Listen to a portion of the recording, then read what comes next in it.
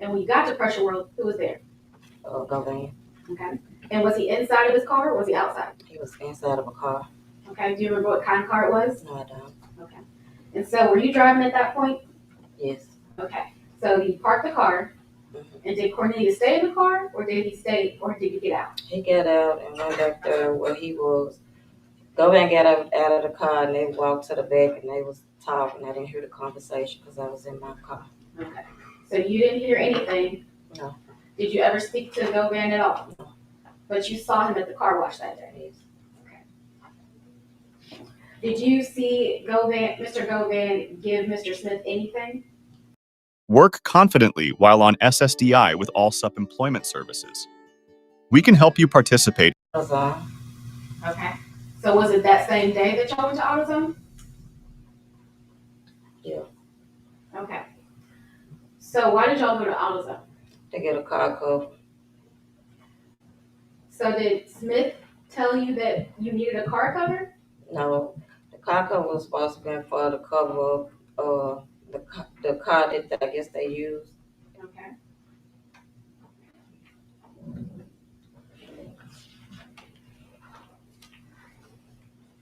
Did he tell you that anyone told him to get a car cover? No, he didn't. Okay, he just said we need to go to AutoZone and get a car cover. Okay. What time was this? I can't recall. Okay. And you said it was the same day that you got the phone from Pressure World? Okay. Can you say yes or no, please? Yes, I'm sorry. Okay. So y'all got to AutoZone, and did you go inside or did Mr. Smith go inside? I can't remember. Okay. But was a car cover purchased at all? Yes. And how do you know that? Because it was purchased, but I can't remember who bought it. Okay. Did you see it? Yeah, I saw it. Okay. And was it in an AutoZone bag or something like that? Yes. Okay. So what happened after y'all left AutoZone? We rolled around, tried to get him some pain meds because he said he was hurt. Okay. And after y'all rode around and tried to get him some pain meds, where did y'all end up? We ended up at his dad's house because he was bleeding real bad and he wanted to change clothes. Okay. And did he change clothes? What happened? I'm sorry. Yes. Okay. And what happened when y'all got to the house and once he changed clothes? He changed clothes and he went in the bathroom. I was sitting in his bedroom and he passed out and I got him up off the floor. Okay. What happened after you got him off the floor? We left. Who was we? Me and Cornelius left. Okay, so y'all left his dad's house. Yes. And where did y'all go? We ended up at his aunt's house. Okay. And just for the jury's clarification, where is Cornelius Smith's dad's house located? Wild Rose. Okay. About how far away is it from the house that you remember Mr. Govan being at?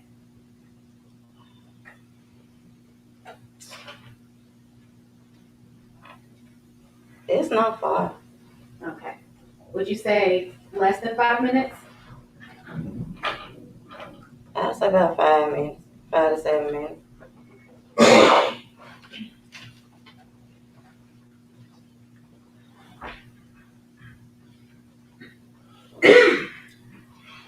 So I'm going to ask another question. So was there ever a time where during this time, did Mr. Smith ever ask you to drop him off and spin the block and then come back and get him?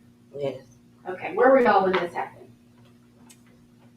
That day, it was dark outside, and he wanted to wipe. He said wipe the prints. He thought his fingerprints was on the car. He wanted to wipe his prints off the car. So I pulled up at the top of Bradley Street. He got out, and I hit the block and came back and picked him up. Okay, and you said this was nighttime. Yes. And when was what? Do you remember what day this was? I don't. Okay. Was it before or after you got the car covered? I don't remember.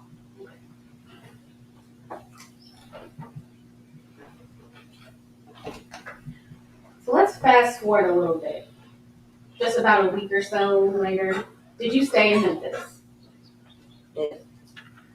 So you were in Memphis the week after that? Well, the Thanksgiving night, we went to Atlanta. I had a job offer. So we left like 4 o'clock that morning because I had to go get a TB skin test read. So we made it up there, and I got a text from Greater Hospital saying that orientation had been canceled, and they'll let me know when the next orientation will be. So we left like that Sunday and came back to Memphis. Okay. So how long were y'all in Atlanta for? From just a weekend, I say from we left that Thursday night. Well, Friday and Saturday, we came back Sunday.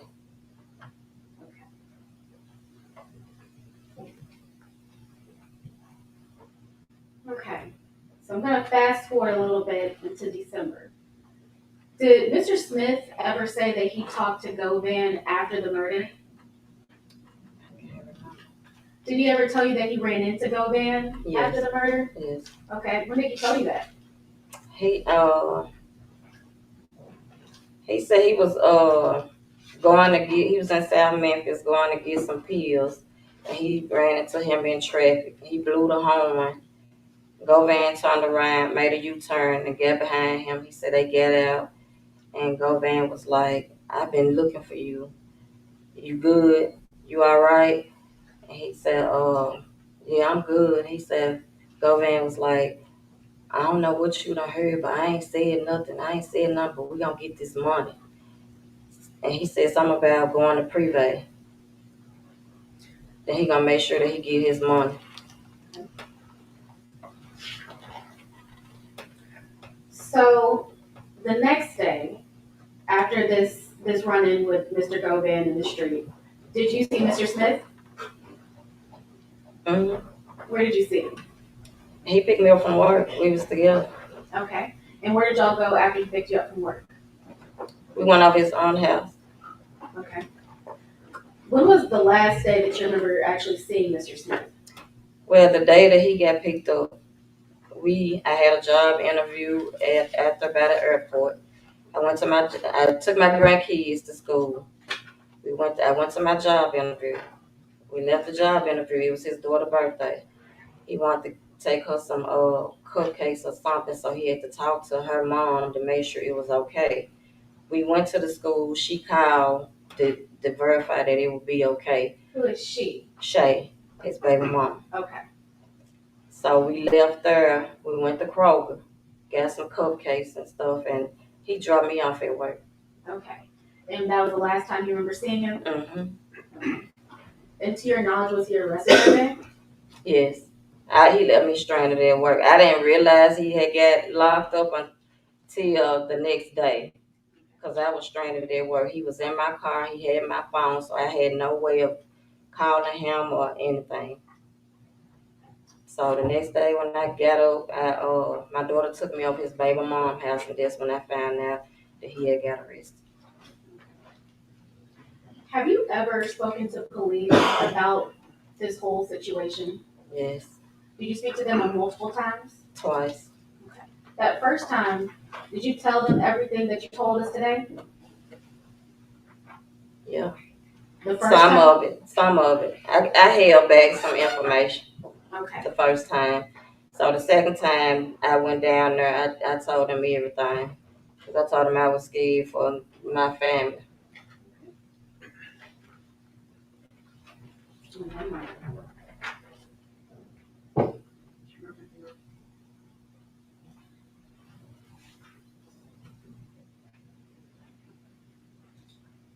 I'll pass the witness here.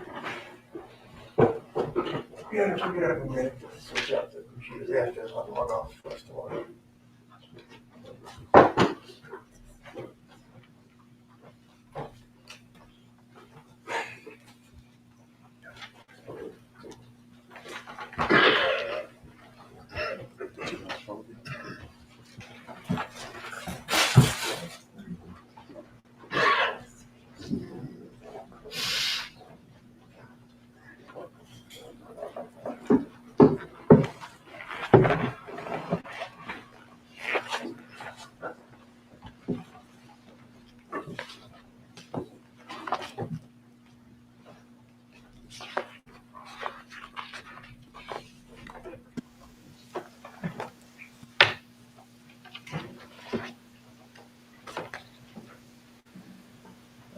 Give me 1 second till we get.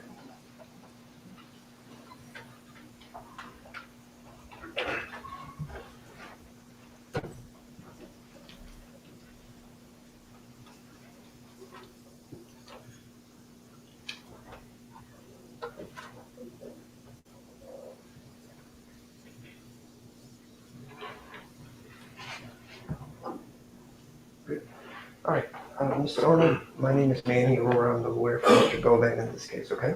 Okay. It's clear you don't want to be here today, do you? No, I don't.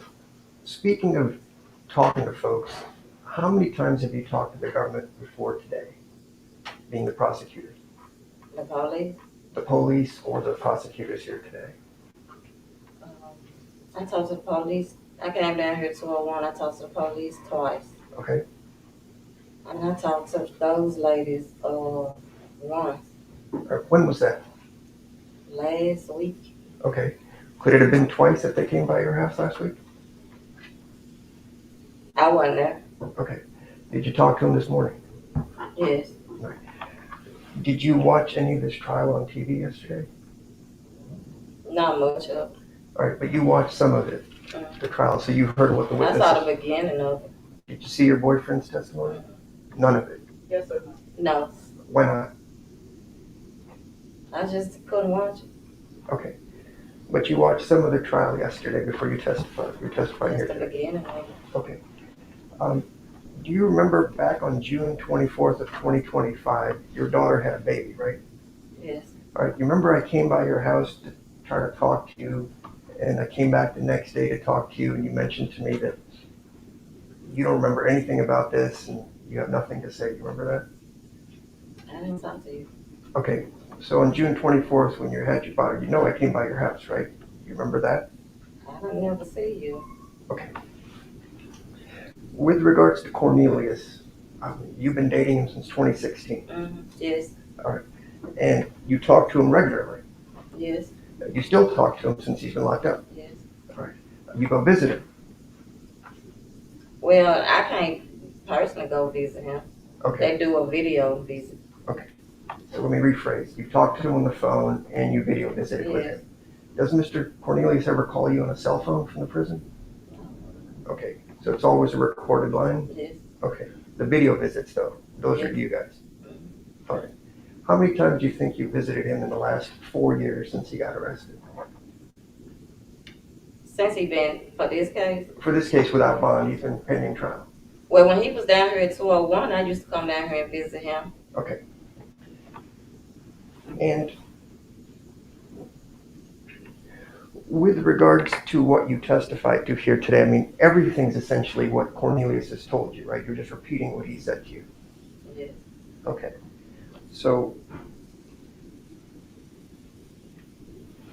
this thing about pressure world, well, let's take it one step at a time. Do you know who Bobby Carter is? A friend of his. Did Cornelius ever tell you about doing a shooting with Bobby Carter in the summer of 2021, a few months before Dolph was killed? No. Did he ever tell you doing any type of shooting or trying to shoot somebody named Moochie Gray? No. Right. But Bobby Carter's a friend of his, right? Yes. And Bobby Carter also lives on Bradley Street, correct? Yes. Okay. And you know Bobby Carter. I've seen him. And with regards to Mr. Govan, how long have Cornelius and Mr. Govan been hanging out? It's been a while, right? Yes. All right. So by a while, I mean, they've known each other for a long time. I would say. Okay. So you're not talking about a couple weeks or a month. He's known him for a while. He buys his pills from him. He hangs out at Bradley, right? Yes. All right. So I just want to make sure my definition of a while is the same as yours. So if I said I just met somebody a couple weeks ago, that wouldn't be accurate. He's known Mr. Govan for a while. From my knowledge, for some months. Okay.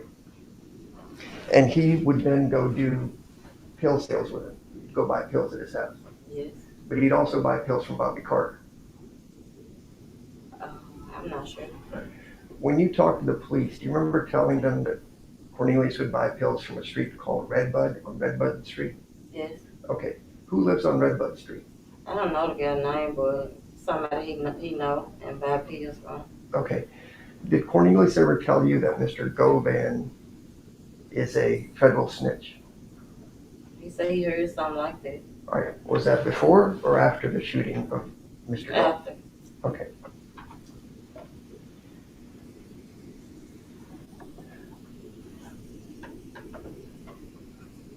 With regards to the Pressure World, you familiar with Pressure World? Yeah, it's like yeah.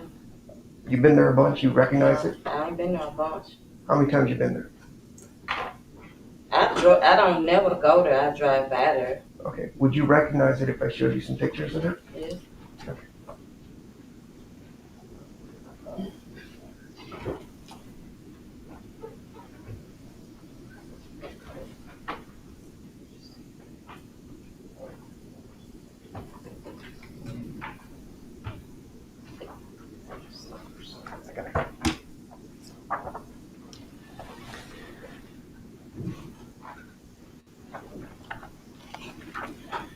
I'm going to hand you about 10 or 12 pages. If you could just look through it and tell me if this is the Pressure World that you recognize.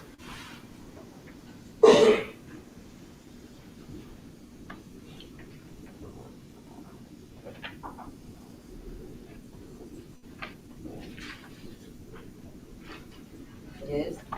And that's what Pressure World looked like on that day on the 17th when you guys went there to meet Govan to pick up the phone, right? Yes. It's true and accurate of how you remember it looking back in November of 2017? Yes. Okay. Your Honor, I'm going to ask to publish those. I don't know if it's 12 or 15 photos. I can count it, but I'd like to offer that in evidence. Are we entering Yes. into evidence? Yes, Your Honor. Any objection? No objection. Why not, do we know when these pictures were taken? Well, I just asked her, is there true and accurate copies of when it is? And she said yes, so it doesn't matter. She says that's what they look like at the time, Okay. that she went by there with Mr. Smith. I'll take that little sticky off. Yes, Your Honor. Sorry. It just says original, so I don't get the copies mixed up. So these are.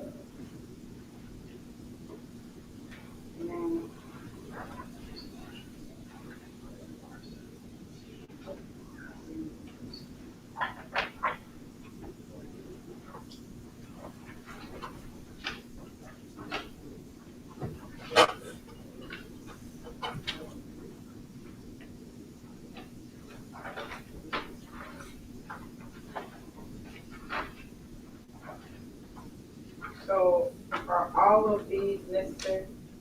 Yes, Your Honor. I actually do have a point.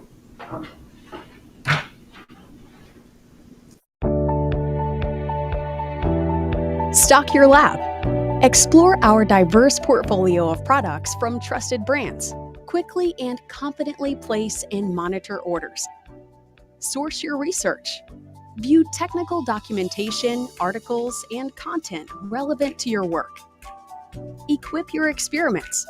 Check price and availability, collaborate with shared shopping lists, set up subscriptions, and connect with customer support. Supply your production.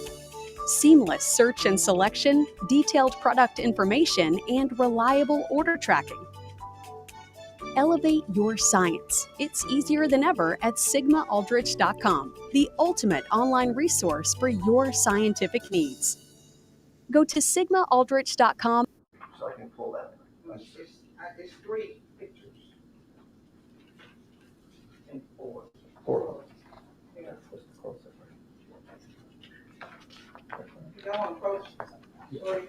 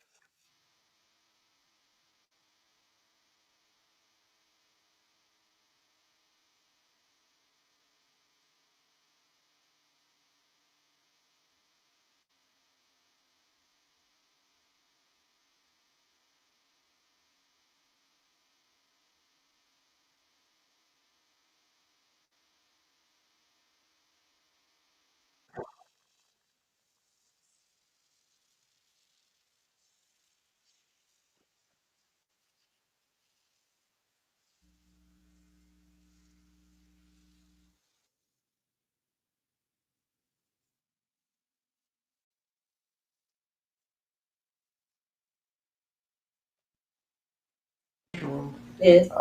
So I'm gonna hand you the photos so you can go through them closely because it's hard to see.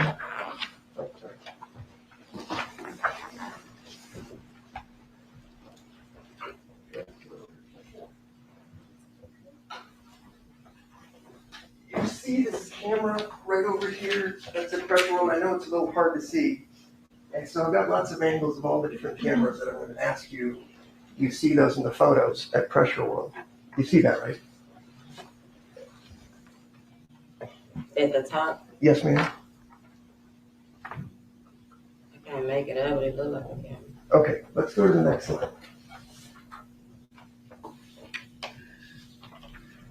All right, just a different angle of the entrance from Pressure World, right? Yes. Okay, thank you. Next slide. And you see the sign right at the entrance to Pressure World that says this place is under video monitoring. Beware, warning, right? Yes. Okay, let's go to the next slide. Do you see that camera? Can we make it bigger, please? You see that camera on the top right there? Yes. Okay. And you recognize this. There's a big mural on Pressure World right there, Yeah. home of the Grizzlies. Okay, let's go to the next slide. Zoom in on this one. And so this is sort of the side of the business. You see the black camera there and the light camera thing, whatever that is, and then another white camera right there. Do you see that? Yes. Okay. You guys were parked on the side, right? It was like in the front. Oh, in the front. Okay. But the gentleman went to the side to talk or something, you said. Govan. Well, I pulled in, I turned around, I was facing the street. He got out and he walked to the back to talk to him. Right. You mentioned that you didn't know if you thought Govan was in the car, but you couldn't see anything, right? When I pulled in, I saw him get up. When he got out, I was looking at my mirrors. He got up out of a car. Okay. All right. Next slide, please. So on the side, there's two more cameras. I don't think I know one's the camera. I can't tell, but there's two more cameras there. Do you see that? On this one. I think my associate skipped ahead one. Just skip ahead one photo and then we'll go back to it. This, This one right here. You see the cameras there on the other side of the building, right? yes. Okay. Next slide, please. All right. Zoom in. And you see two more cameras on the left side front of the building. You see one on the right side and one on the left side.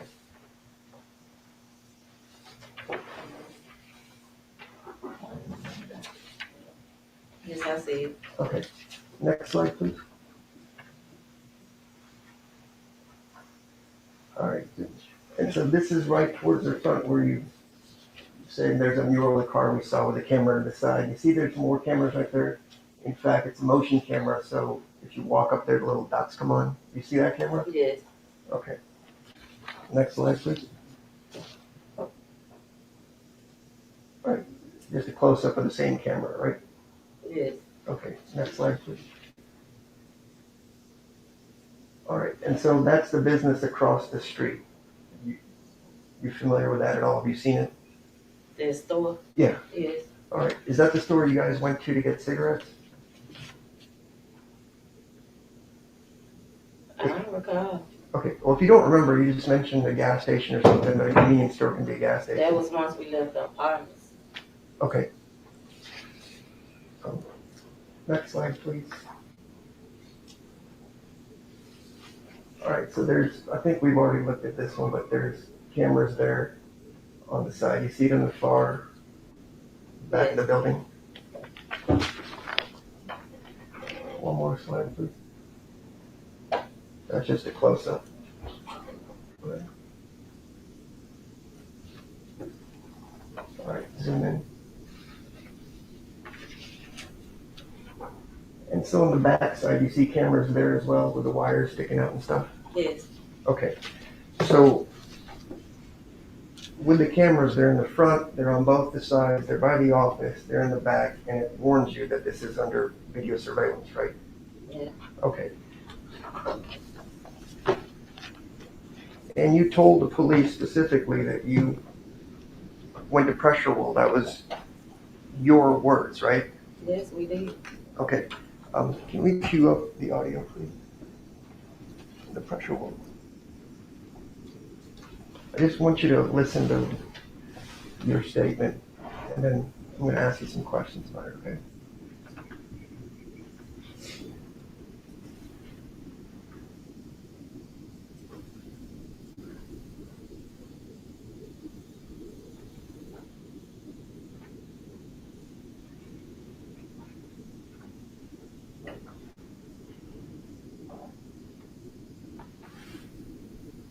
Can you turn up the sound? Make a TV remote to turn up the sound. We came up from, Go back a little.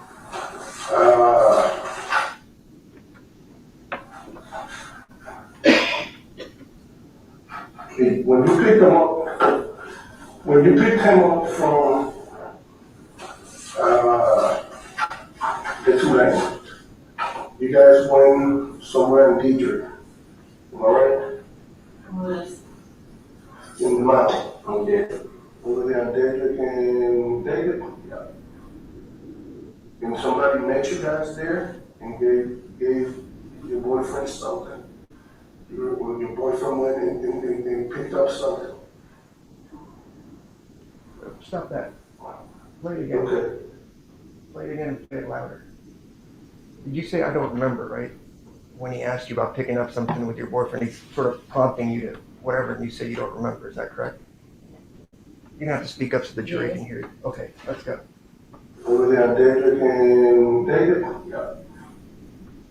And somebody met you guys there and gave your boyfriend something? Your boyfriend went and picked up something? I don't remember, right? yes. Okay, keep going. Okay, finish what you're doing.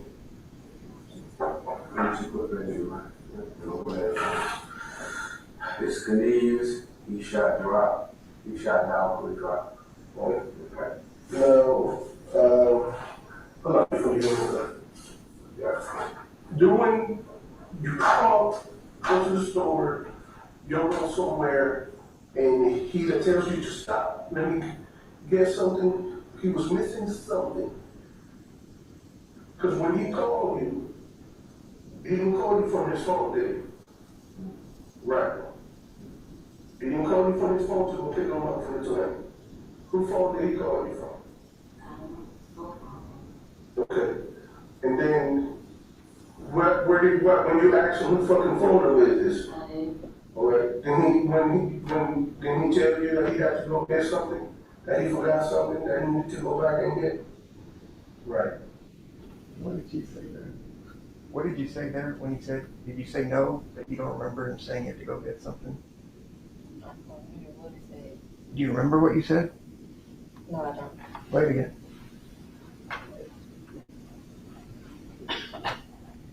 What phone number is this? All right. Then he tell you that he had to go get something, that he forgot something, that he needed to go back and get? Right. All right, so when they ask you about having to go do anything, your first thing, and this is December 17th, exactly 30 days after the shooting, you said you don't remember to the police, right? Yes. And then they ask you, wasn't there something your boyfriend said that you forgot, or something that he needed to go get, or those kinds of things? They're prompting you, right, to tell you what you're supposed to say. I wouldn't say Okay, let's talk about Govan. Play that clip, please.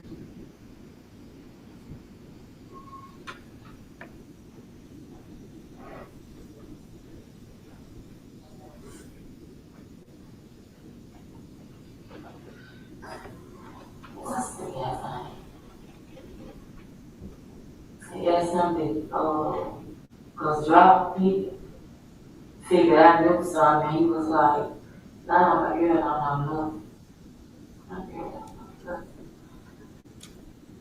nothing. And what's this guy's name?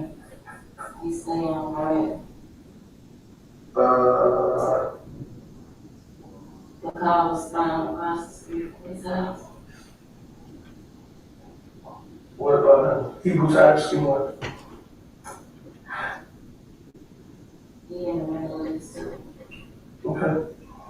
Yeah, I know you're talking about, but tell me what's his name? You know his nickname? Was that a dope boy? Used to be a dope boy? I don't know. Okay. I don't. All I know is me used to go over his house and get some bills. Okay. Okay. You know what his name is, where?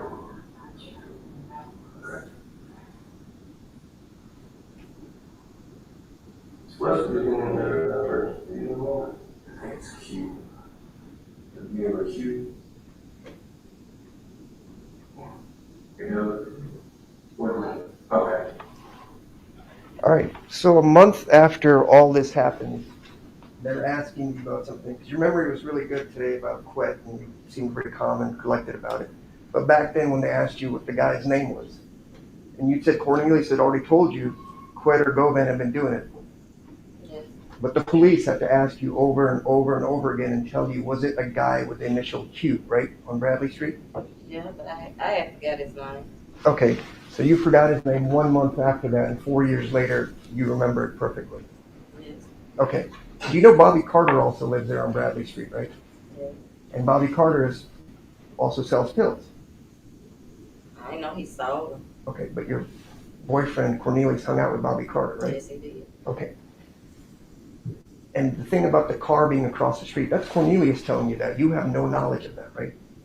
Well, I saw it on the news, and before then, he told me that the car was parked.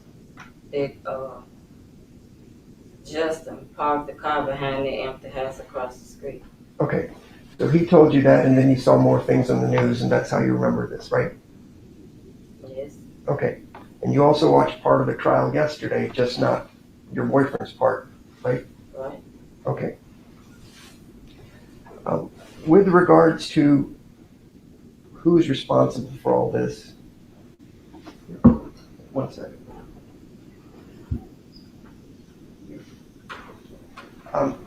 Did Cornelius ever tell you that Bobby Carter was involved in the shooting of Dolph? Okay. You're sure about that?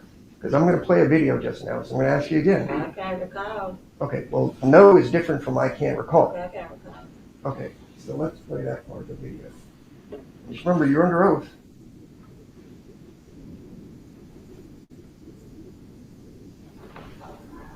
Bobby. The Bobby was the one caught with Kanye. So all these little couples, because he was in on it too. All right, so you just said Cornelius told you that Bobby's the one that called us Mercedes in because Bobby was in on it too, right? Yeah. Okay, so I'm going to ask you again. Bobby Carter lives on Bradley Street. He's in on the shooting.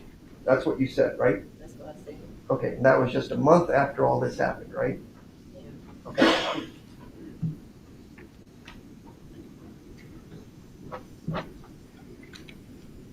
With regards to Pressure Wound and all the cameras we saw there, what time of day did you get to Pressure Wound? It was in the daytime. Any ballpark as to when in the daytime? Lunchtime, dinner time, mid-afternoon? I say mid-afternoon. Okay. And so after you were at Pressure World, you guys went to AutoZone? Yes. Okay. And it was Cornelius that said we need to get a car cover for it, right? Yes. Okay. And you went to the AutoZone, I assume, just not too far from where you guys were at Pressure World? Okay. Okay. And do you remember the video cameras at AutoZone? Would you imagine that there's surveillance cameras at a big store like AutoZone? I imagine so. Okay. And do you remember if you went in or if your boyfriend went in? Do you have any idea how you guys paid for it? He had cash. Okay. Was that his cash?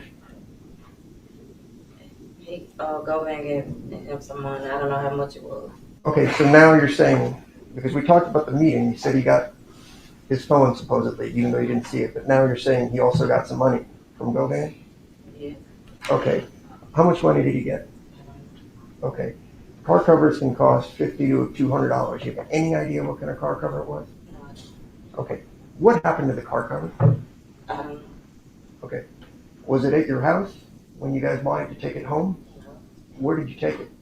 It was in my truck, but I don't know what happened to it. Okay.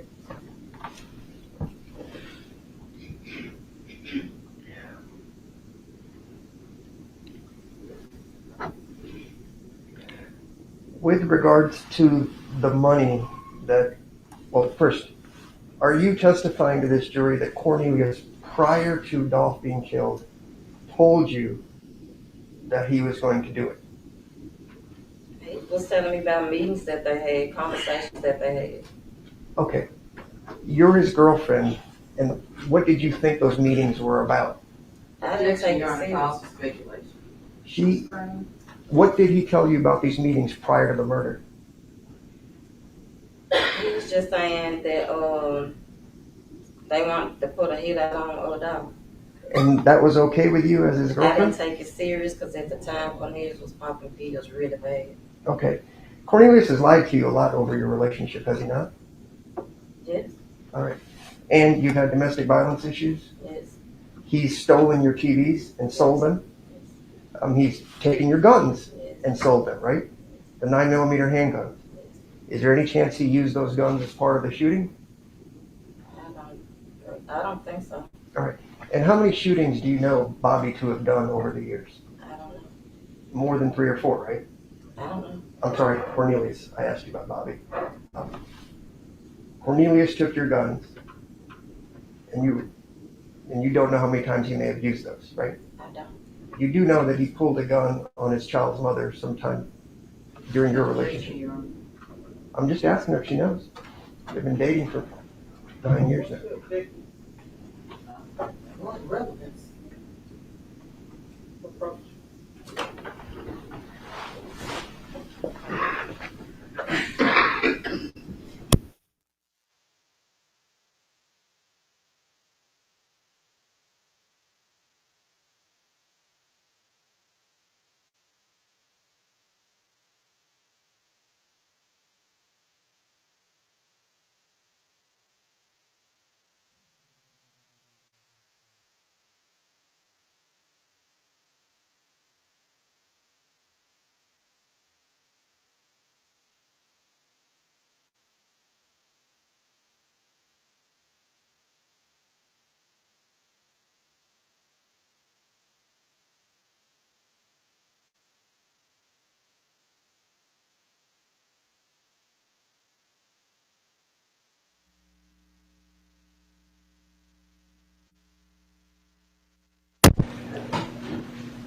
Speaking of when Cornelius has lied to you, he also told you he was going to get like $1.5 million for doing this, right?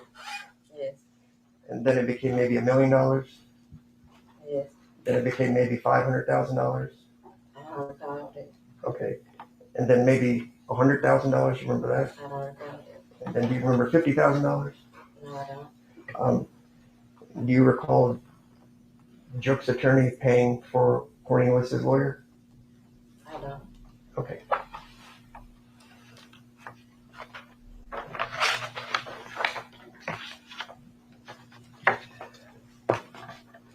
With regards to the AutoZone, pressure roll is right after the shooting. You picked him up, he's bleeding, right?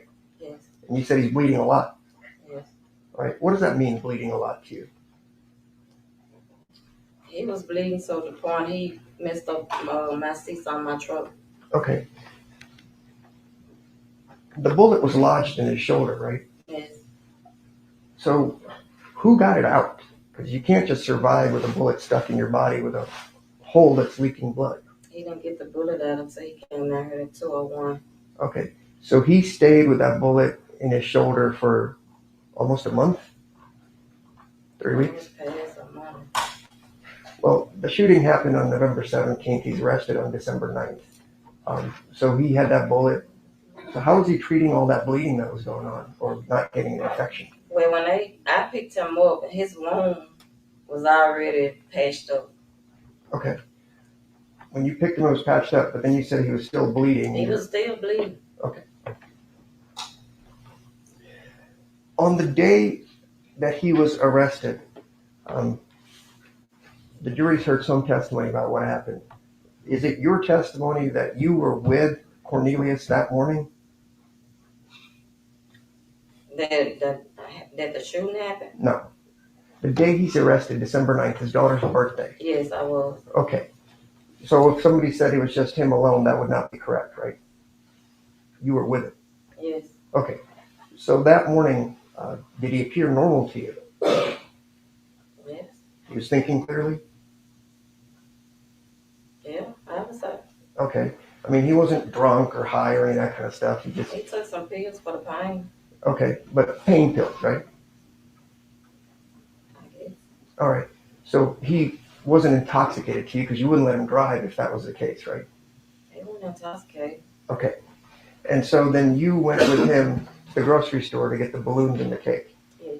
All right. And then you guys went to the school to drop that stuff off. No, he dropped me off before. He dropped me off at work and Okay. he went back. All right. And as far as you knew on that day, he wasn't intoxicated. He'd taken some pills for the pain. Yes. Okay.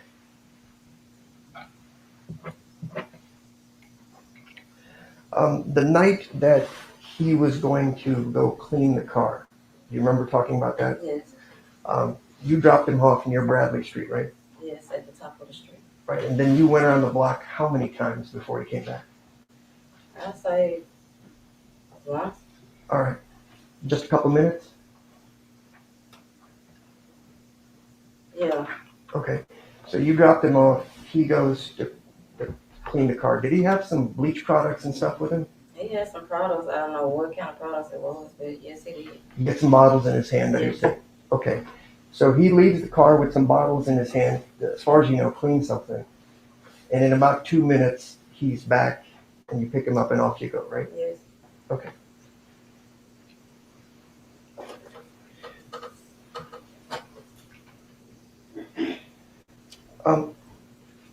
I know the prosecutor talked to you a lot about, these meetings and all that. I'm going to play some sound for you. And I want you to tell me, I'm going to ask you a couple questions about it.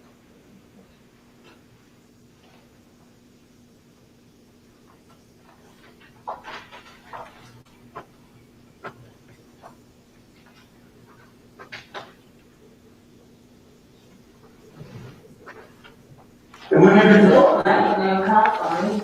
Right, and that's why we needed to talk to you. You understand that? Because here's the thing. I got you. It's not But very you good. had, Play it back. You said everything came from a higher power, right? Just now? Yeah. Okay. Play it back and let's let her hear it again. and we needed to talk to you. Right, and that's why we needed to talk to you. You understand that? Because here's the thing. I got you. But you didn't have time. Who got it? No, I don't know. We don't. No, but you know what? You got access to the man that actually killed those. And he told you. What did he tell you that shit come from?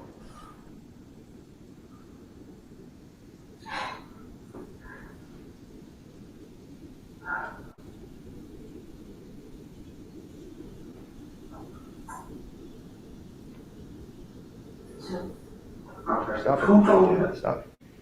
So, this is all before the Q stuff that I played for you earlier. When they first asked you what's happening, you said it's coming from a higher power. And you paused and you thought about it. They didn't say, does it start with a J? Where does he live? What did he do? First words out of your mouth was, Juk did this, right? Yeah. All right, keep playing it. And it came from you. No. Who told you that? Who's he? So he said he came from Jude. Jude being who? Because we want to make sure we're talking about the same Jude. Unfortunately, there's more than one Jude. CMG meaning your guy's brother, Jude? Yeah. So when they asked you 2, maybe 3 times, it's Juk, CMG, Juk set all this stuff up. I know we've been talking about these meetings at Govan's house, but when it came down to it, Juk's giving the orders, Juk's paying, Juk's doing everything. That's what Cornelius told you, right? Yes. Let's do one more clip.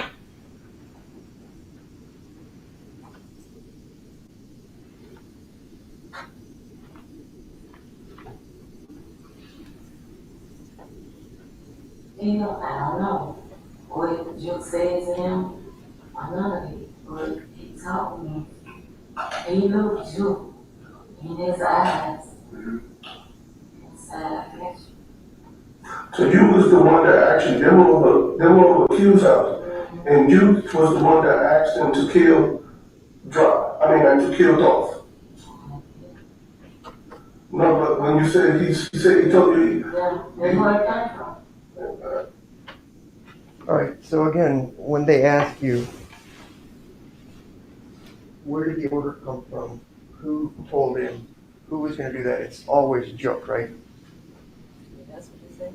All right, and so the meetings, does Cornelius use the word meeting a lot with you? Or was he just over at Govan's house to buy pills and hang out with his friend?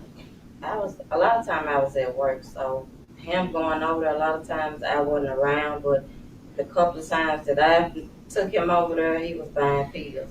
Okay. And again, everything is based on what Cornelius has told you. Yes.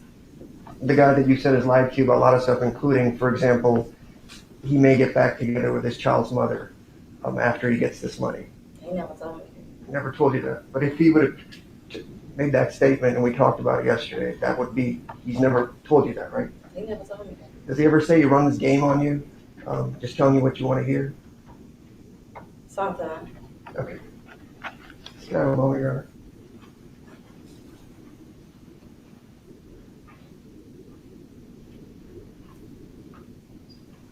Honor. I don't have any more questions, Your Honor. Can you redirect straight? Yes, Your Honor.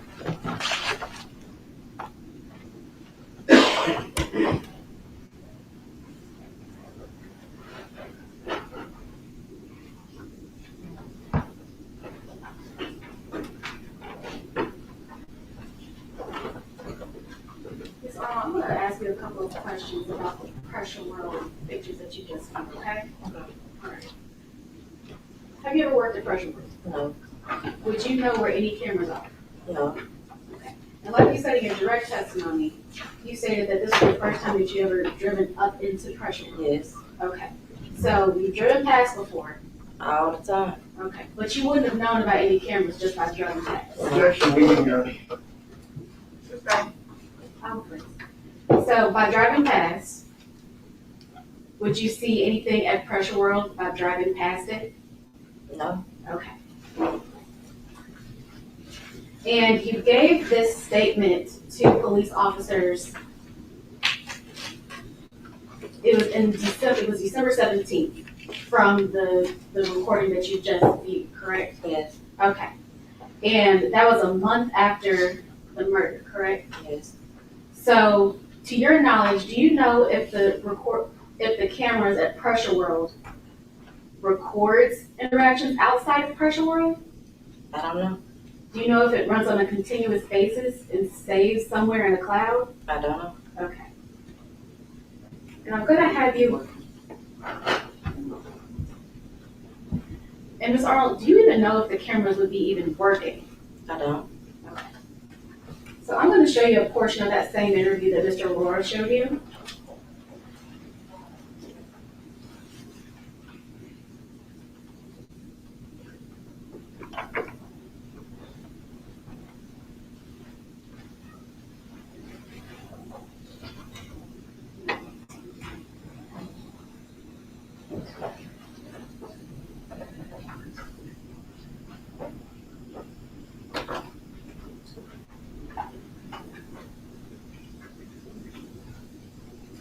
You know if the TV volume is up? What she said?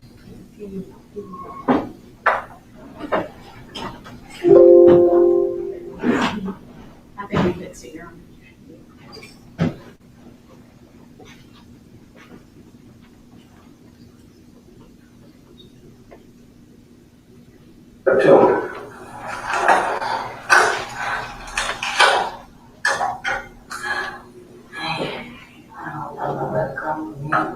Nobody's gonna come for you. I don't understand it. Quick. Accept it, so. And you got that from Dynasty One. Yeah, man, Okay. Yeah, I know you're talking about, but tell me what's his name? You know his nickname? Was that a dope boy? Used to be a dope boy? that I don't know. Okay. I don't. All I know is me used to go over his house and get some bills. Okay. Okay. You know what his name is, real.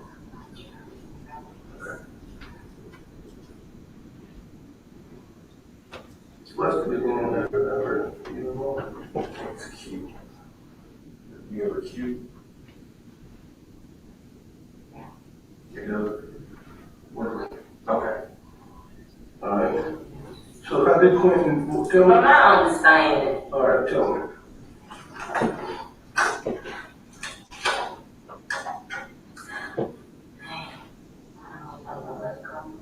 Nobody's gonna come for you. I don't understand it. Quick, accept it, so.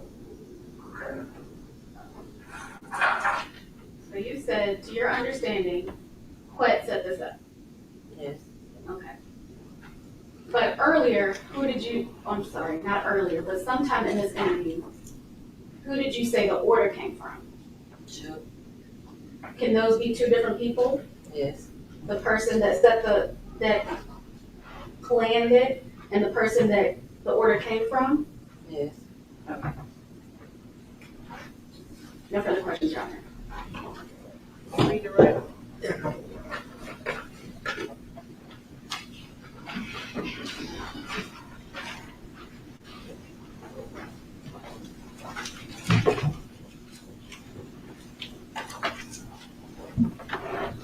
You couldn't think of Q or Quet's name when they were asking you that, right? I could. All right. Prior to that, they told you you would be charged as an accessory if you didn't talk to them because you helped somebody after the murder happened, right? By driving them. Yes, they did threaten to charge you, right? In that interview? Yes. In the very beginning of the interview? Yes. All right. And so when you took a pause after we'd gone through this whole Q nonsense, and they asked you during this interview, who set it up, who did this, it was Juk. And they asked you some more, he's a higher power, it was Juk, right? That's what Cornelius told you. Yes. And Cornelius also told you Bobby Carter was involved in this case. I don't recall. Okay, I can play that clip for you again. You remember we just talked about it? Bobby Carter called in the Mercedes that was parked on Bradley Street? Yeah, you did say that. All right, and Cornelius told you Bobby Carter was in on it too? You remember saying that? Yes. Okay. With regards to the video stuff, I'm sure you don't know if AutoZone's video cameras were working that day on the 17th, just a few hours after the murder, right? I don't. Okay. But you would expect police to go check that out to confirm that all these things happened, right? That would be a simple thing. Yes. I'm sure they would.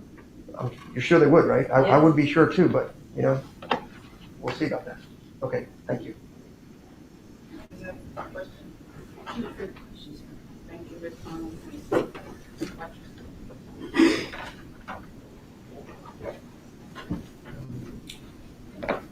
Are you done doing this? Donna, can we have just a small breakout, please? Yes. Ladies and gentlemen, let's take a brief break. Don't discuss the testimony with anybody. And we'll just take a 15-minute break. First dance to recess.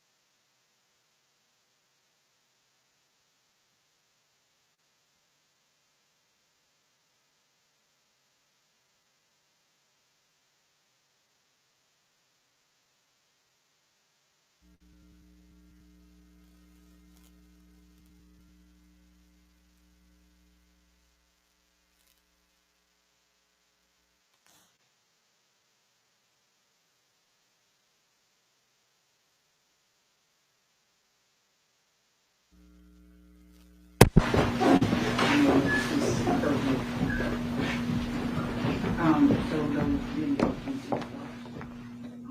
Or is there any intention to put those in evidence? No, Your Honor, we're just using You don't think the jury's gonna want to actually listen to those things? I'm not saying the complete playback, but just those clips that y'all played. Because you both played it. I'll put the clips together.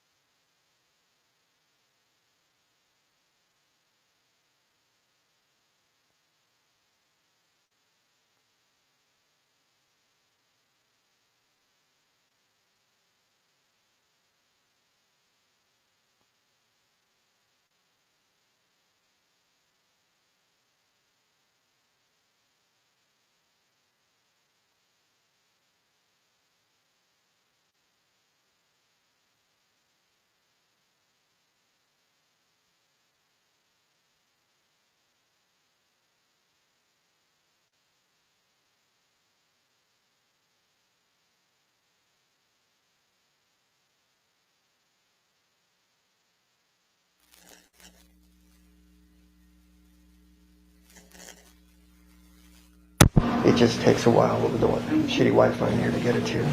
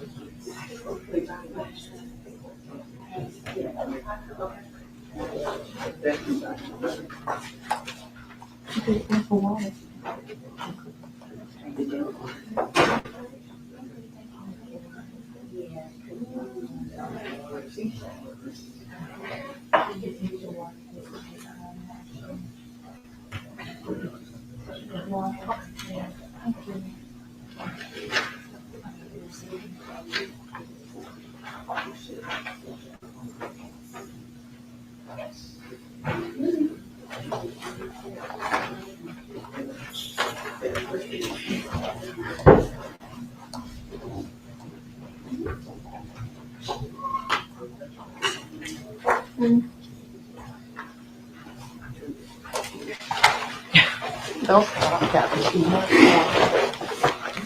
Good, good. It'll be good today. I'm not gonna stop. I know what you're thinking. I've been running long enough to know what's going on.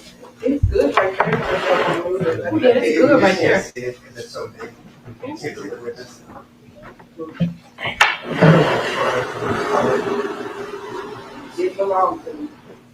Not to them. It was in a century. Here in the middle. No. What you say, Judge? No.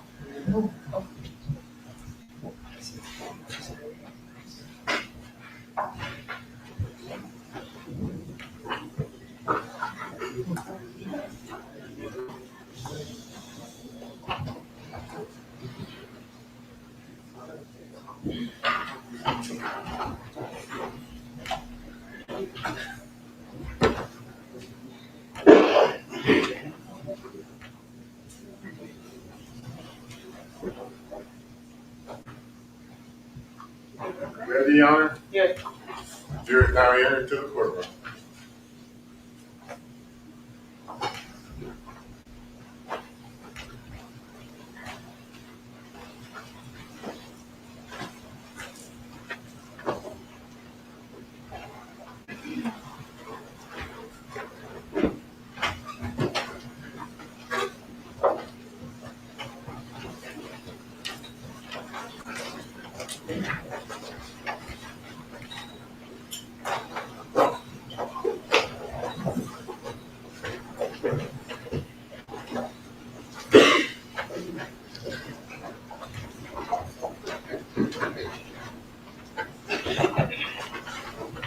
So you may call your next witness. They will call Sergeant Gabby.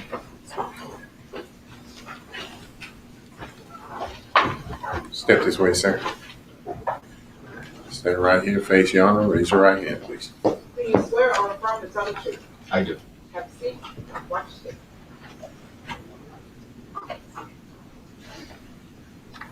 Good morning. Good morning. Could you state your first and last name for the record? First name is Terrence, Terence. Last name Dabney, Dabney. And for the benefit of our viewers who may be taking notes, could you spell your first and last name? Terence, Dabney, Dabney. I'm sorry, I probably missed it the first time I spoke. But it couldn't hurt for them to hear. All right, and where are you employed? I'm retired. Retired. Where are you retired from? I'm retired from the Memphis Police Department. And how long were you with the Memphis Police Department? I was with the police department for 26 years. And what rank did you attain when you left Memphis Police? I was a sergeant. So Sergeant Dabney, were you with the Memphis Police Department back on November the 17th, 2021? I was. And did you participate or have a role in the investigation involving the homicide of Adolph Thornton Jr.? I did. And what was your role in that? I was the lead investigator of that homicide. As a lead investigator, what does a lead investigator do? Well, we sort of delegate with other investigators, delegate roles. We also gather evidence, fact finding, videos, whatever we do to obtain evidence for the case.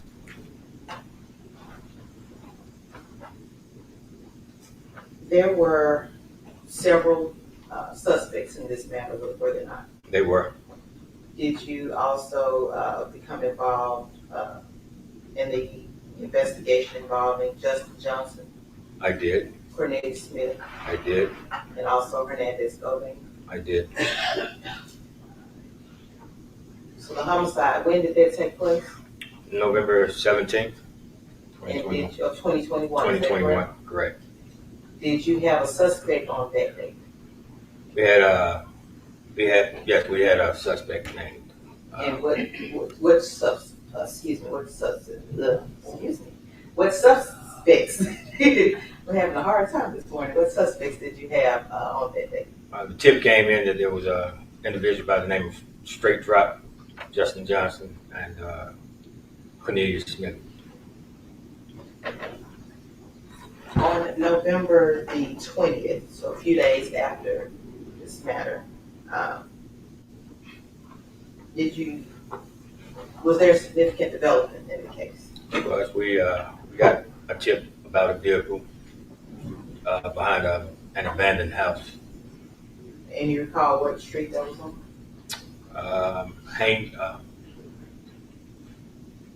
Forgot the name of the street. With the name Bradley? Bradley, yes, right off of Haynes, yes, Bradley. Bradley and Haynes. Yes.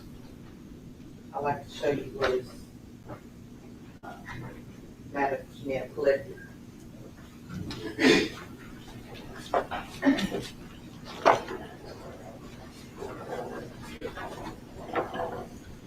This would be the location we located the Lexus. I mean, the vehicle. And you recall what vehicle? It was a Mercedes, I think. Yeah, Mercedes. All right, if we could have that in this evidence as the next number. No objection.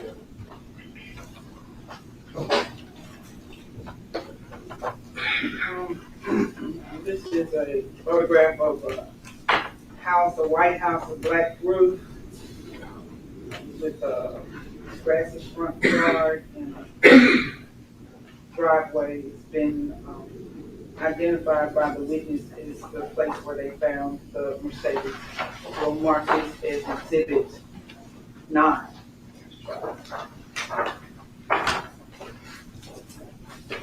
Commissioner. Yes, ma'am.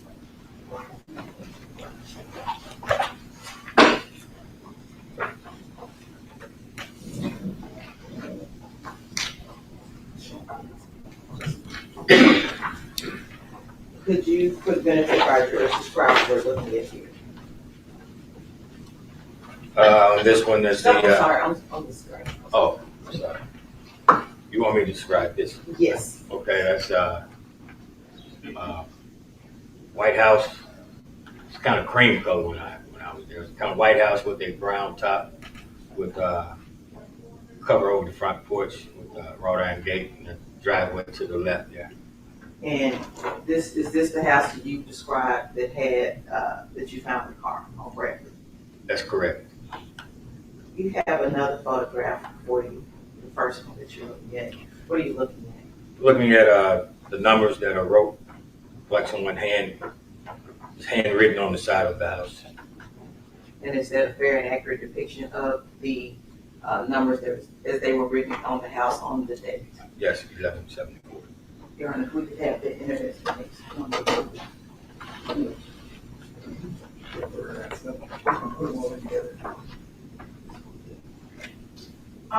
Any objection to this? No, Your Honor. Thank you.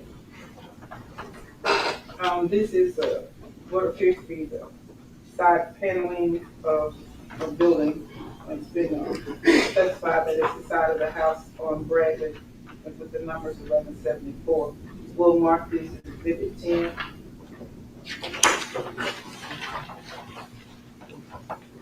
Commissioner Focus.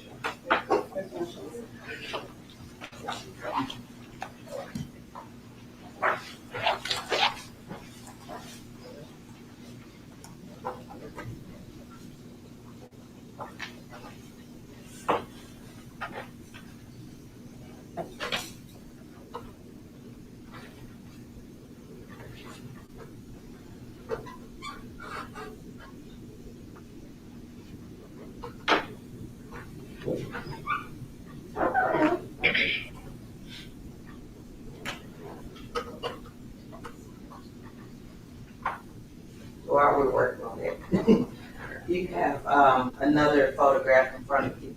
Yes. What are you looking at there? Looking at the car that was located, it was toward the rear of the house on the side in the backyard. Toward the rear of the home. And does that photograph depict anything of significance? Fix the photo of the Mercedes-Benz. Your Honor, if we can enter that into evidence as to its number.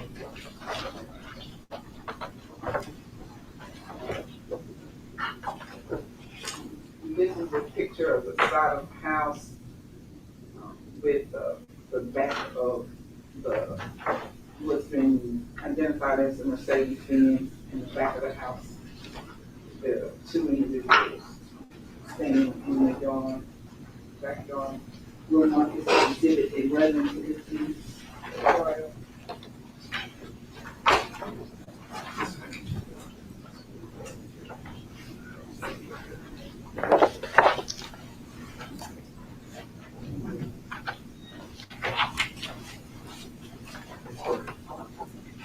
we're being passed another photograph. If you could, tell us what we're looking at here. Again, we're looking at the side of the home where the driveway is, with the Mercedes being in the rear of the home, and two individuals standing slightly behind the Mercedes. Trying to enter that, have that enter as the next number to see. No objection, Chairman.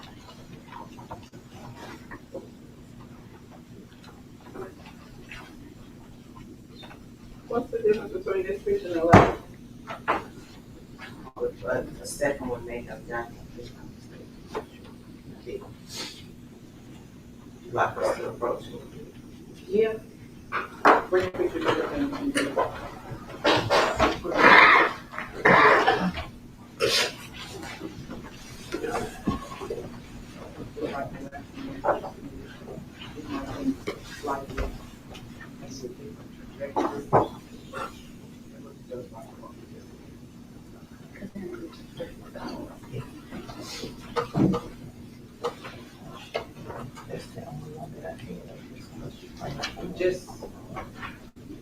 just mark it.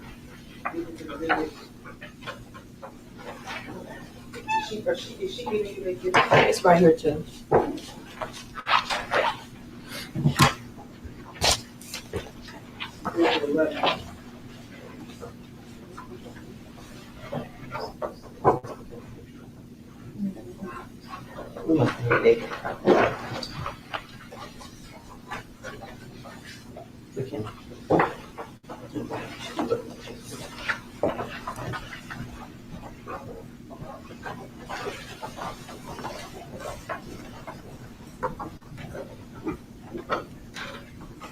I have another photograph before you. I do. Could you describe what you're looking at here? This is a close-up picture of the Mercedes-Benz. The rear of the Mercedes-Benz is parked in the backyard. Appears to be under some trees or limbs. You can have the enter as the next one.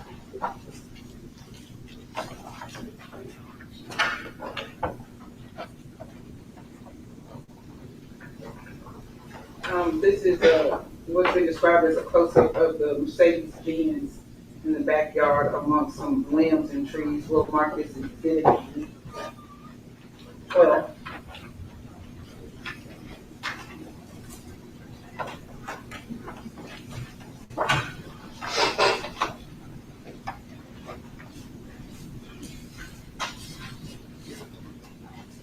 Yeah, about two more. Yes, two more. Could you describe the next photograph? This next photo is a close-up of the front of the Mercedes-Benz front, maybe the passenger side. Again, parked up under some bush. You could have it and there's the next number.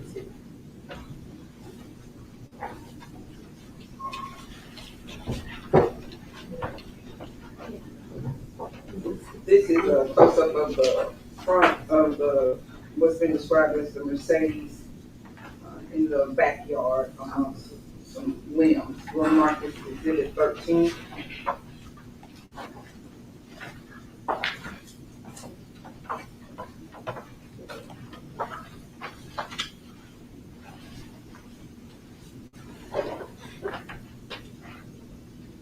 And the last picture that you're reading.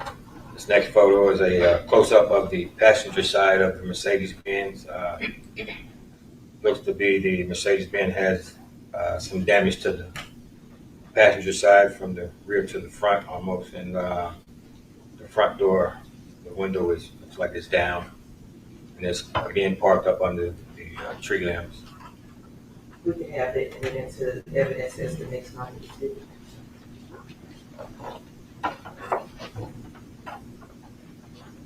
This is the picture of the passenger side of the white Mercedes that's been described as in the backyard behind the house. There appears to be damage to the rear, possibly door of the Mercedes. We'll mark this as exhibit 14.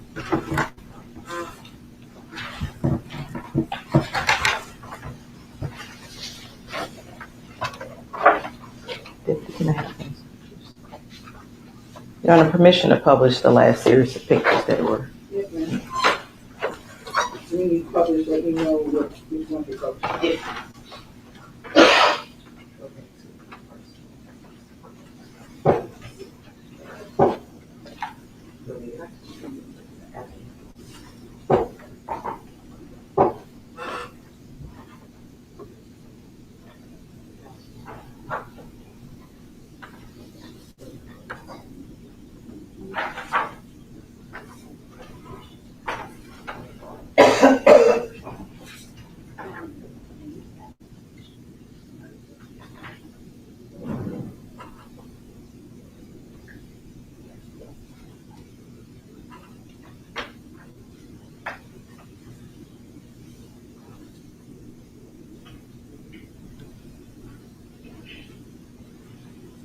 We're showing what is previously been marked as exhibit number 11. Sergeant Dabney, could you explain to us what we're looking at here? We're looking at the home at 1174, and this is the driveway on the left side of the house, and the Mercedes-Benz is in the rear of the house on the grass, surrounded by tree limbs, and you have two individuals standing near the rear passenger side of the vehicle. And that's the vehicle with the red dot that you're. Correct. I'd like to show you what is exhibit number 12.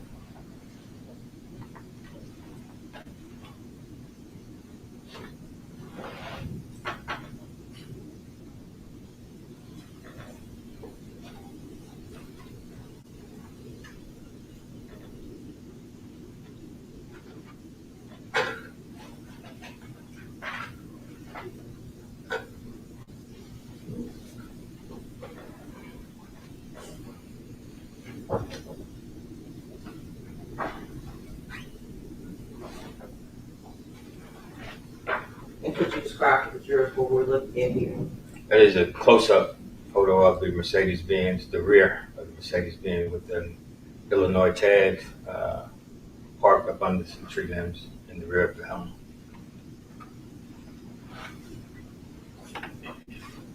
And exhibit number 13 is what we'd like to show you next.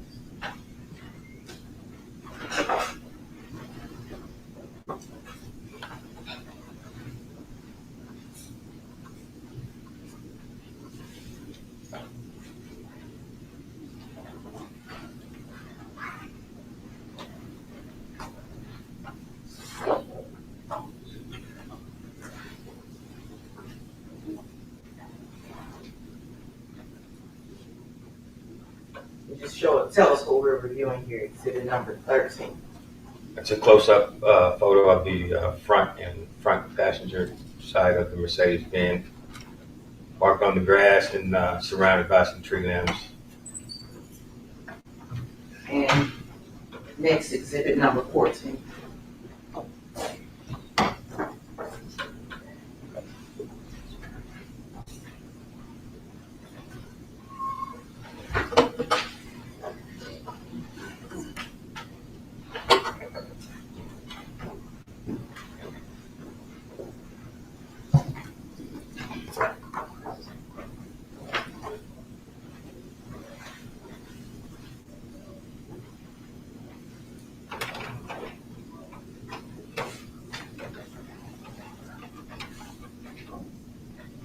This is the photo of the Mercedes-Benz, the passenger side, with damage.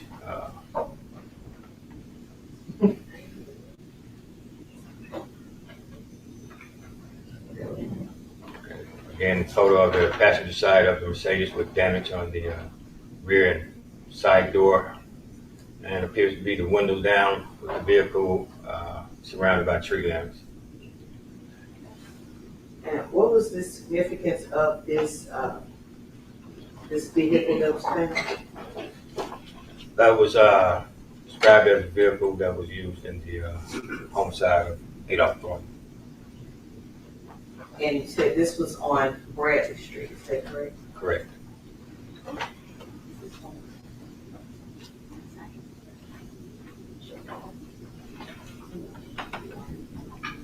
I'd like to show you what has previously been marked. previously been marked as exhibit number 5.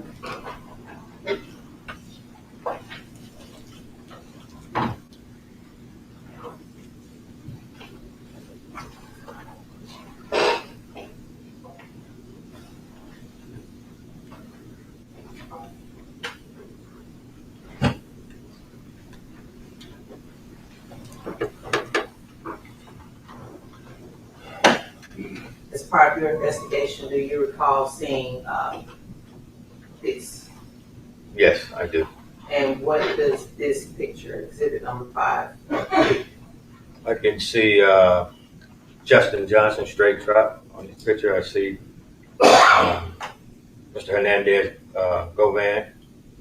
Seeing maybe 2 other individuals. One facing here, and see an individual in the rear with the mask on.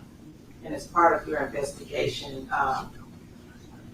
when you found the vehicle, what significance does this picture show in relation to the vehicle that was found? The vehicle showed in the front of the 1174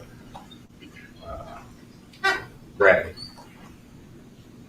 And as also part of your investigation, was there a significance as to any other house on the record? Yes, also in front of Hernandez Govan's home. I'd like to ask forward. Sure, thank you.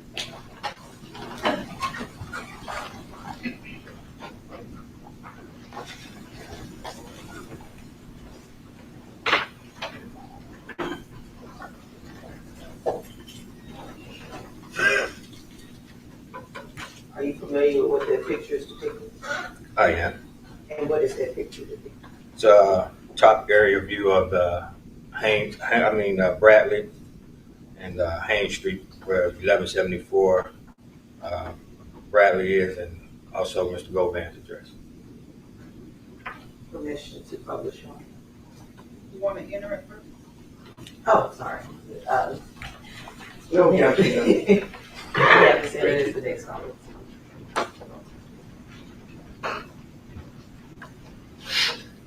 All right, this is an aerial view of Bradley Street in Haynes.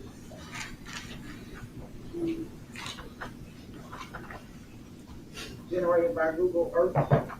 We'll mark this as exhibit 15.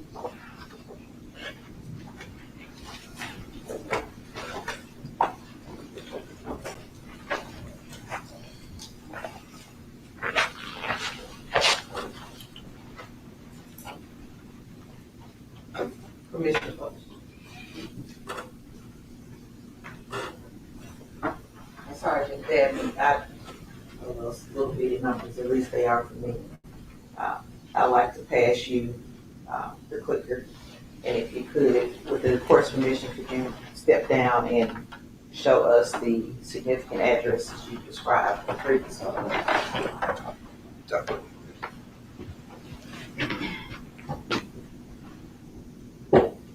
right, that's 1174 Bradley there.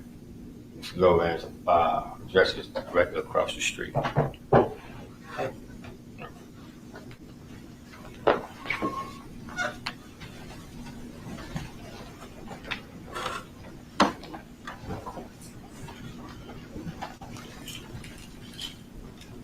Also, as the case officer, would you be aware of other various investigations that were going on as part of this investigation? Yes, Were phones collected from various entities as part of this investigation? they were. And as part of that investigation, were there phone dumps and call records collected? They were.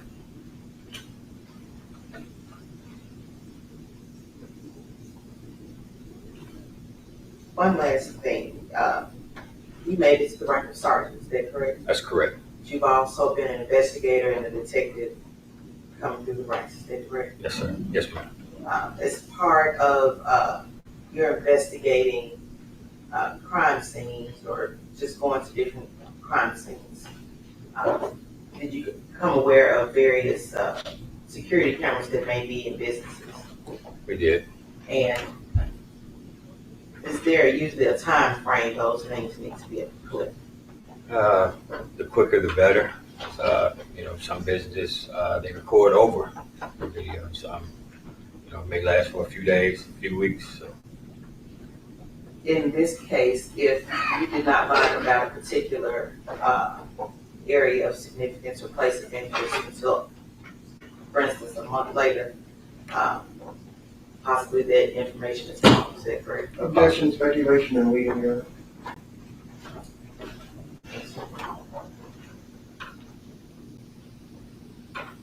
Overall. Okay.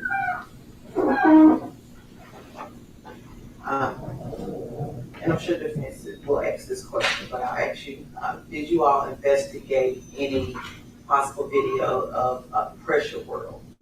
No, we did not. And when did you learn about anything that may have been of significance in Pressure World? It was weeks, month later, so.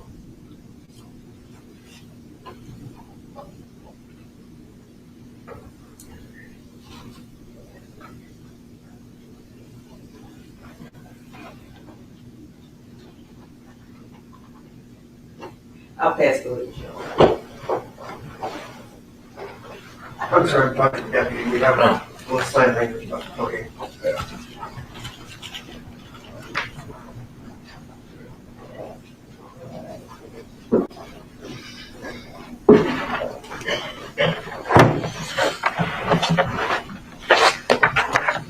Sergeant Dabney, thank you. You came down from Michigan just for this, right? Yes, I did. All right. I appreciate your years of service, and I'm glad you're here so we can talk.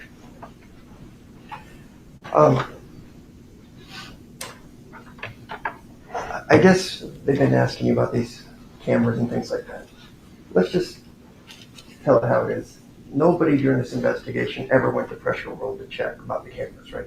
No. All right. Nobody in this investigation ever went to AutoZone to check if the cameras were there. No.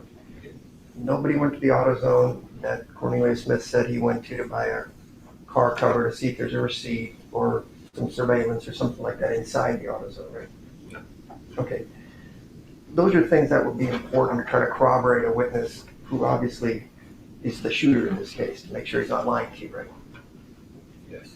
And when people get caught, they generally lie to police. Is that uncommon? Sometimes. All right. Do people lie to get out of trouble? Sometimes, yes. Do people lie to cut deals? Sometimes, yes. Also, with regards to the area around Pressure World, it's a pretty busy area, right? It is. And you know there's those little MPD city cameras up and down that street, right? Yeah. All right.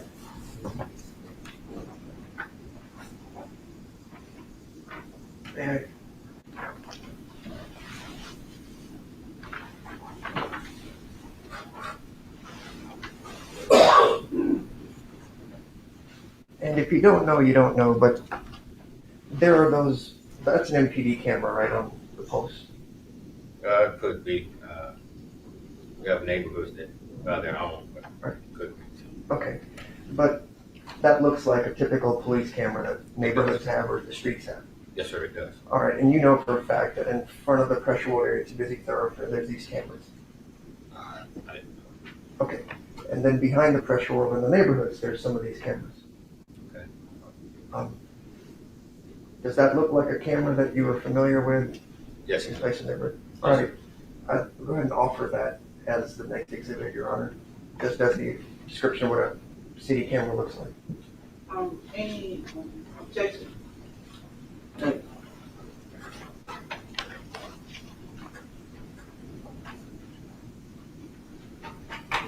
So, do we know where this is? Do we It's, have a location? yes, it's at Pressure World by the street, but he wasn't sure, so I'm not gonna put words in his mouth. So this is a picture of what's been described as what could be a city camera on a whole. We'll mark this as exhibit 16.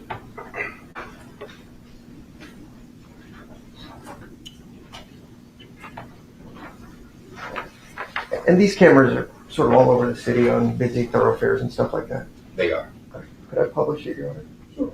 I'll do it the old-fashioned way, because I don't have it. I'm just going to walk. Is that all right? That's fine. That's fine. All right. So this is what the typical MPD cameras sort of look like. Well, excuse me, just publish, Oh, I'm sorry. no commentary. If you have more questions for the witness, that's fine. I was asking a question. I'll wait.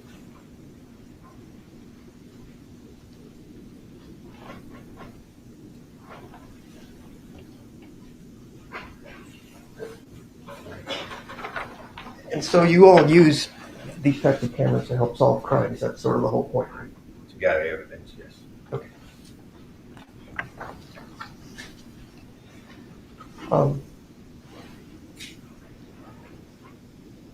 Yeah.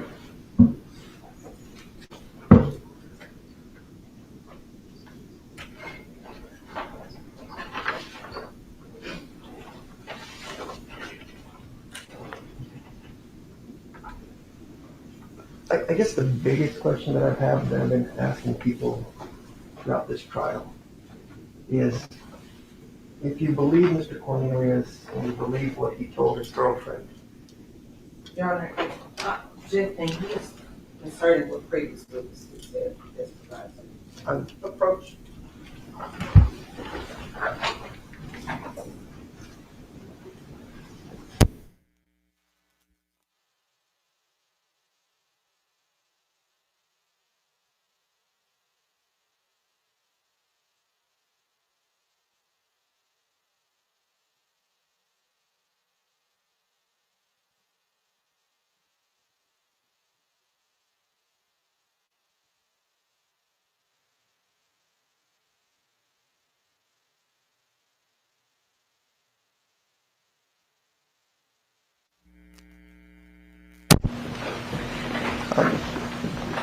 you don't have to believe, let me ask it this way.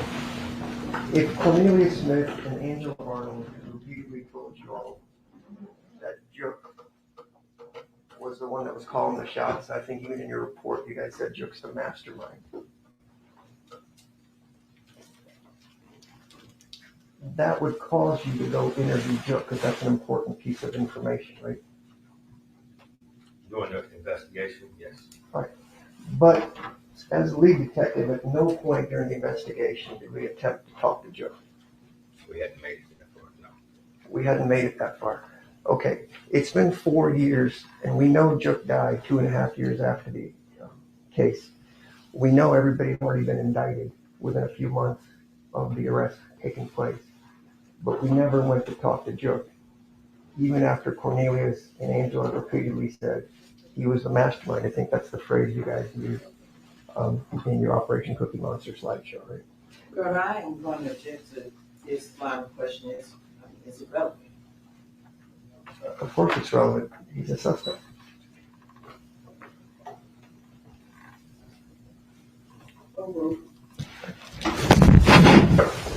The reason I ask is these people have come in here and testified and said they're telling the truth. So if those people, they've testified that they're telling the truth. They talked about Mr. Govan here, and they talked about Jook, and we can quibble about who's in charge or whose house or who whatever. But clearly, Jook was a suspect in this case. Yes. But he was never followed up with at all by Memphis Police Department at any point in this investigation, even though he died 2.5 years later. Not at the time, no. Okay.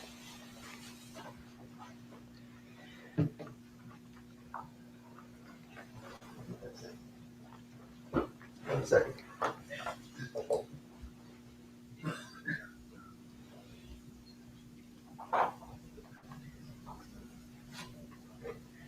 Thank you, sir. That's all I have. I'll read it. Your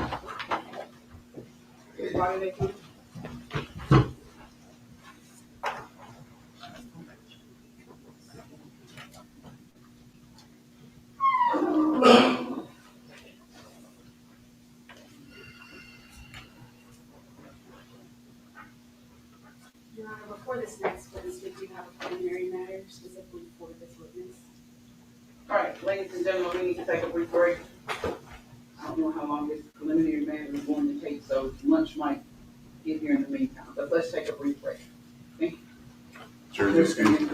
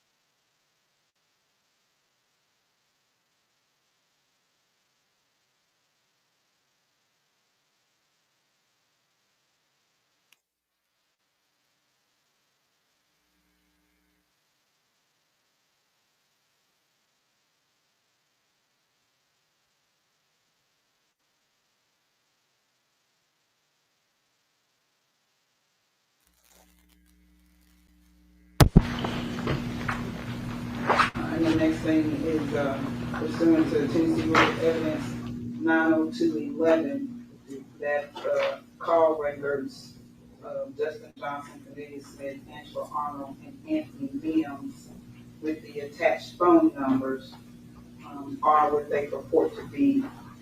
This document is accompanied by certificates of self-authentication for each phone. So we will mark this as collective exhibit 18. It's 6 pages.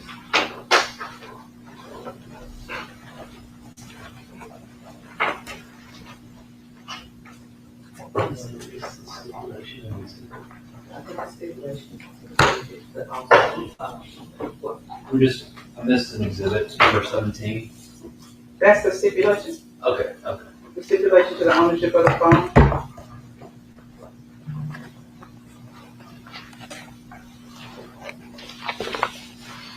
And 18 would be the notice of The self-authentication of the cell phone.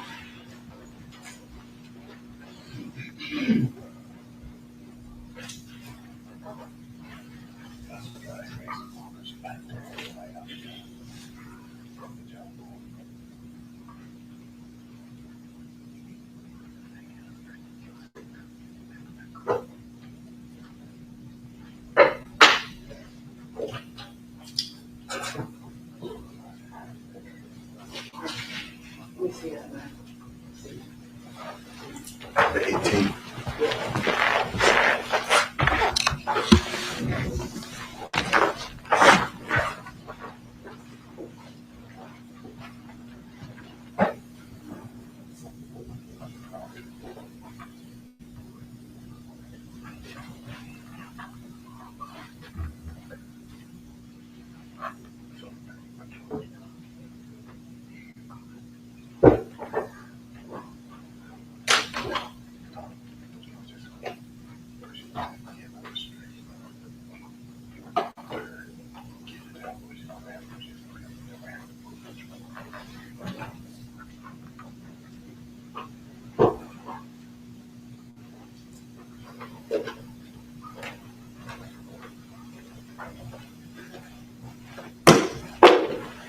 That's why I don't play basketball.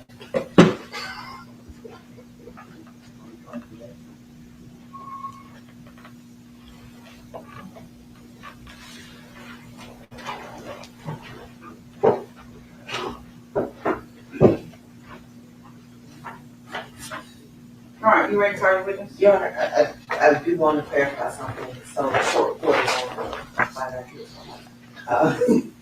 on the, so we have the call detail records for the self-authenticating documents we just presented.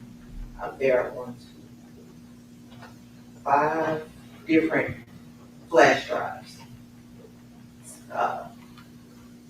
Should we do like 18A, 18B, C, D? Because also on the flash drive are extractions for the numbers that we intend to introduce, but would only be introduced through this witness coming up. What is best to do that? Okay, ma'am. Okay. Court said it doesn't really matter. Okay. Do you want to put one for each? So each flash drive will have, they may have the call detail records that are already stipulated as evidence, and some of them may have a phone number. One is already admitted into evidence, so that's why I was asking, should the call records be, say, if we're talking about phone number ending in 6236, for example, should there be 18B? I just want it clear for the record. Sure. And then I think that might make it clearer. So if reviewed, yes, the people will know what exhibit this refers to. and then say if the phone number comes in, it will come in under 20 or 21 or something like that, of that And we can indicate that on the flash drive. That's it. Or would the whole thing come in as 18A, B, C? So what you're telling me is that we're now getting ready to get testimony as to each one of these people. Yes. Each one of these phones. Yes. And we're gonna have a flash drive to each. Yes.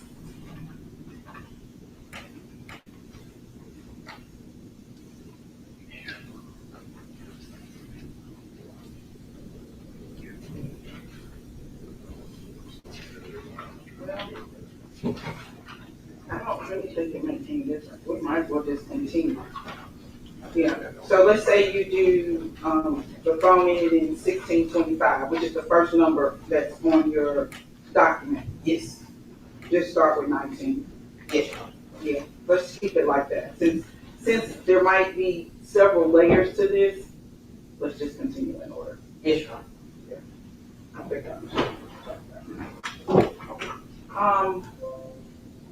sounds like this witness might be up for a while. Honestly, Your Honor, I don't believe he'll be up there for very long. We'll call you next witness. We'll do next year. Oh. That would help. I'll leave that to it. That would help.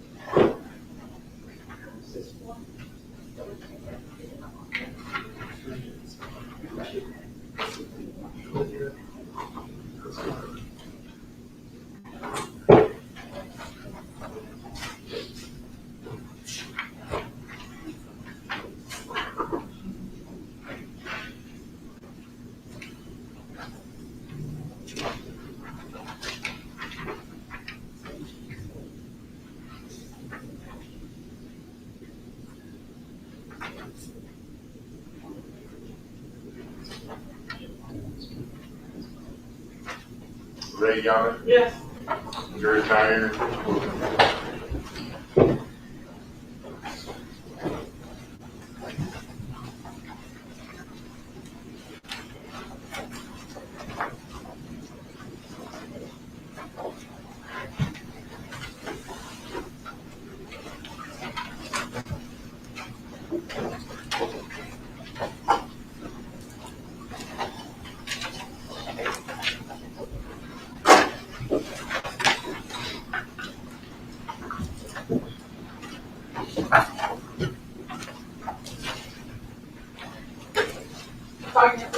All right, can you read the stipulation?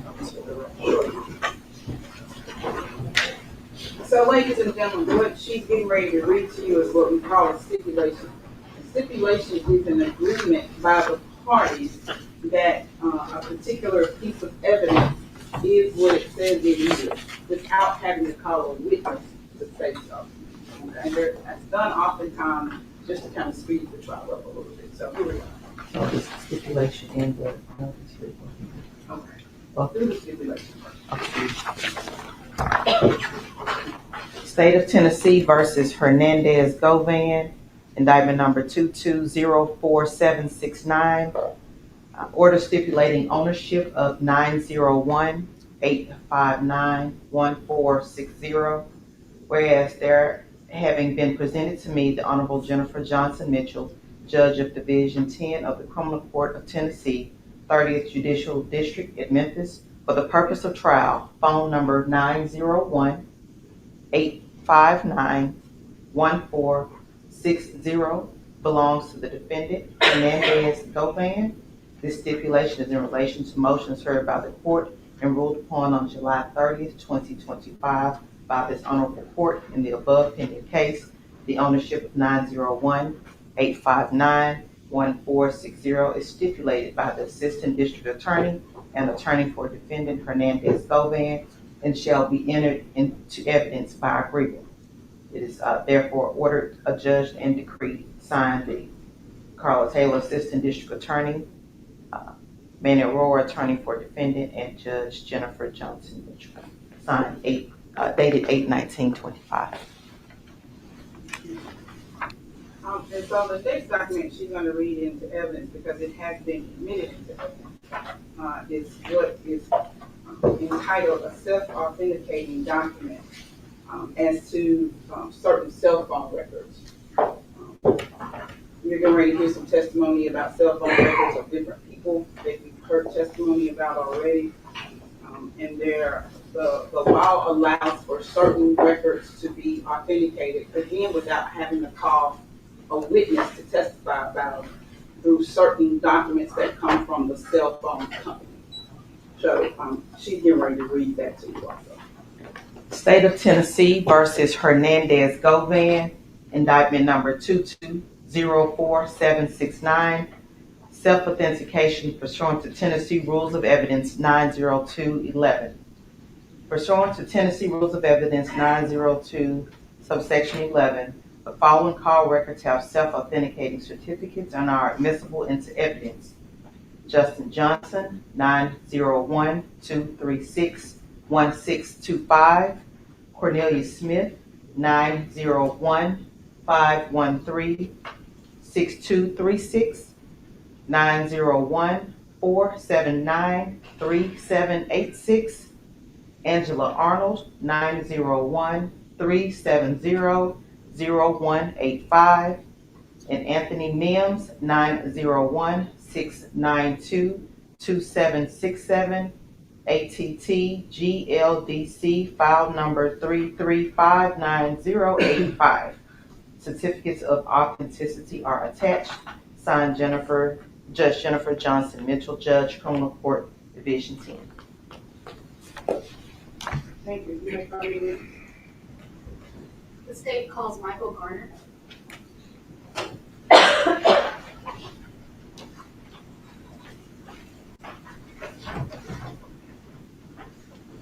Stand right here, sir. Raise your right hand facing y'all. Do you swear or affirm to tell the truth? Yes, ma'am.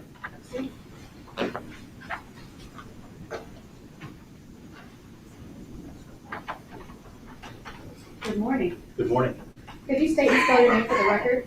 My name is Michael Garner, MICHAEL, GARNER. And where are you currently employed? Currently employed with the Tennessee Bureau of Investigation, TBI. And what's your position? I'm a special agent. So how long have you been working for TBI? 13 months.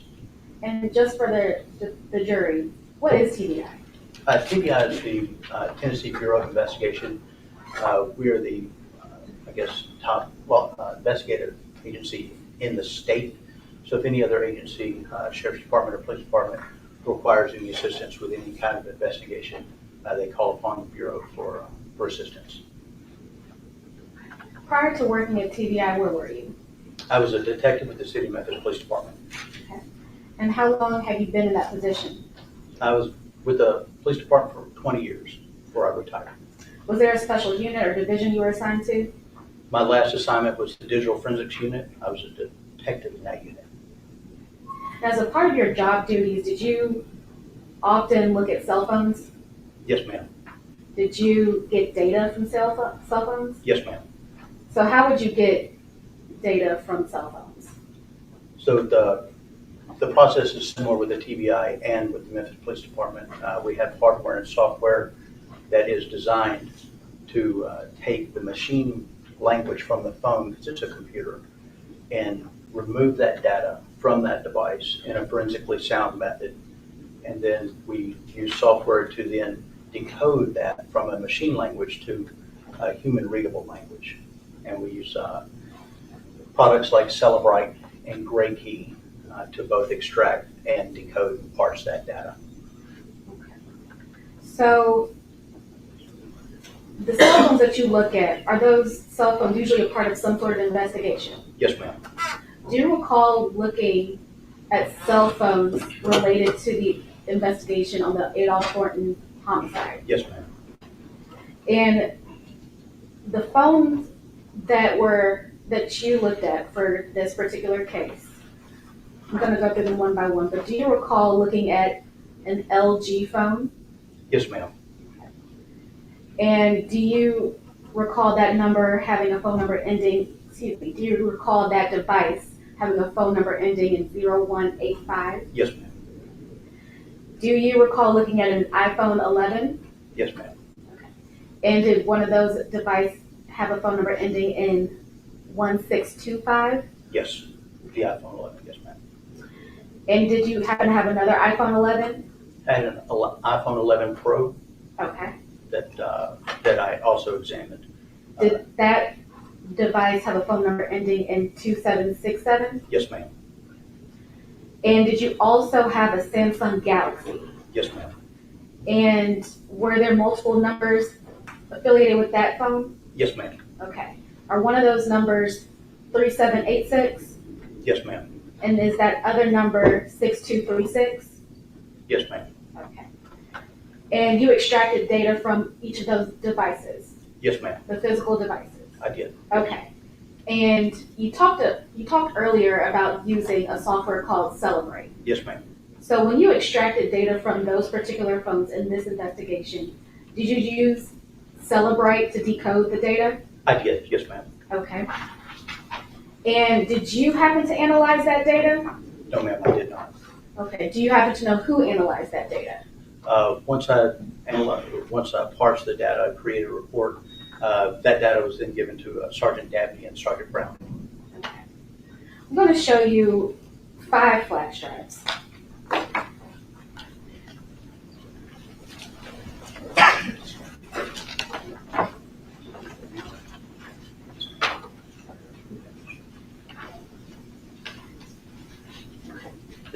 Do you happen to know what those flash drives are? These flash drives contain CDRs and phone extraction reports that I generated. Okay. And have you seen those flash drives before? Yes, ma'am. Okay. How do you know that you've seen them before? I opened each flash drive and examined the data that was on them just to make sure that what was written on the envelope was actually contained on the flash drive right outside about 30 minutes ago. Did you happen to write anything on the envelopes? I put my initials on each envelope after I opened the drive and examined what was on it. Yes, ma'am. Okay.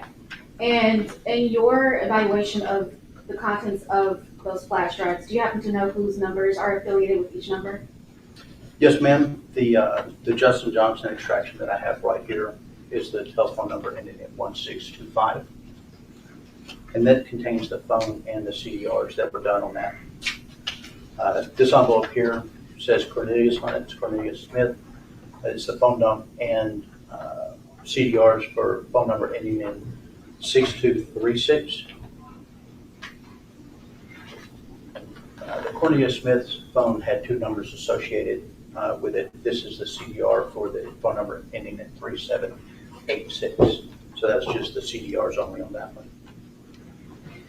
This is Anthony Mims' iPhone extraction and the CDRs for phone number ending in 2767. And Angela Arnold, LG extraction and CDRs for phone number ending in 0185. And just for the jury's clarification, could you explain what is a CDR? So a CDR is an acronym for Call Detail Records. So a phone has all the calls that you made, but it's user accessible. So you can go in and delete calls and things like that. A CDR is from the carrier, the call detail records. So if you have an AT&T phone number, law enforcement can submit paperwork to AT&T to get the call detail records. And we use these in forensics to kind of verify and validate what we find on the phone. And it can also show sometimes if data was deleted from the phone, the user cannot access the CDRs, the call detail records. So if we see calls that are missing, they will show up in the CDRs. So we just use the CDRs to validate and marry up with the phone data. And we get that from the carriers, AT&T, Verizon, T-Mobile. Your Honor, we'd like to enter all 5 of those flash drives as the next number exhibits. No objection.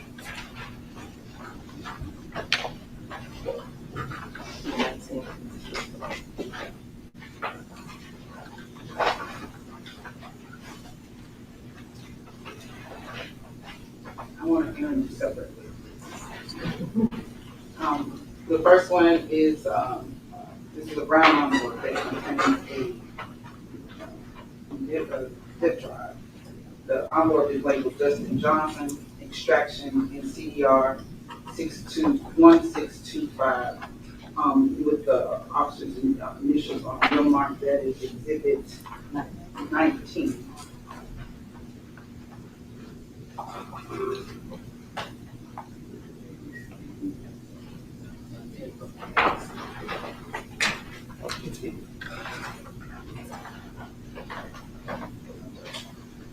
The next one is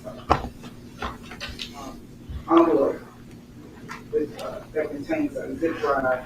It's for Cornelius Smith. It says phone dump and CDR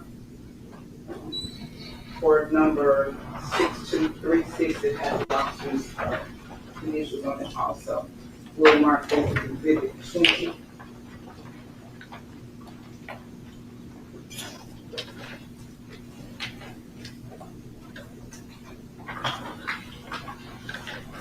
The next one, it also belongs to Cornelius Smith. It's a brown envelope with a zip drive inside.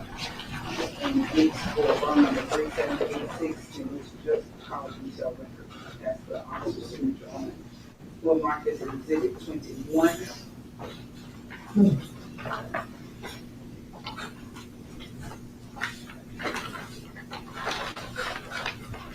The next one is for Anthony Mims. It is a brown envelope with a zip drive inside. It is a phone extraction and call detail records for phone number 2767 with the officer's signature initials. We'll mark that as exhibit 22.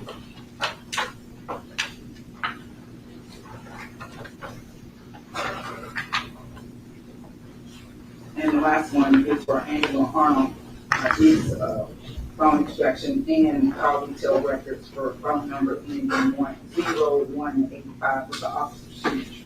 We'll mark that as exhibit 23.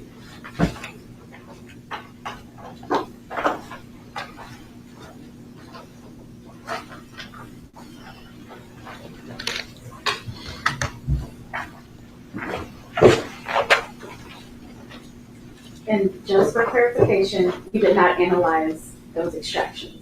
No, ma'am, I did not. Okay. No further questions, Your Honor.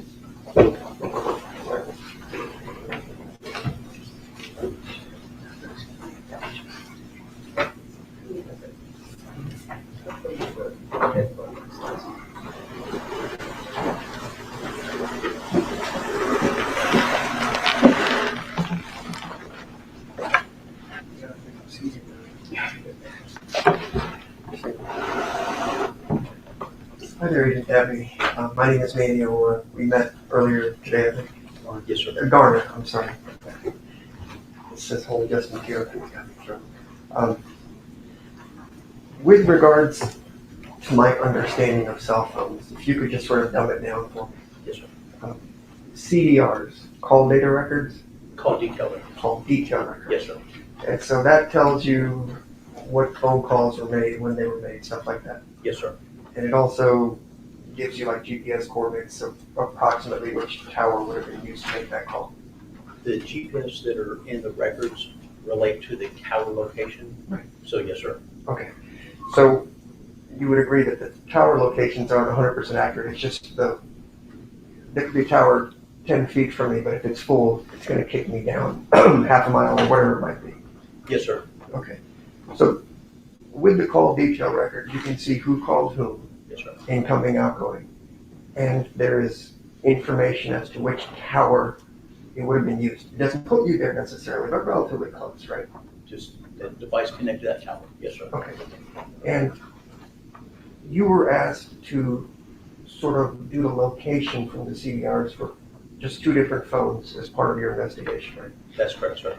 And that was the 1625 for Justin Johnson, Yes, sir. and then the 6236 for Mr. Cornelius Smith. Yes, sir. That's correct. And you were asked to do that in 2024. Yes, sir. Okay. Nobody's ever asked you from the DA's office or anyplace else to sort of map out anybody else's phone as to where they might have been at any given time? No, sir. Okay. With regards to the towers, we were talking about, these are AT&T records that you downloaded or whatever the term would be, right? I would need to look at them. I know one of them was a T-Mobile. Okay. It frankly doesn't matter. Okay. It's all good for the evidence. I lost my train of thought. You think I'd be smarter than that, but with regards to these phones, you did a slide that you were kind enough to share with me. Could you put that up, please? It is. Has Ms. Taylor seen what you're offering? Yes, Your Honor. It's number 14. Your Honor. Slide. You can't just write it. Exhibit 14? No, Your Honor. It's slide 14. Okay. Uh, I don't know what you're talking about.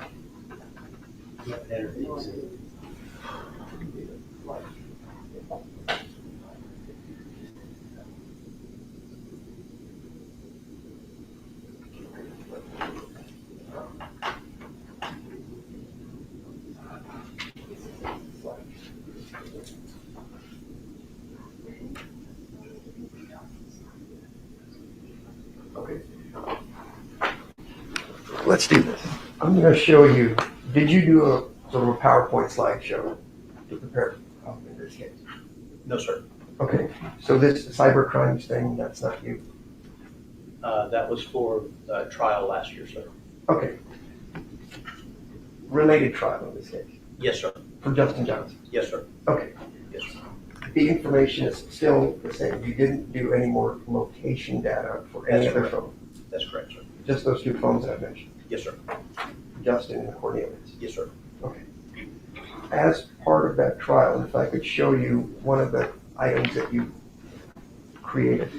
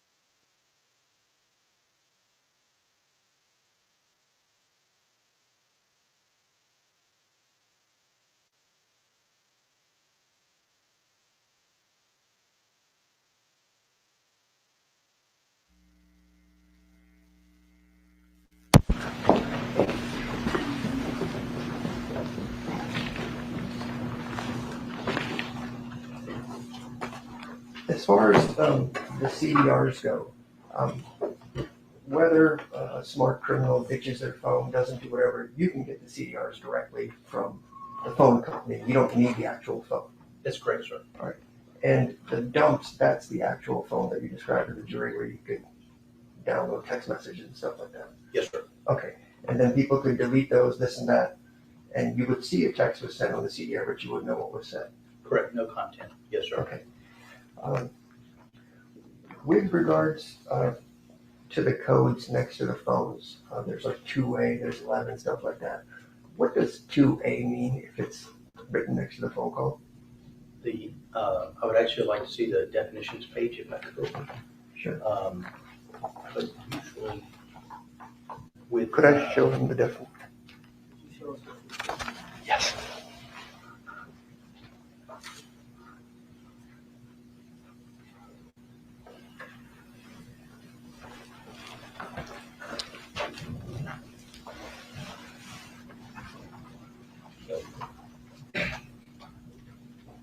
Yes, sir.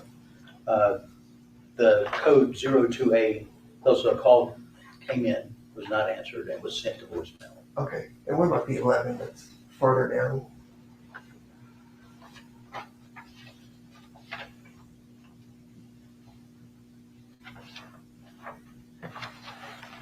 Let's see. Actually, I know that a code 11 is that when someone places a call, they did not restrict their phone number from being viewed from the person that's calling them. Okay. And with regards to those phone calls, some providers, like once you hit the enter button, the seconds of the call start immediately right away, as soon as I hit a call. Is that right? Yes, sir. And then in some cases, until the phone gets picked up, it doesn't tell you how long the phone call is. If I'm calling you and I hit Special Agent Garner call, yes, sir, the clock starts running, right? Yes, sir. So generally, if the phone's going to ring 3, 4, 5 times, you'll have 15, 20 seconds sort of already on the call, even though nobody picked it up. Yes, sir. That's correct. And then if it goes to voicemail, you can have another 10 or 15 seconds on the call, or however long your voicemail is. Yes, sir. Okay. And then with code 11, we don't know for sure if it's picked up or not, but it could have gone to voicemail, it could go anywhere. It's just somebody would have to testify to it. Yes, sir. Okay. Can I repeat that? Absolutely. With regards to Pressure World or AutoZone, you were never asked to review any of the 1625 or the 6236 phone records for those areas, right? No, sir, I was not. Okay. And so we had testimony you talked about, well, you haven't talked about it, but if I live, let's say, for example, this hypothetical Bradley Street, and then somebody else lives like 2, maybe 3 minutes away, maybe the street over, something like that, would the same tower arguably be able to be pinging off both their phones? Yes, it's, yes, absolutely. All right. So if I live near somebody, the phones are going to ping. It doesn't necessarily mean I'm at their house or there. I'm just in the area. It's in the area the tower provides service for. Yes, sir. And if the tower closest to me was full, like you said, it could kick out half a mile up the road to the next tower. To the next available tower. Yes, sir. Okay. One second.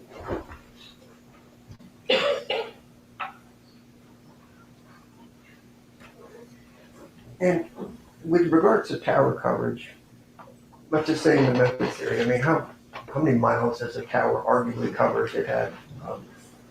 It's not even miles, sir. Okay. So to actually get the coverage of a tower, you would have to do a drive test. Okay. We did not do a drive test on this. Okay. From past experience having done towers, you can roughly estimate the coverage of a tower by finding the closest tower to it and multiplying that distance by 0.6. Okay. And that's not exact, that is an estimate.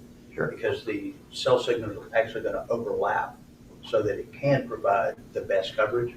So it's not going to be a 50-50. So the coverage would be, but from the one cell tower to the next, and then that distance multiplied by 0.6. I don't want to do too much math. That's why I became a lawyer. Yes, sir. But again, that's if that tower has space on it, otherwise you could be kicked out further. Yes, sir. Okay.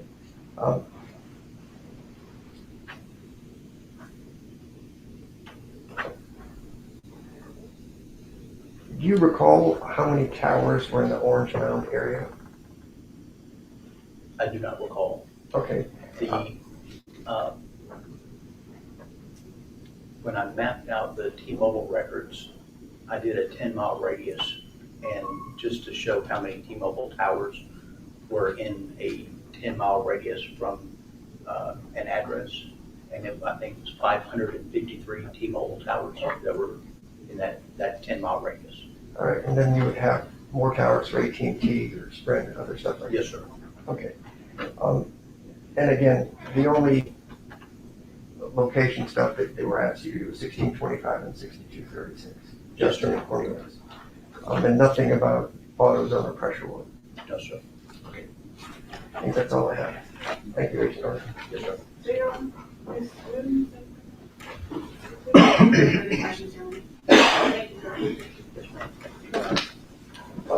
All right, ladies and gentlemen, it's lunchtime. Don't go talk about this. Keep your notes here. Go enjoy your lunch and we'll be back here at 2 o'clock.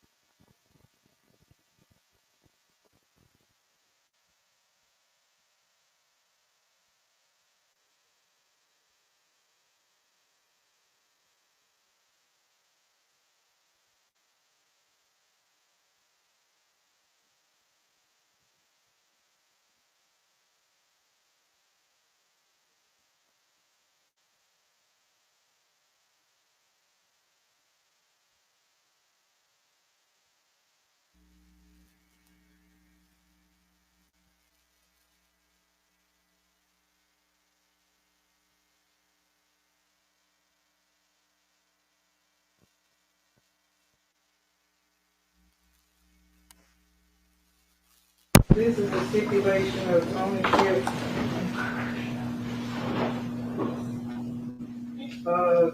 Number 901-618-38.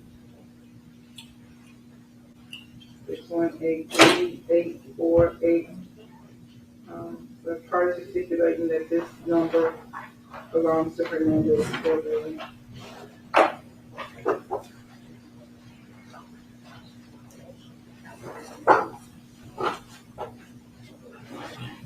Well marked, this said exhibit 24.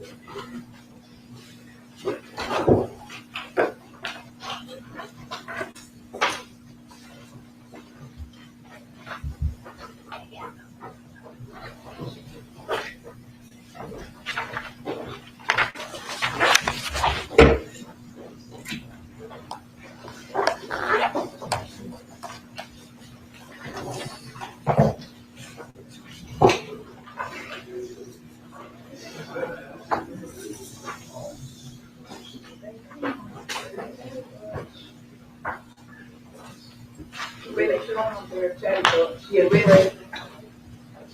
Cleared it now into the courtroom.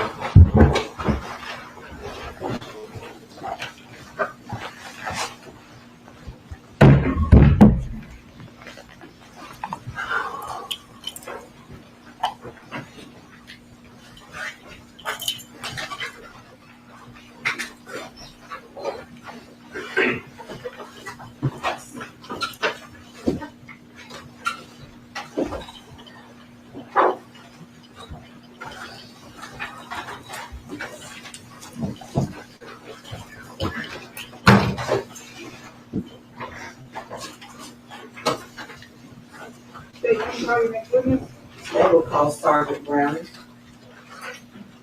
Mr. Taylor, do you need to enter the? Oh. Yes, sir. Your stipulation?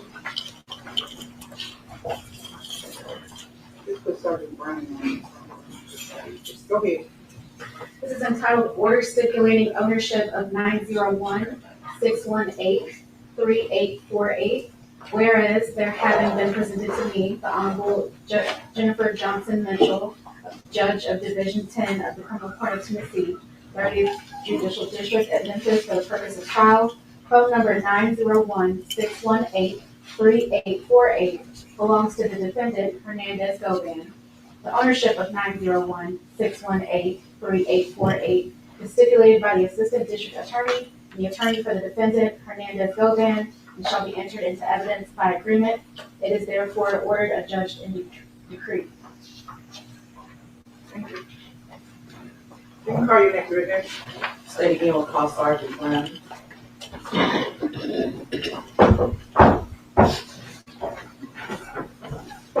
You stand right here, sir. Raise your right hand facing you. Do you swear or affirm the fellowship? I do.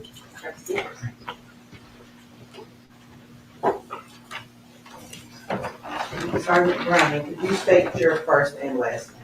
Jesse Browning, And for the benefit of our jurors, could you spell your first and last name? JESSE BROWNING. And where are you employed? Memphis Police Department. In what capacity? At the multi-agency gang. And have you attained a certain rank? I call you Sergeant Brown, or in fact Sergeant Brown. Sergeant Brown. And were you tasked with the investigation involving the homicide of Adolph Warren Jr.? I was. And how did you become involved with that investigation? My team was tasked sometime, some of my team tasked sometime in December when it was revealed. December of 2021? 21, yes. Okay. December 21. That there was more than just a simple murder. It kind of turned into more of a conspiracy. And what did you do as a result of that, becoming part of that investigation? We just started working the conspiracy into the investigation. If it was called detail records, phones, interviews, it could be all kinds of capacity.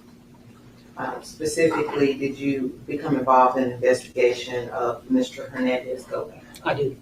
And what did you do as a result of the investigation? Did you do anything separate from the general investigation? As far as like the Title III, Or, Did you collect call detail records? yes, we collected call detail records, phones, you name it, we collected it on this investigation.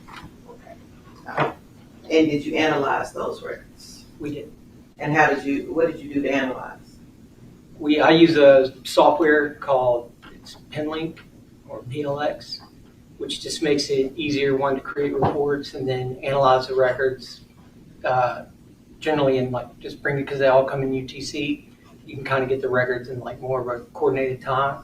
But we also analyze the actual raw records too, just to verify. And did you prepare a PowerPoint presentation to help explain to the jury what you looked at when you analyzed them? Yes, it's call detail records and phone. If we could pass this to Sergeant. Any objection? No, none.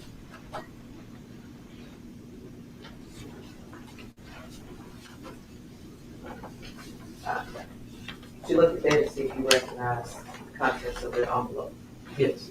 And what does that depict? It's just a thumb drive. It's got my PowerPoint on it. It's got my initials, my IBM on it.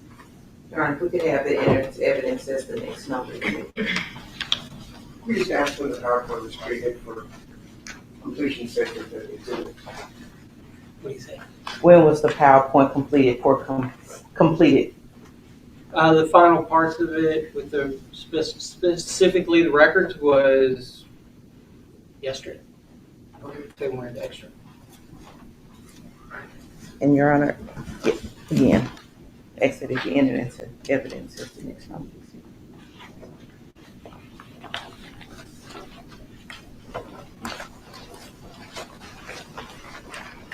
This is an envelope containing what's being described as a thumb drive. It has Sergeant Browning's name on it, PPT. Red thumb drive on the inside. We'll mark this as exhibit 25.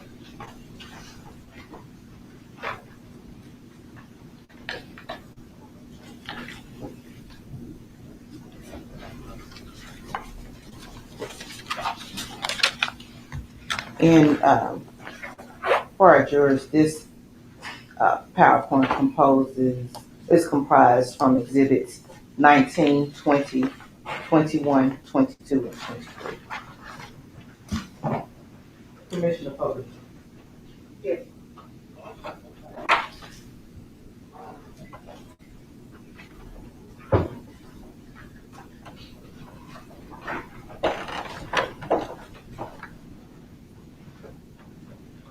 And this is your presentation, is that correct? That's correct. All right, we will go through it.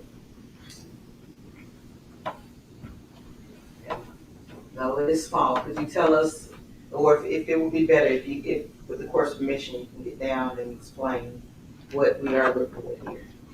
Okay, so this is going to be essentially a screenshot of the information associated to Justin Johnson's cellular device. So it's just I essentially take out remove the important information for the PowerPoint purposes, like his IMEI, MZs, telephone numbers, things of that. You named some things we have probably never heard of. Say that again. So like the IMEI is the number that it's essentially a serial number that belongs to the device, and then an MZ is generally a serial number that belongs to like your SIM card or your network. So we use those things to compare, and then telephone numbers.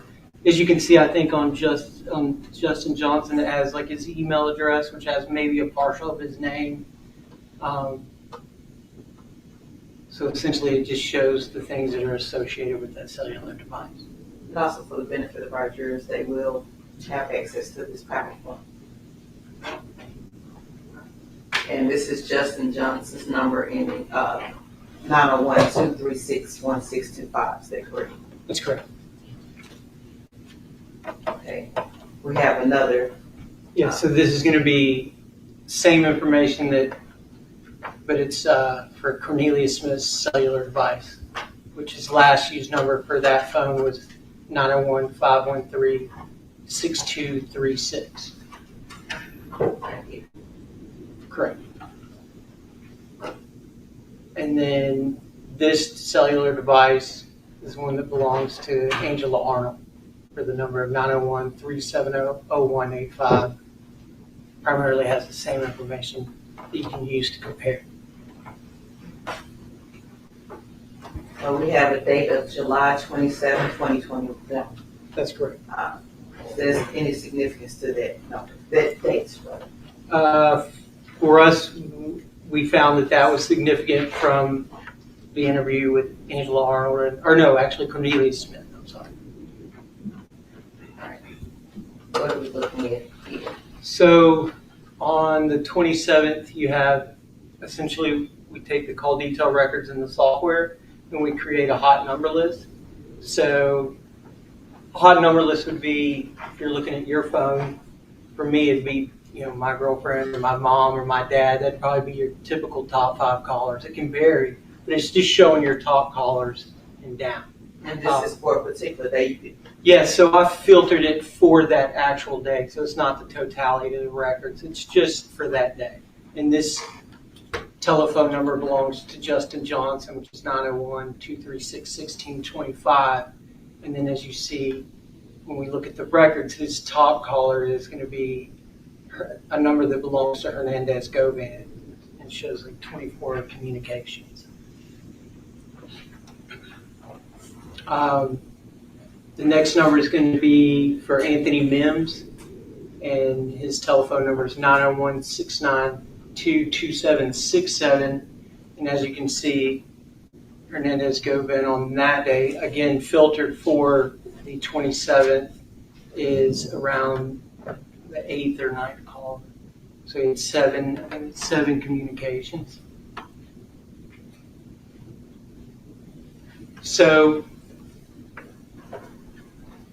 the significance for this is that on July 27, 2021, we look at Justin Johnson's cellular device. We find Hernandez Govan's telephone number. As you say, it's labeled Big Bruh Quet, and that was an incoming text message to Justin Johnson, and it's just an address of 4641 Bowenshire, which is still smoking Memphis. It's a shop owned by Anthony Mims and his business partner, Mr. Lambert.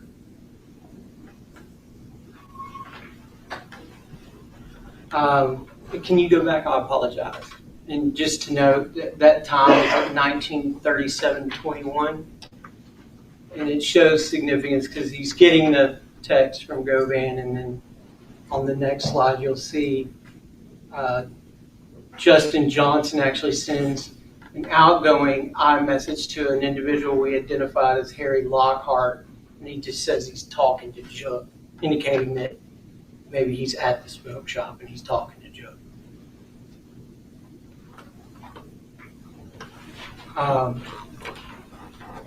And then you see at 21:08, 43 hours, Anthony Mims creates a phone contact for Justin Johnson, and that contact he labeled as Drop, which is an alias. It's a short alias of what we know Justin Johnson to be, just like a short alias we know Jook to be. It usually goes by Big Jook or Jook, and then we've heard referred to Drop, or his actual name that he uses is Straight Drop on YouTube and things of that nature. So when you say he created a contact, he was putting the phone number into this phone. Right, he created that contact to be at 7/27/2021, 9/8/47 p.m. He creates that contact, and then, as you see, 21:08, 49 hours, Justin Johnson creates a contact for Anthony Mims' telephone number and labels it Jook, which is the alias. So both these individuals in relatively in the same time frame created contacts for each other. Again, indicating that they're probably within communication distance or in the same vicinity. So this is the following day, July 28th. So after that, and as you see here, so Justin Johnson, his cellular device shows an outgoing, so it's an iMessage to Jermaine Sears. with the address of 3641 Allendale Lane. And then that same day at 17:24 hours, we have an incident at the, it was called the Double R Auto Services, and it's at 821 South Highland Street. And the two victims that just worked at the shop state that a tan BMW is being chased by a burgundy Dodge Charger. 3 males get out of the Charger and start firing upon an unknown male and a female who remained in the car. The unknown male in the BMW fled. We were able to later identify that to be one Terrence Baker, his prints that hit on the car, but he never filed a police report or would communicate with officers about the incident at all. So the victim was Terrence Baker? Correct. He just wouldn't communicate with us or anyone. And as you see here, the it's 17:24 hours. That address, the address at the shop, the 820, what is it, 821 or 823 South Highland? I think 833. It's approximately, I have it on there, I can't read it because it's kind of far, 0.49 miles away, so it's not that far away. You're talking about this address here, the 30? So that address is actually 3645 Allendale. He sent a different address. If you go to the next slide. Oh, before we go to the next slide, you've indicated that the victim of the shooting was Terrence Baker. Correct. Does he go by any other name? Yes, he goes by Wu, or Paper Route Wu. And as part of your investigation, did you determine him to be a artist on Yes, PRE? he's an artist. He's an artist on PRE. As you see, so here is the actual address, the 3645 Allendale, and the address that Justin sent was right next door. So it was actually 3641, so he just had the address wrong. Here's so later that day, 1804 hours, Mississippi finds the Dodge Charger. Witnesses on the scene say they see 3 males jump out and run. The vehicle was stolen. They then processed that vehicle, which came back with some APHIS hits. So the fingerprint, when they dusted the vehicle, they had prints come back as to be for Justin Johnson, Rashad Hill, and Cavius Wesley. And then also they located a spent .40 caliber cartridge casing on the driver's side floorboard. And that spent cartridge casing showed to correlate with the cartridge casing found on the scene at the Double R shop over on South Highland Street. And then this is August 13th, so we get to this date from, again, Cornelius's interview. We look at the hot number list. We see that 859-1460, a number that belongs to Govan, had 12 communications with Justin Johnson on that day. It was a top caller. Before we get there, go back just a bit. So we mentioned Cornelius. Do you know when Mr. Govan or Justin Johnson or Juke's number appeared with Cornelius? You were able to ascertain the information? It would be hard to say just because, we get records for a certain amount of time. So I wouldn't be able to determine. I would be able to say a date just based off records we have, but that doesn't necessarily mean that they weren't communicating prior to that. If you can or can't, the records that you have, when is the first time that you see any of the individuals appear in Cornelius's phone? I I don't know. I don't have that, to be honest with you. Okay. So again, for this, it's the communications for Justin Johnson, and it's going to be on August 13th, 2021. And as you can see here for Justin, he's got 12 communications with Hernandez Govan, who's his top caller. And then this is going to be the same, so another hot number list for Cornelius Smith. Now, the number's different because he had this telephone number, same device, but different telephone number, which is 901-479-3786.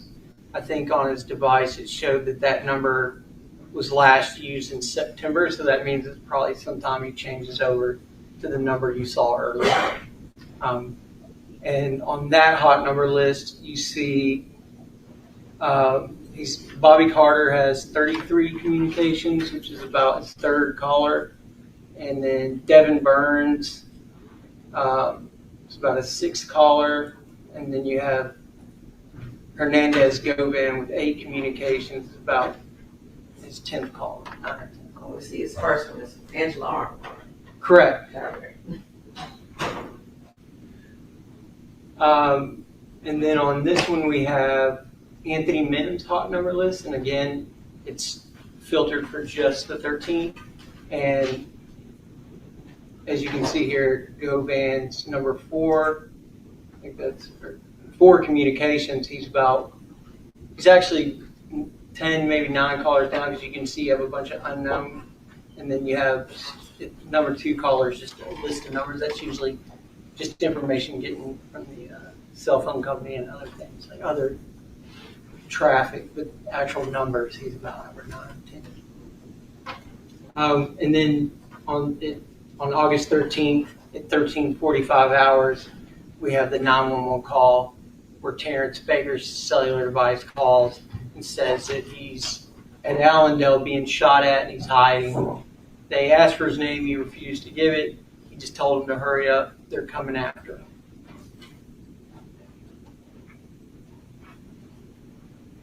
And then this will be communications with the conspirators that are with Justin Johnson and Cornelius Smith, and then the other individuals, Anthony Mims, Hernandez Govan, and any variation of their other numbers at that time. So as you can see, it's represented in color. Is essentially the light pink is going to be Hernandez Govan, the blue is Anthony Mims, and then on the left it's hard to see. I think I've got Justin Johnson is yellow, and then Cornelius Smith is green, just to kind of so you can see the kind of the flow of things. And so essentially on November 2nd, we had Justin Johnson had 7 communications with the cellular device that belongs to Govan, and then he had 4 communications. And I'm sorry, are these in chronological order on the date? Correct. So Justin communicated with Hernandez Govan, then he communicated with Anthony Mims, then he communicated with Govan again, then he communicated with Mims again, and then he communicated with Govan. Correct. Okay. And then essentially this is just those call detail records, but the actual call detail records, it's got like service codes, tower information. You'll see it has a version of the IMEI. It won't give you the actual IMEI. They kind of do some equation where they change the last 2 digits so people can't steal the IMEI off the records and create their own kind of their own service or their own account. So, but it just gives you a little bit more information. It can tell you call voicemail if there's multiple users on one call, if they're doing 3-way, and things of that nature. And then again, as you can see, you have Justin Johnson in the yellow, Cornelius Smith in the green, and essentially it just kind of shows the way they're cut, like who they're communicating with, and the kind of the flow in chronological order how they're talking. So as you can see, Justin Johnson had 7 with Hernandez Govan. Justin Johnson had 4 with Anthony Mims, and then he had 0 with Cornelius. And then Cornelius had 20 communications with Hernandez Govan, but he had 0 with Justin and 0 with Anthony Mims.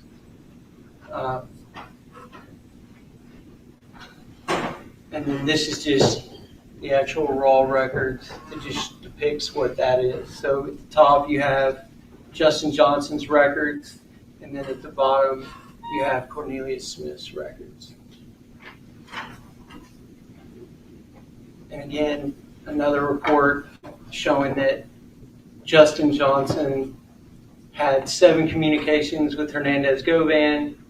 On November 4th, he had 1 with Anthony Mims and 0 with Cornelius. And then Cornelius had 2 with Hernandez Govan, 0 with Justin Johnson, or Anthony Mims, and 0 with Justin Johnson.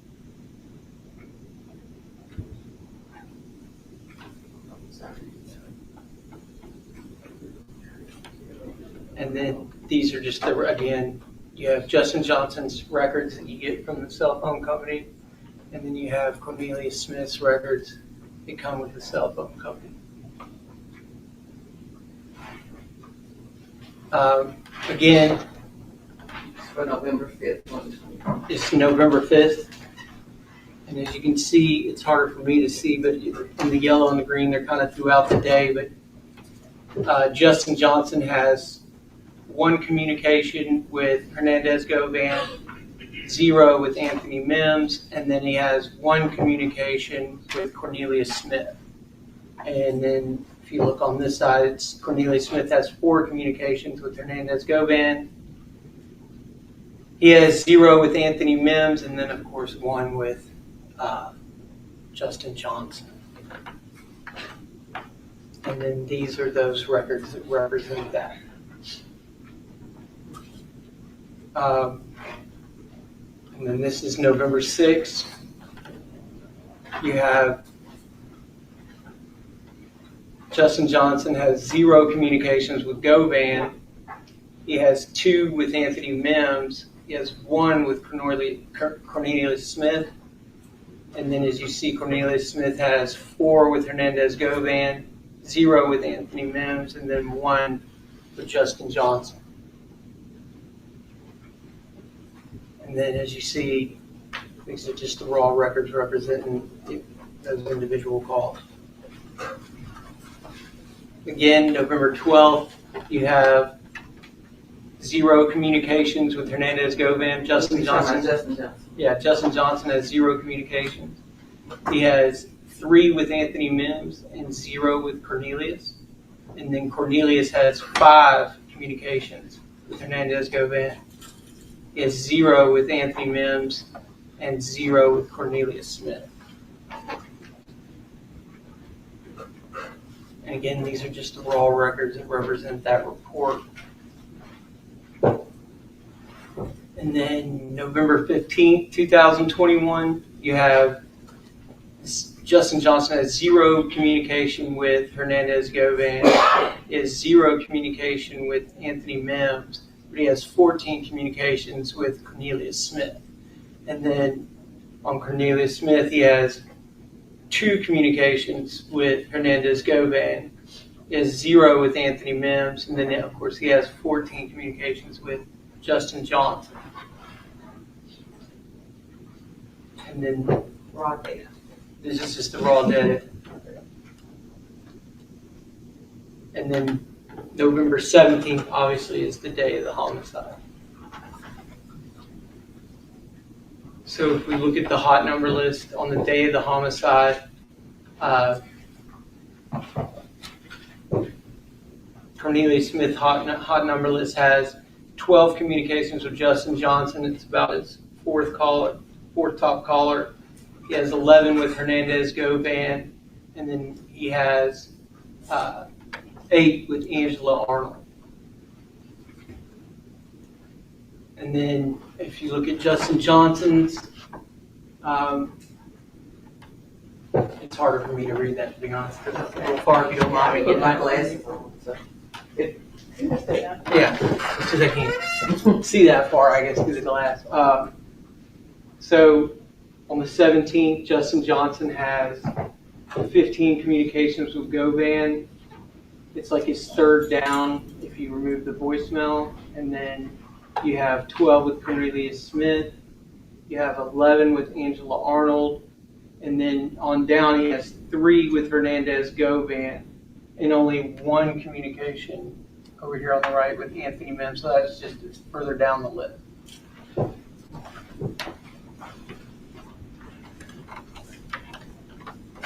Can you read that? Yeah. Okay. So this is just going to be a call log, essentially taken from from Cornelius Smith's cellular device, and it's showing that he's communicating with Justin Johnson. Yeah, I'm gonna have to get down. It's too tight. It's an incoming call, and then as you can see, he's got his contact listed as Little Brud Drop. Interesting. This is an incoming call just prior to the murder, and as you can see, when you look at their raw records, both of their call detail records show their cellular devices on a cellular tower at 1731 Cherokee Boulevard, and they both have the same tower azimuth, which is just essentially a direction on the tower of like a sector. So it'd be like a compass. So 290 would be like, we have cones. And so they're both pointing on the same sector of the same tower, which is approximately 3.9 miles away from 1766 Wild Rose Street, which is where Cornelius lives. And then this is surveillance video of the homicide with Cornelius and Justin Johnson in the photos. And you can see that's at 12:23:01 hours. And Justin will be on the left and Cornelius is on the right.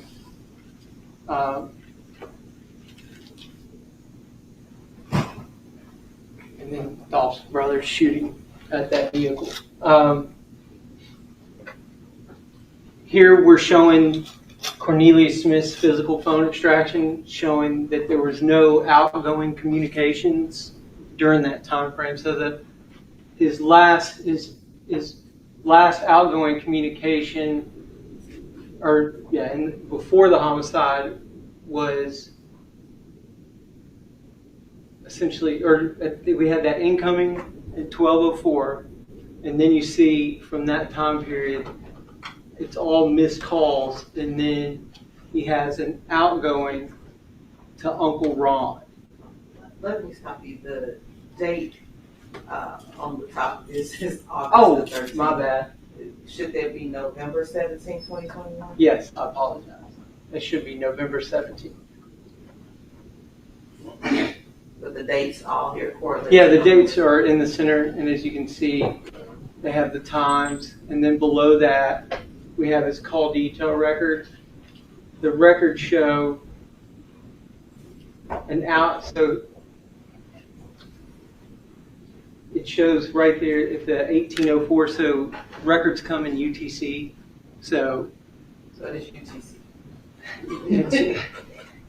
It's basically like universal time coordinated, so like they send the records, it's always going to be in that universal time coordinate. So we're in central time, so that would be, at this time period, it would be 6 hours back. Right now it'd be like 5 hours back. So it just compensates for daylight savings and things of that nature. So, because they're going to send those records all over whoever needs them. And so it's just easier for the companies to send them out as one format. And so like you'll see on the phone, we've got it -6 on, and that's when I create those reports. I'm actually -6, and so it just makes more sense fluidly. And then with the records, you'll see they're going to just stay the same. So that's going to be the universal time coordinate. And so at 1804, which really was the 1204. It shows the incoming call. And then after that, you see just a list of incoming calls, but then you also see some outgoing calls. But those outgoing calls are actually just the forwarding service to his voicemail. And you can see that with like the codes on the far right, which is like, I guess, so 02A would be like forwarding no reply, which means the phone is on, it got forwarded. It's just after no reply means after a couple rings, the phone forwards that call.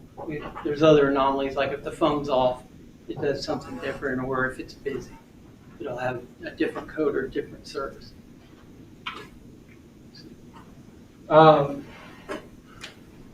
And then on November 17th at 12:26, you have Justin Johnson has a FaceTime interaction with Anthony Mims at 12:26:50. So that was 3 or 4 minutes after the homicide. And then right here, November 17th, 12:39:07 hours, you have 3 communications at 12:39:07. One is an outgoing call. At 12:39:56, you have an incoming text. And then at 12:40:53, another outgoing call. And then you can see that indicated on the records below. And then if you look at the text, 12:39:56, you go to the next slide. And as you can see, 12:39:57 is that text, which is just Kiona Hooper is sending 4752 Haven Court, the address to her apartment, to Justin Johnson.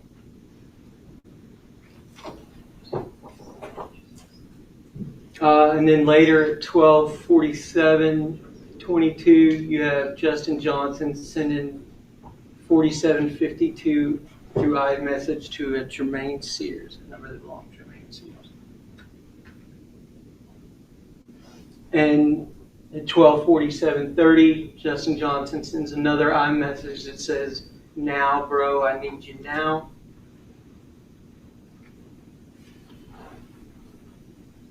And then you have a response at 12:47:41. Jermaine Sears sends an incoming iMessage that says, "On my way." So 12:58:02 is when it begins, but you see Justin Johnson's SUV pull in to the two-lane apartments, or what's it? They got another name. The Gospel Garden Apartments.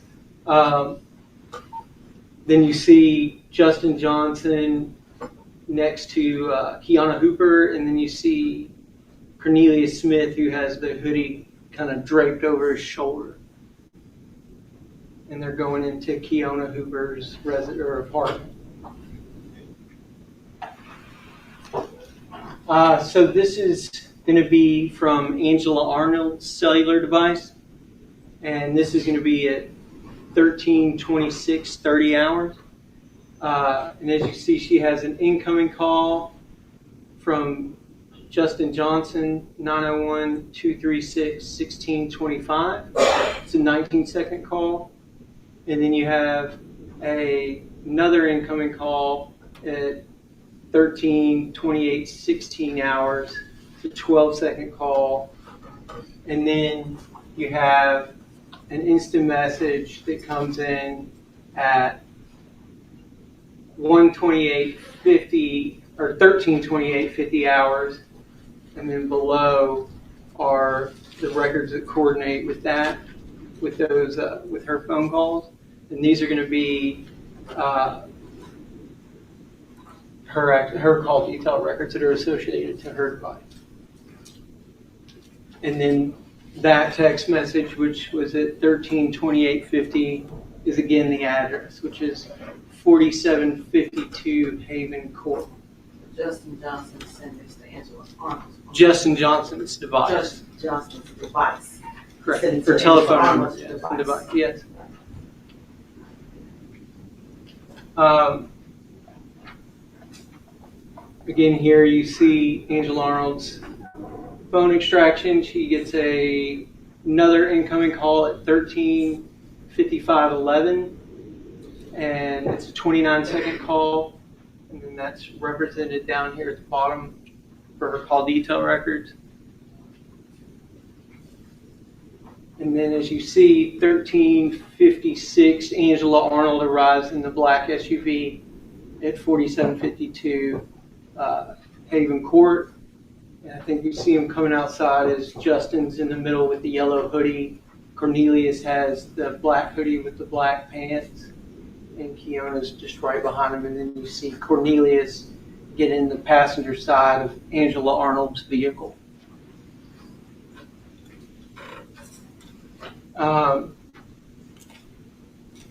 So now November 17 at 14:07 hours and 15 seconds, Angela Arnold's cellular device showed an outgoing SMS message to a telephone number that belonged to Justin Johnson. That SMS message stated, "This is C, bruh. Send me bruh number so I can get my phone."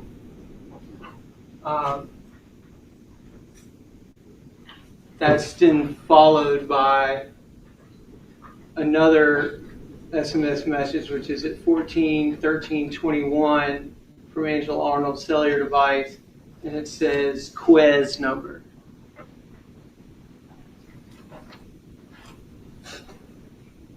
Then we have November 9th, 2021, or 19th, I'm sorry. And this is just showing that Justin Johnson at 12 in the morning was searching,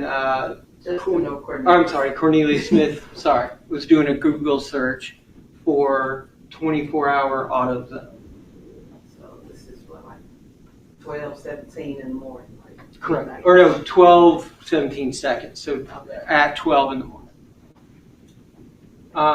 And then at 12:01 in the morning, you see Justin Johnson shows an outgoing call to a number or Cornelius, I'm sorry. Cornelius shows an outgoing call to AutoZone Auto Parts. That comes back to the AutoZone Auto Parts at 5945 Winchester Road. Again, you'll see 12:09 or 0900 hours. Cornelius Smith's cellular device showed an incoming call that belonged to Justin Johnson, and he has the contact name labeled Little Bruh Drop. It's a 33-second duration call.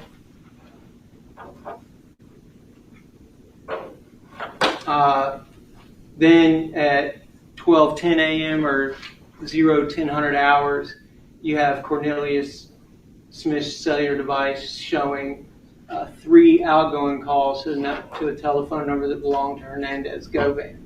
And you can see again that's labeled bruh for the 901-618-3848 telephone number. And it's an outgoing call. It shows 2 minutes and 40-second duration.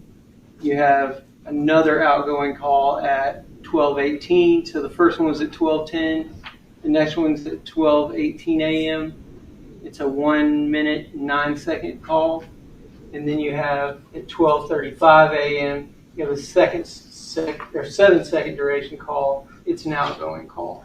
And then below are just the records that correlate with what was on his cellular device.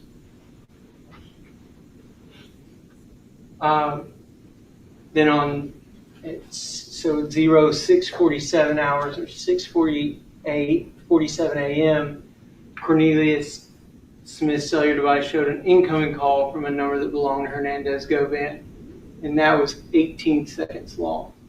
And then those are the records that correlate with that communication.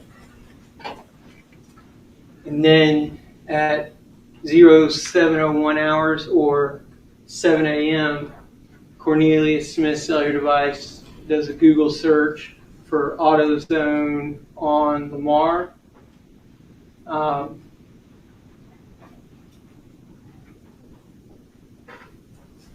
Then at 0703 hours or 7:03 a.m., Cornelius Smith's cellular device showed an outgoing call to a telephone number that belonged to Hernandez Govan. There was no duration on that call, and as you see, like there's no duration on the records, and it does show like an abnormal completion, which could be a various disruptions or problems that just correlates with that call. Again, it's 7:08 or 0700 hours, 7:08 a.m. He has another Google search, which is the universal car cover. And then later at 1847 hours, there's an image of an AutoZone receipt that's extracted from his phone. And you can see that the capture time was on 11/20/2021 at 6:47 p.m.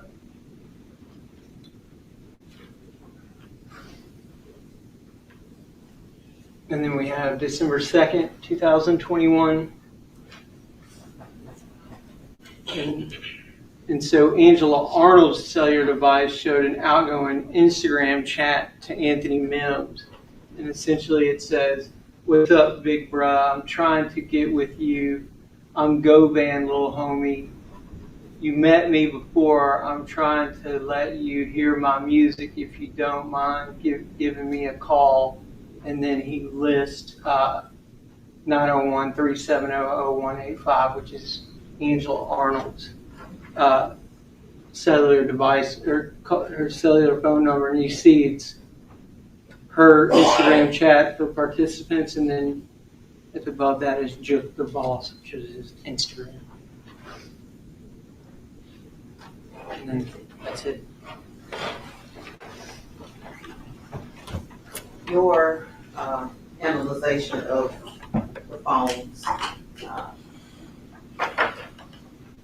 would you say the conspirators or the individuals listed, Justin Johnson, Cornelius Smith, and would they communicate more to Govan than with each other? I think that it started as a lot of communications between Govan, but as you saw, as it gets closer to the day of the homicide, those communications then seem to be more between Cornelius Smith and Justin Johnson, and not Govan. And after the homicide, I would say most of the communication. I know that Cornelius was communicating through Justin Johnson's brother. Justin Johnson was doing something weird with his phone where his brother had the phone, but he was just trying to avoid getting in trouble with his parole. So you see that Cornelius is communicating with his brother. But I don't think Hernandez was communicating with any of them that I know of, or Mims. I think all communication was done with Mims.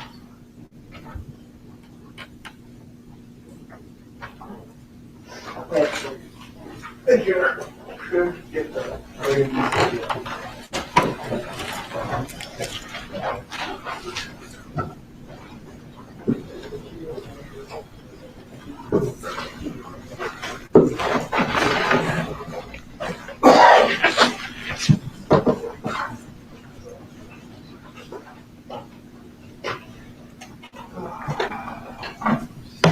Just give me a second. We're gonna have them switch off so we can come on to this. What's a bit? Sorry.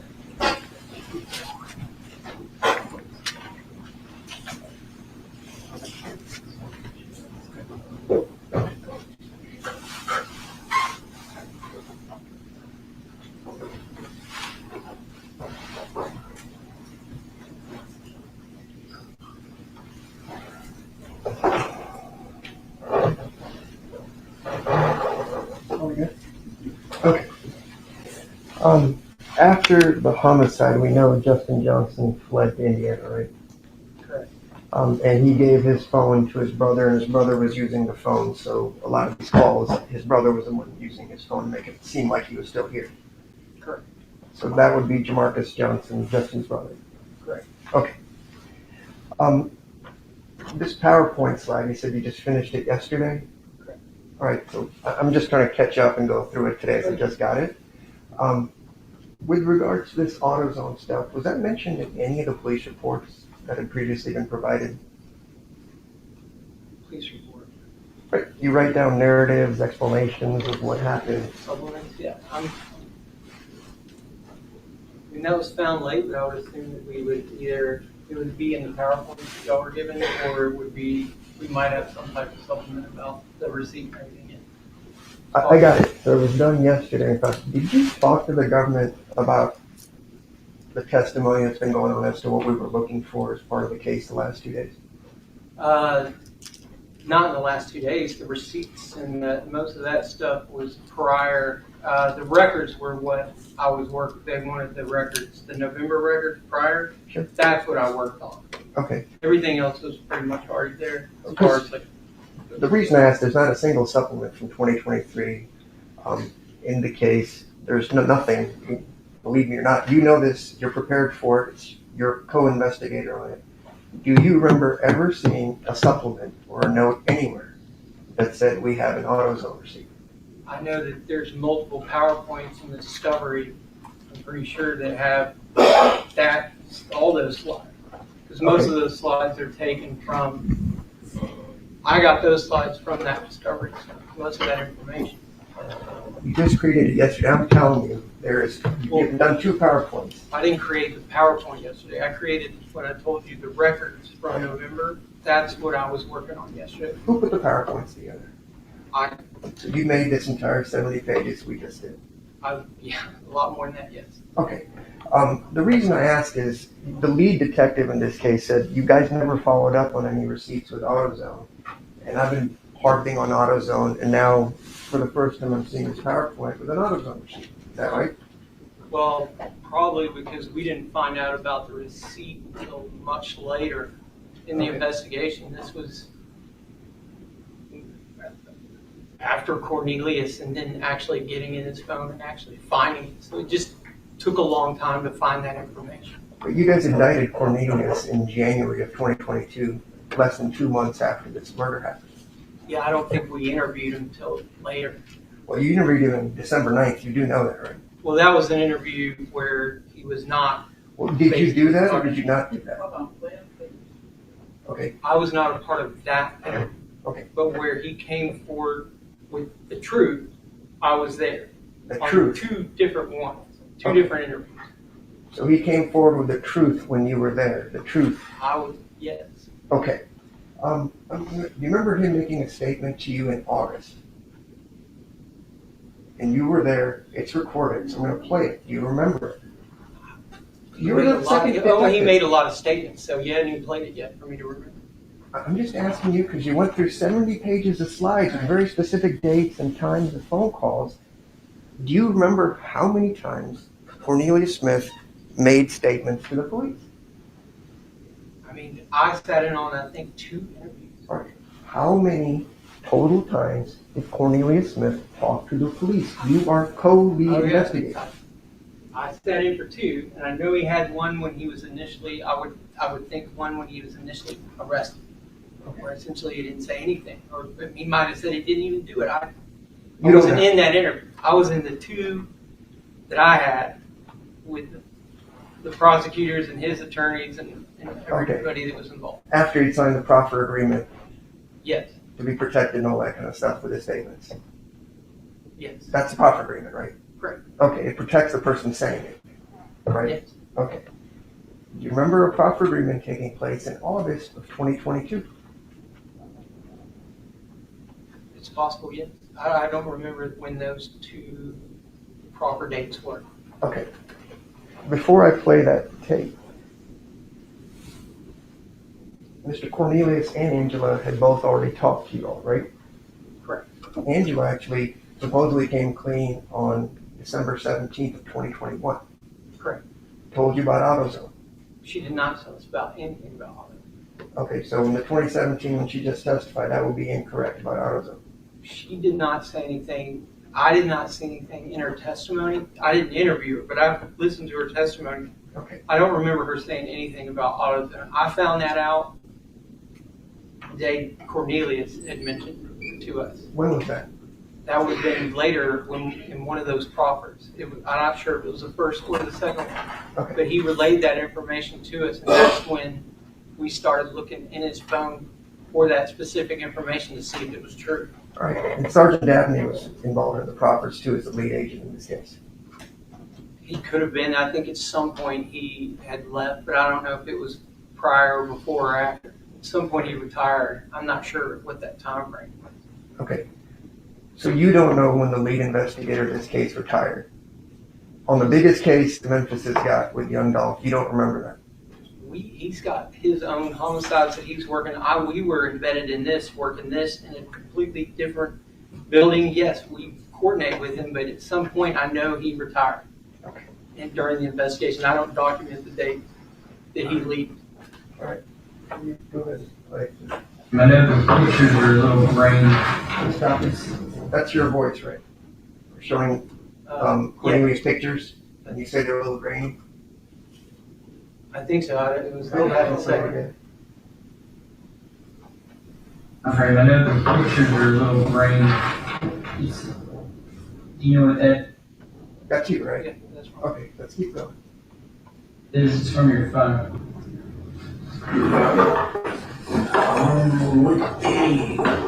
So you're holding it. A video. It was in your phone, it was a video. Yep, it was a rainy tank. Yep. What firearm is that? There's an AK-47, I think. That one just gun. That was one of the, is that the gun that you used Yo, that's the gun he had, yo. on the murder? I guess it's a sign on, but pretty much. Yes, sir. That's the one you had on the Moochie, right? Yeah, it was the day on Moochie, right? The adult, did you have that same gun? I believe so. But he had two of them. He had two of them. He had like, yep, two handguns. What is this? That's old. It ain't even right same time. What about this one? This old. It's an ounce gun. What about this? I don't even know what that is, but it was in the gun section. That's a pop up. Alright, stop it there. You were showing him photos, Cornelius Smith, you're showing him photos from his phone, correct? You gotta say yes or no. Oh, yeah, sorry. Yes. Alright, so he talks about AK-47s, about when he was shooting Moochie or Wu or whoever many people he shot. Well, he didn't shoot Moochie. He said they went up there to attempt to, but Justin Johnson was holding an assault rifle and was laying down in the back before they drove off. They didn't do anything, but we were showing him the different firearms we had found in his to see.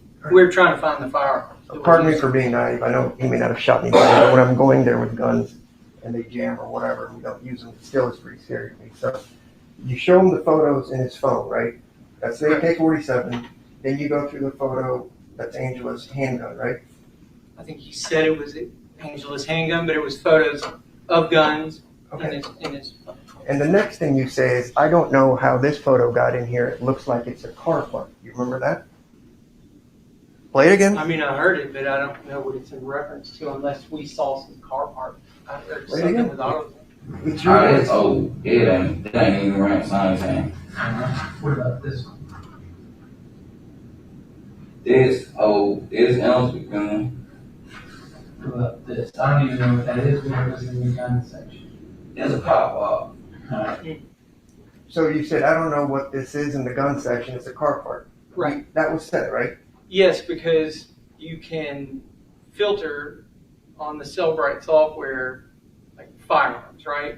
Because we were trying to find the firearms used in the murder. And when we filtered that, we had some that were so grainy we weren't sure, but maybe he could clear it up. He said it was a car part. Okay. It wasn't really, you couldn't really tell what it Right. was. I appreciate the explanation. You couldn't really tell, but these jurors are going to watch that receipt, and you're telling us that that receipt is an AutoZone receipt. It looks like it's got, if you look at the very top, it looks like an AutoZone receipt. It's got the auto part and the zone. It's very difficult to see, I Sure. agree. But it looks like an AutoZone receipt at the top. All right, so that is a great point. You said as part of your investigation, you name it, we collected it, right? You said that to the government when you're talking about how thorough we were? Correct. All right, so it sort of kind of looks like an AutoZone receipt. Did you happen to go about 6 blocks that way to the AutoZone headquarters and just say, could you pull the receipts from that very specific location that you told the jurors about to see if anybody purchased anything? Again, if you look at the receipt in the PowerPoint, you can't, I don't think I was able to tell where it came from. And All right, so now we don't know where it came from, we or know it could be AutoZone. it looks like an AutoZone receipt. Right, well, I looked. But it doesn't, you Your can't see the objection fine print. asked and answered at this point. He's going to dodge the question, Judge. I'm not dodging the question. Objection overruled, and strike your verdict. Again, you don't know if that's an AutoZone receipt. We're making presumptions based on a complete receipt. You're saying that I don't know it's an AutoZone receipt. I looked at the photo and at the top you can see the AutoZone part.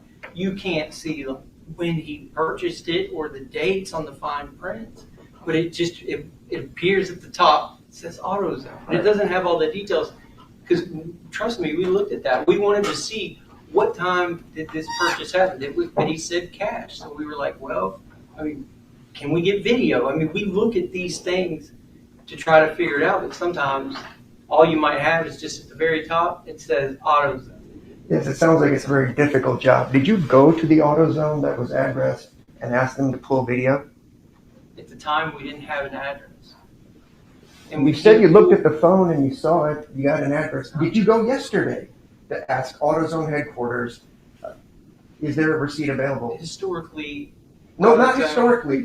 Yes or no? 30 Judge, I days. need him to answer. He's dodging me over and over again. I'm asking simple questions. No, I'm going to object this. Did you go? Objection. No, I did not. Objection, wait.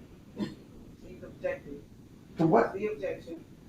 Your Honor, if he would allow the witness to actually answer the 15 questions he's asked, he might get the answer that he needs. I'm asking him to let the witness answer. Let him answer. Did you go to AutoZone at any point in this investigation? I appreciate the smirk, but just answer yes or no. No. Did you The go? objection, Your Honor, I would ask him. No. He's not making. We don't need commentary. All right. Just ask the question. No, Answer the question. I've said no 4 times now. No, 5. Okay, so we never went to AutoZone to confirm what this receipt might be. Did you go to Pressure World to look through all the cameras that they have at Pressure World? I did not. Okay, did anybody do that could magically be on a phone somewhere? I did not. I was not a part of that first part of the investigation. I did not see anything that had any where they went to Pressure World. Okay. So I'm not sure. All right. Thank you.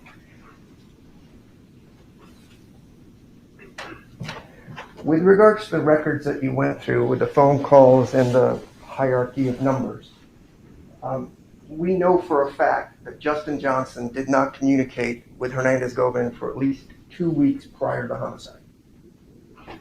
The last call was on November 5th, about 8 seconds. Do you remember that? There's hundreds of records. He's saying they didn't communicate on the phone. You went through a PowerPoint slide and you put up November 5th, so there may have been a call, it was like 8 or 10 seconds. Then we went through the rest of it and there was not a single call between Justin Johnson and Hernandez Govan until after the homicide took place. Do you remember that? Okay.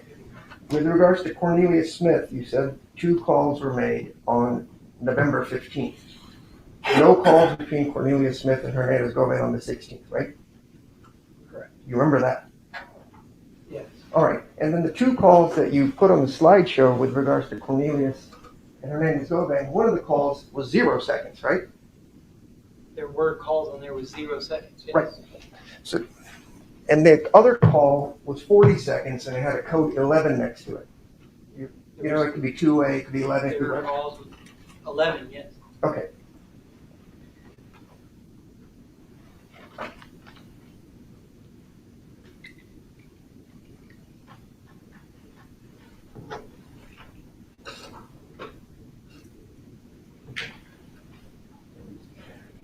With regards to an individual that you had up there that was communicating with Mr. Johnson, Jermaine Sears, during the course of the investigation, remember that? Okay. And he helped them after the shooting get the medical supplies and things. He brought clothes. Okay. Did you bring bandages and such?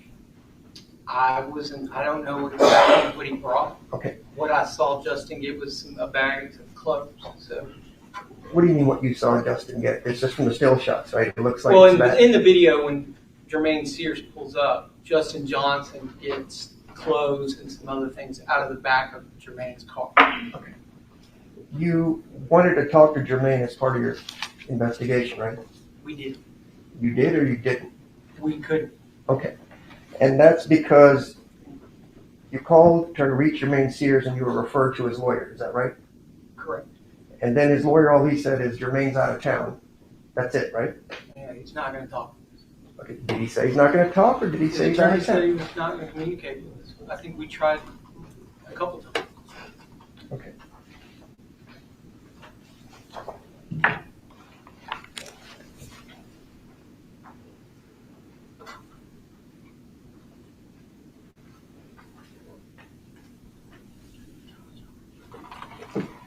Yeah, let's go with this, please.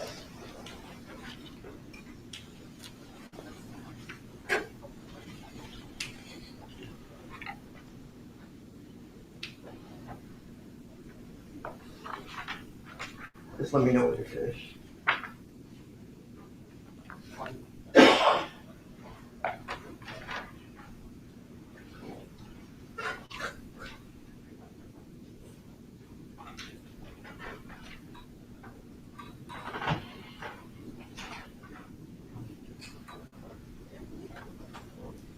Okay.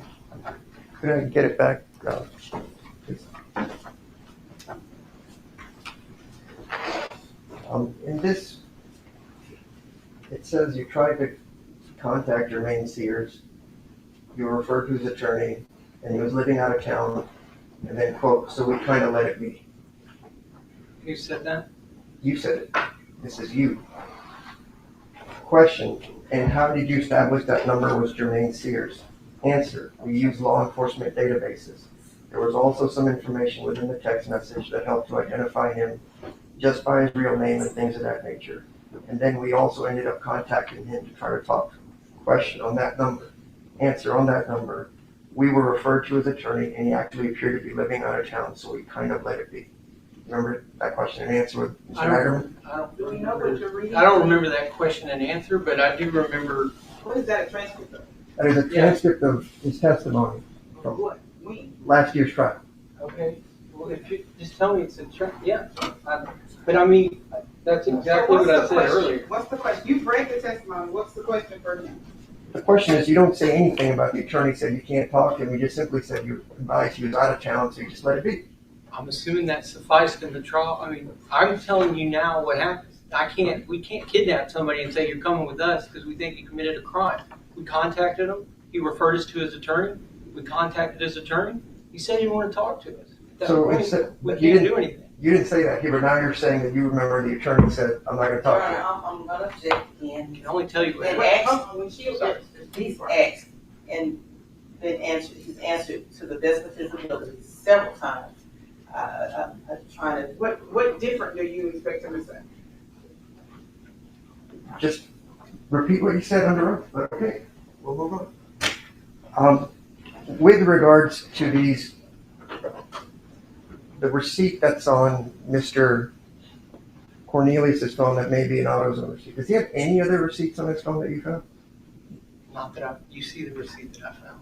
Okay, but you looked through all of it, you said. You worked really hard. Did you notice any other irrelevant receipts on there? If there was relevant receipts, I might have said there are thousands of photos in most of these photos. So usually we find those on the timeline. When we're looking through a timeline at a certain time, which would have been after the homicide, but around the time frame before the car is discovered, then on that timeline we're looking. And if we see him searching on the internet, right, for the covers, then we see at some point like a photos captured then we are like, oh, well, that might be important. But to go through thousands and thousands of photos, Okay. we're just not going to do that. So if it's thousands and thousands of photos, you name it, we collected it. It's not worth it. We just target on certain dates and certain things, right? That's what we're saying. I mean, there could be something relevant in there, but we don't know that. We only pick a certain date. Yes. Okay. With regards to the tables with the number of calls, sometimes there's 14, sometimes there's 20. Are those all communications between the phone, be it text message, phone, whatever? Those on On your prior to slideshow? those out on the slideshow, those are just, most of them were voice, but they're communications. It could be text messages too. Okay. Just label them. So if there were 22 text messages on one of the day between Mr. Govan and Cornelius, you're aware that Cornelius used to buy ecstasy pills from Mr. Govan pretty regularly. He stated that he bought narcotics from Mr. Govan. All right. And you ever had a text with anybody where you say, okay, you say, hey, and suddenly it's 10 texts or 15 texts, just like that? I don't know what the context of that is. Right. I'm just saying, it's sort of being made out to be nefarious. The 22 contacts would be just a simple text conversation about a guy asking, when can you meet me to come pick up drugs? Meet me here. I'm at the store. I'll come back here. It could be anything, right? You don't know. I didn't testify to anything of content, just that the communications occurred. I got it. And you also don't know from those communications if there were 0-second communications, voicemail communications, actual calls. It will show you that there's actual calls, Sure. or that, call forwarding was picked up. And again, like I stated earlier, it could have which we call no reply, which means your phone is active, Sure. right? You could have a non-reachable, right, which means the phone is off. So the phone, it automatically, that code will push it to that call forwarding service. There's a busy, so if you're on the phone, so the phone, it gives you that information. I mean, it's not going to give you content or tell you what they're talking about. It'll give you the duration of the call, what type of call it is, or if it's a text message. So it gives you something. I'm just trying to keep it simple. There's some summary tables where it just sort of had the top 10 list or something, and it's a number of calls. Oh, hot number list? The hot number list. Yeah. And so that didn't tell us if anything actually went through, if it was a text, it was just how many Correct. communications Just we how had. many communications they had on that day. And we don't know if it's back and forth, if it's one way, anything. It doesn't list any, it just shows communications for that individual's phone. Okay. With regards to Justin Johnson, you're aware that Mr. Govan and he were doing music together, music business type stuff together. And there were hundreds, if not thousands, of text messages between those two in the summer of 2021. I can say that's probably true. Okay. And okay. With regards, so we've established that he's doing music with them, and you said, yeah, it's probably true. I would argue there were thousands of text messages about music with them. And with Cornelius, there was almost daily contact, even if it didn't make the hot list, where Cornelius would call Govan to go hang out at his house or come get pills. I don't know what he was doing. Right, but he did speak to you and said, I hung out with Govan a lot. I used to hang out at his house and stuff. He said that he hung out at the house, yeah. He bought drugs from him. Yeah. Okay.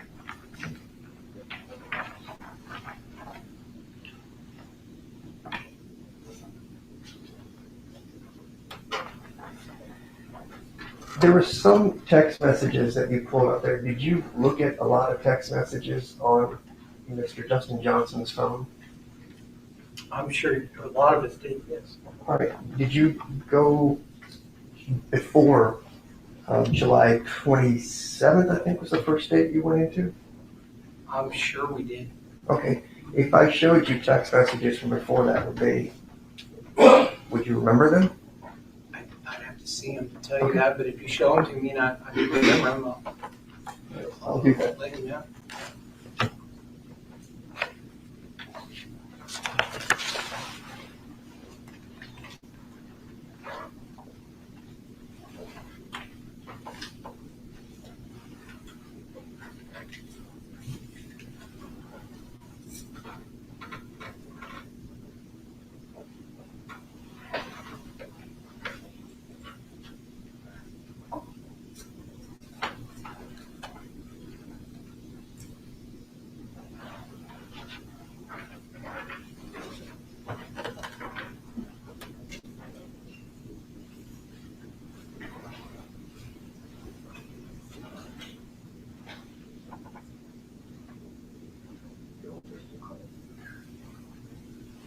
It says, what it says, we're asking, tax adjustments.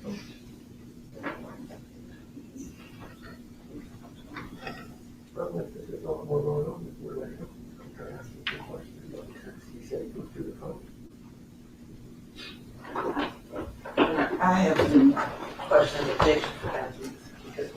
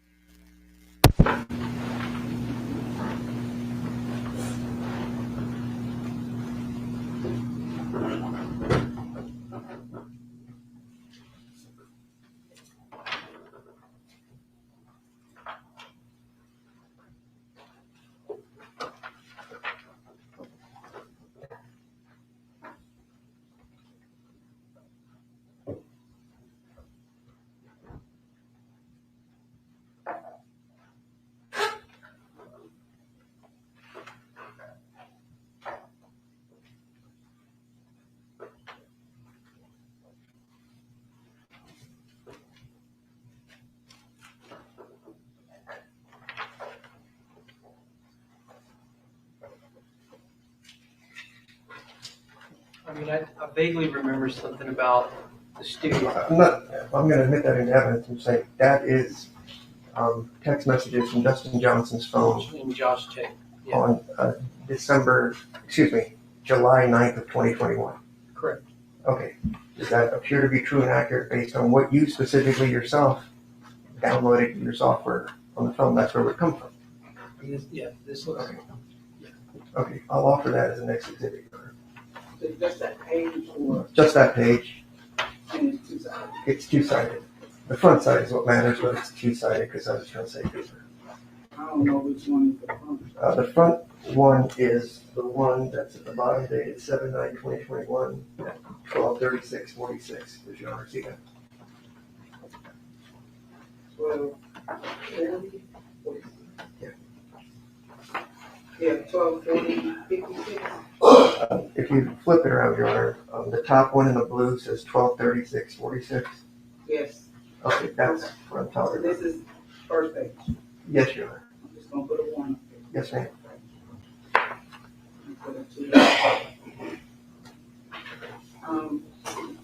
This is a single page of text messages that's been identified from Justin Johnson's phone.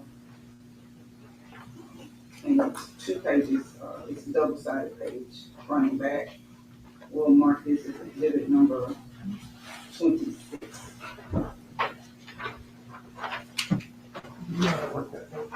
You just misread. You just Publisher? Yeah. Let's see this. Goodness gracious. Okay, I gotta be smarter than this, right? It's good to show you guys. Sorry, guys. Can't get with you. Robert, I'll let you figure it out. You're at 30. You get to be close to 60 and you just can't figure this out.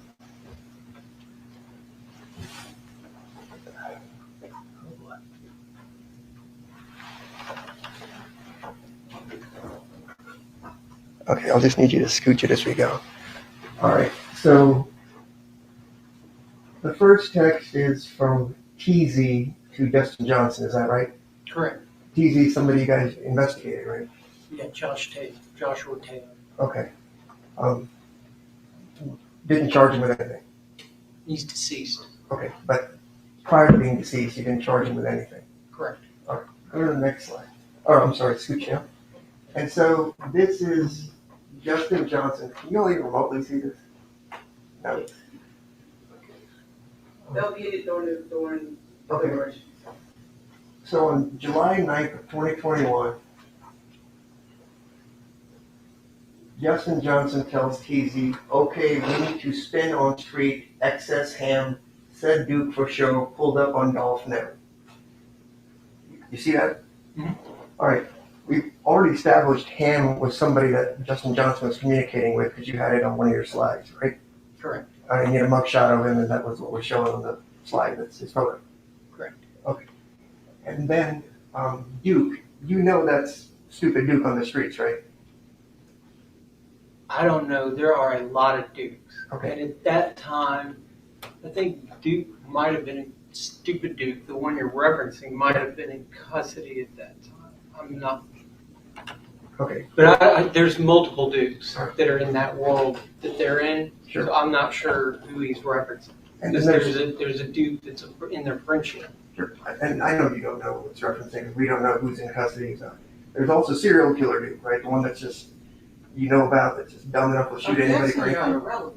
He's the gang member. I'm just asking. I mean, I'm working that case, yes. Okay. I know who you're talking about. Right. I don't think that's a reference. Okay. And then spin on street, what does that mean in gang parlance? That they're going to go shoot something up. All right. So here we have on July 9th from Justin Johnson to TZ that we're going to shoot something up. We're going to pull up on Dolphin, right? Mm-hmm. Okay. Yes, sir. Let's take that one down. What? I know, but I got to admit the next one. I'm going to do one more. Oh, okay. Sorry. Scooch it over. My bad. All right. So the next one from Justin Johnson to TZ is Dolph rented the whole studio out for the rest of the year. Call Joke, let's make some. Right? That's what it says? That's what it says. And that's July 9th, right? Correct. Okay. Because on the slideshow we talked about reaching out to Joke on July 31st, but here they're saying call Joke.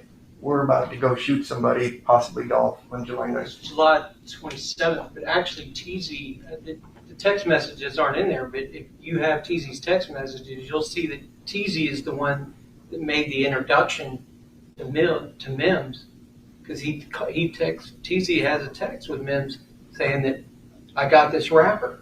His name is Straight Drop, and you need to meet him. So you remember that specifically now? I remember that text. was probably in Anthony Mims' cellular devices where I would think you could look, but there's an actual introduction there. Okay. Because Justin Johnson was in jail in May, and so sometime between May and July is when he sends that message. So that kind of gave us a time frame. Right. I get it, but a few minutes ago you said he would have met him at the weed shop or wherever the smoke shop was on July. I'm just showing you that specific time frame. Okay. So if Teasy, if you're saying made the introduction to Justin Johnson to Jook, Govan didn't do that. You just said Teasy made the introduction. I see there's a text message where he's making an introduction like, hey, Teasy is telling Mims, I've got this guy. Okay. You see what I'm saying? Like, he's introducing as like, I got this guy. I got you. All right. We can take that down. I'm going to go to the next exhibit.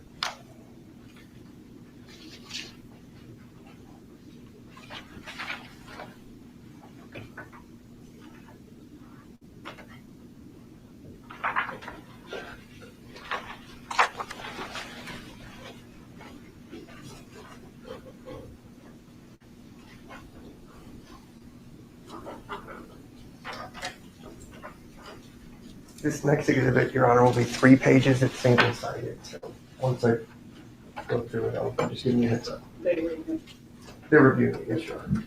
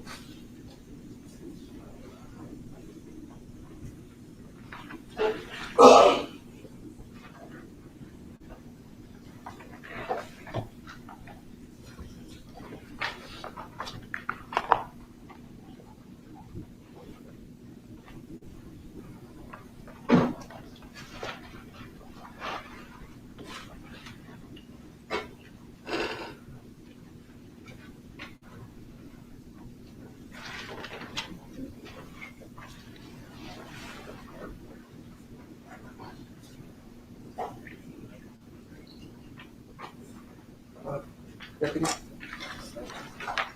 I said 3. I'm sorry. It's 4 pages, Your Honor. I'm just going to hand you a 4-page exhibit for the witness.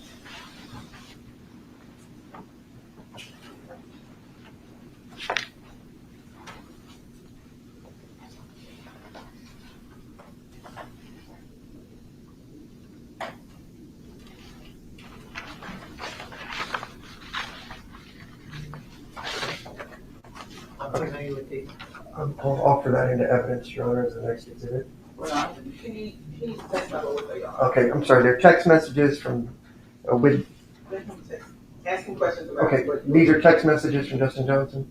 They are. Okay, and they're dated July 28th, 2021.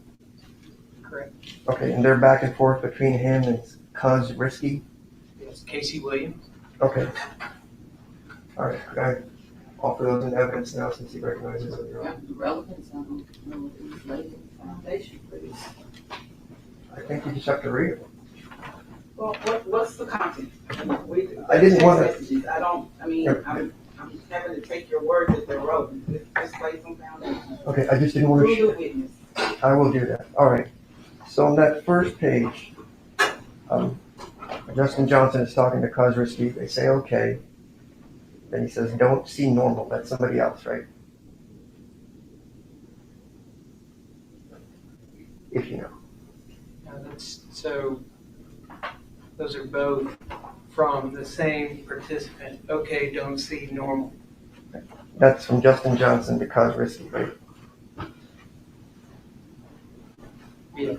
All right. Or no.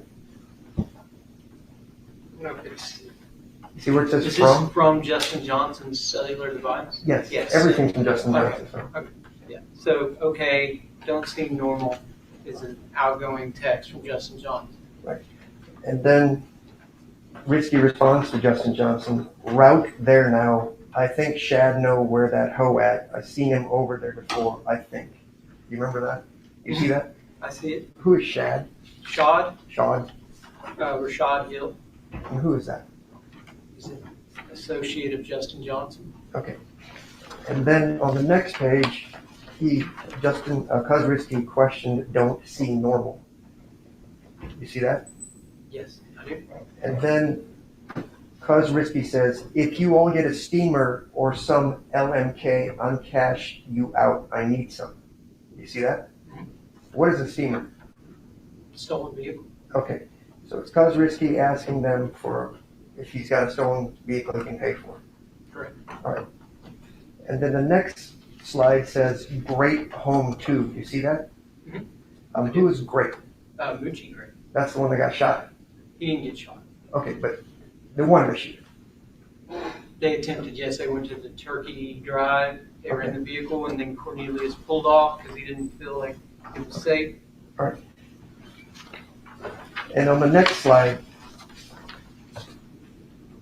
he says Muchina. That's Justin Johnson saying that. Just referencing Moochie Gray. Right, and the other fellow says, yeah, implying that's him, and then called, right? That's correct. Okay. And then that last one, just for the record, just says pulling up. Yes. Okay. I can take that back, and I'll offer that into evidence as the next exhibit, Your Honor. I asked for relevance.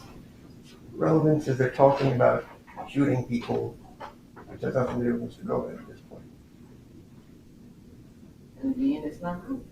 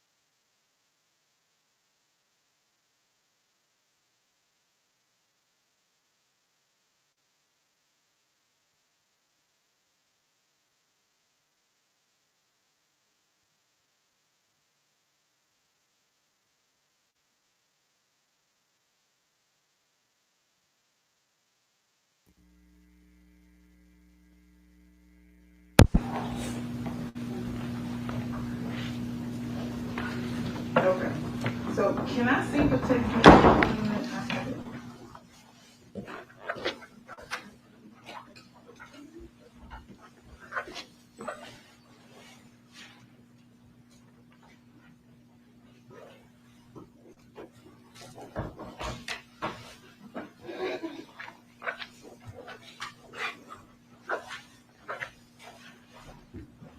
And who is Cuz Risky? They said MC somebody. I don't know the legal name that I could find. The detective said who it was.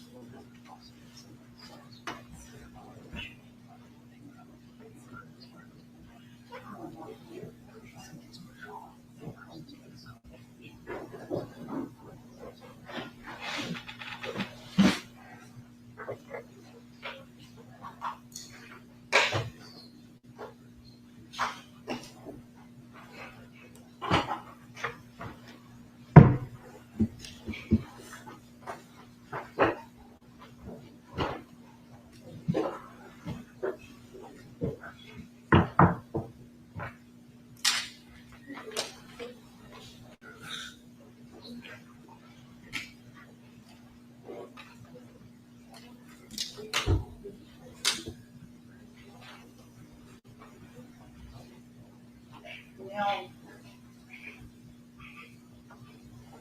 I know I'm not the most hippest person. Yes, ma'am. I don't understand this language. I didn't know what spin the street was, but apparently if you Google it, it says shoot up the place, and that's what the detective actually agreed to. But my point here, Judge, is we've gone through a lot of inferences of addresses and phone numbers and all that. Okay. Saying Govan's the mastermind. You look at, mastermind is my word, but you look at the call logs and this, and he must be coordinating everything, is what they've been sort of arguing throughout this time. My point is Justin Johnson had connections way beyond Mr. Govan, and he's doing all this stuff on his own. That's what I'm trying to show the jury, that he didn't have to listen to Govan. He already had a direct line to Junk, and he was trying to do other crimes, stealing cars, telling them where people were so they could be shot. He's a PRE member, and that's been going on. Based on that argument, I understand why you asked to enter the previous exhibit 26. Yes, sir. But I don't necessarily understand what that argument has to do with this. It's essentially the same thing where he's tipping them off where they are. Remember, Mucci is a PRE member. They're out there to get PRE folks. And we've already established on July 1st that let Juke know we're going to do this.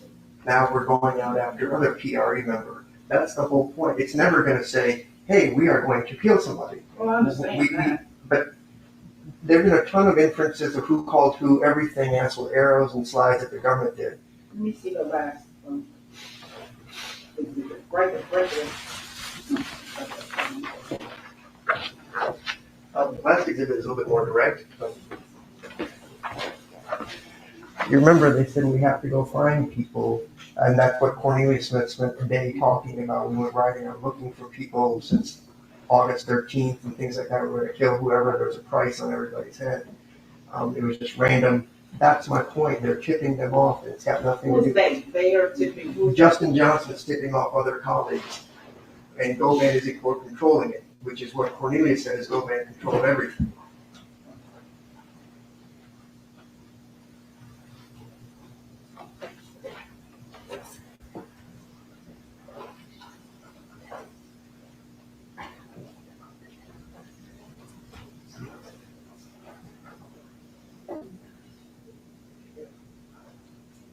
Is Duke a PRE?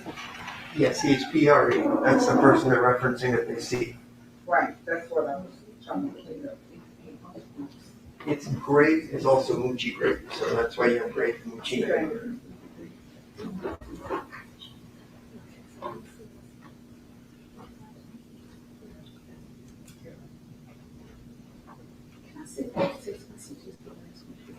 I'm sure she's got them all there.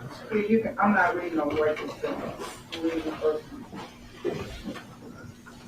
She's reading the first one, not the one that has the video.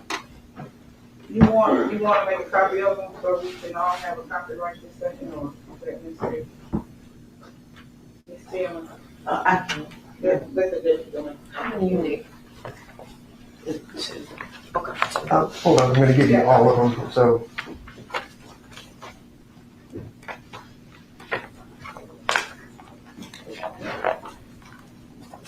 Two copies. Yeah, and then take this one too. Thank you.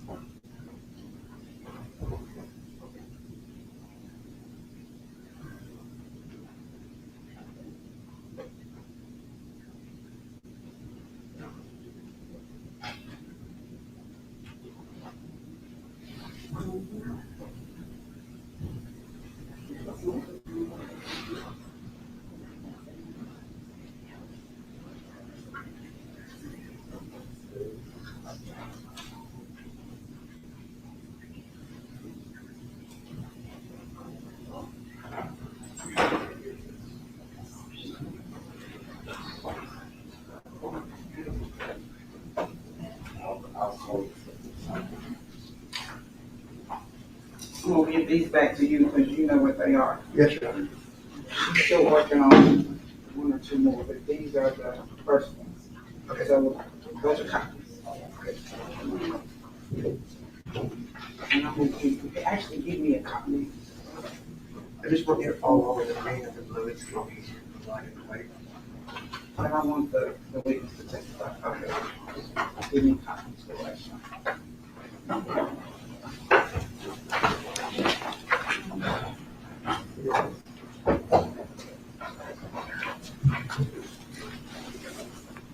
What you can do is Mr. Aurora. Yes, Your Honor. Do me a favor. The one that's so right on top. Yes, Your Honor. The first text on the right is that blue or green. So I know. Yes, that's in green. And That's green. yes, Your Honor. Okay, and then the other one that you gave me. What's the date on it, Your Honor? The text message says August 22nd, 21. Okay, got it. And then the other one that's July 28th, 21. Yes, Your Honor. That blue green. Correct. And it should say 30137, the first text in green. Is that correct? Wait a minute. July 28th, that's the one you're looking at right now. July 28th to 21 at 30137, right? Yes. Is that blue or green? That is green, Your Honor. I just kind of need to know so I can keep up.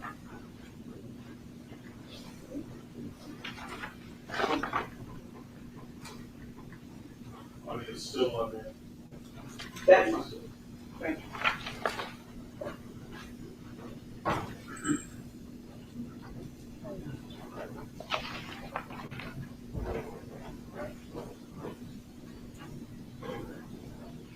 I know you need.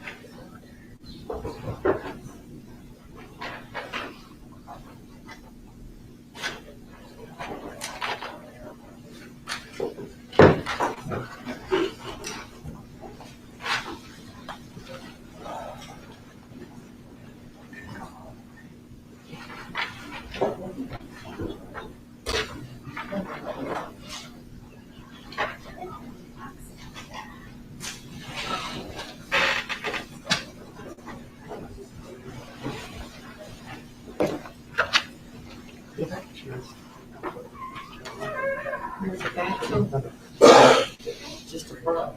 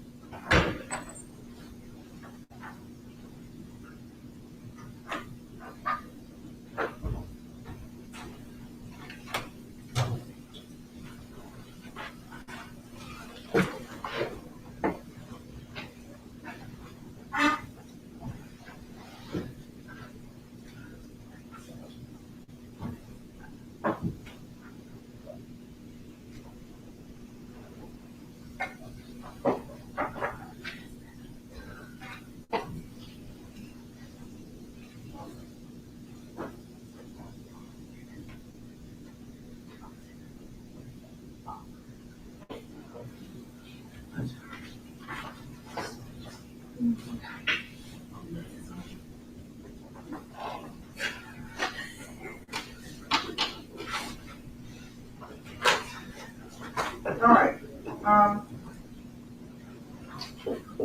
Are you ready? Y'all ready, are you? Yes, sure. So the objection has been made to the two other text message trails from Justin Jones. Johnson.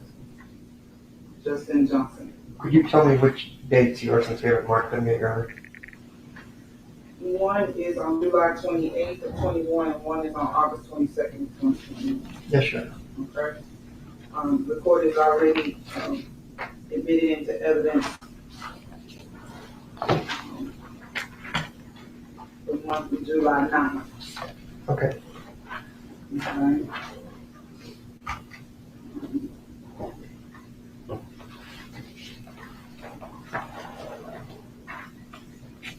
Ms. Taylor has made the objection as to why this is irrelevant when you try to enter these in the evidence. And your response is? The government's theory in this whole case is Mr. Govan has hired these two individuals to go shoot PRA members, and they're doing it as his direction, even though Joke's not hired for whatever he's doing. My position is Mr. Johnson has his own connections, is doing it on his own, and therefore I'm trying to break the chain of the conspiracy, at least cast doubt on that, because there are clear text messages where he's identifying PRA members to other people. Either he's going to shoot them himself, as in shoot up the block, or we see Muchi Bekwu and they say pulling up. Whether the shooting took place or not, if you don't fire a gun, apparently it's not a shooting. Don't scare me when he points a gun. But my point is, this is happening and it undercuts this whole theory that Govan's sort of the ringleader of all this kind of stuff. That's what I'm trying to get at, because he's doing it over and over again in the exact conspiracy member on his own. Ms. Dale, your response? Actually, stay with withdraw our objection. Uh-oh, that's something. Let's get in trouble.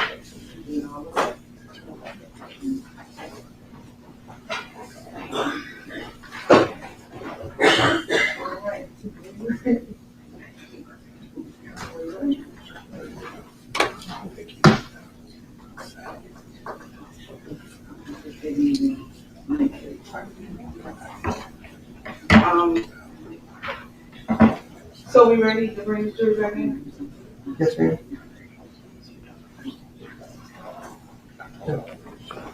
You can tell the witness to come back in, please. You can bring the jury.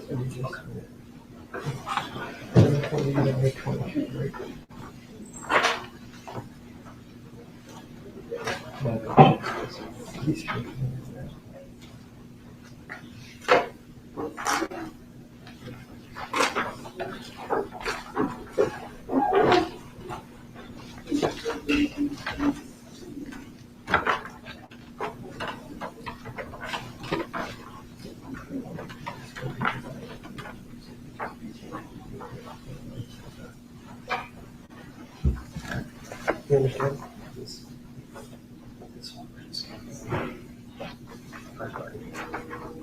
No, that one's coming in.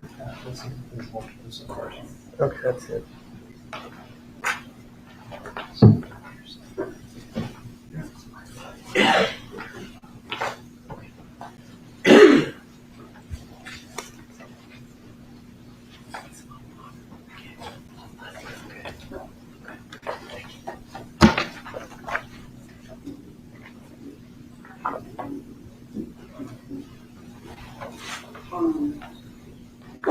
This way.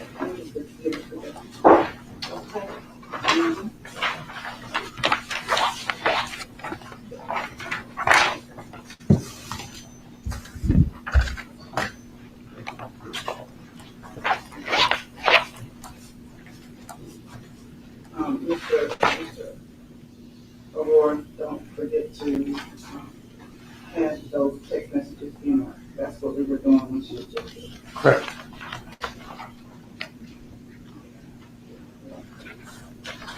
Ready, Your Honor? Yes. Ready, not ready, and report.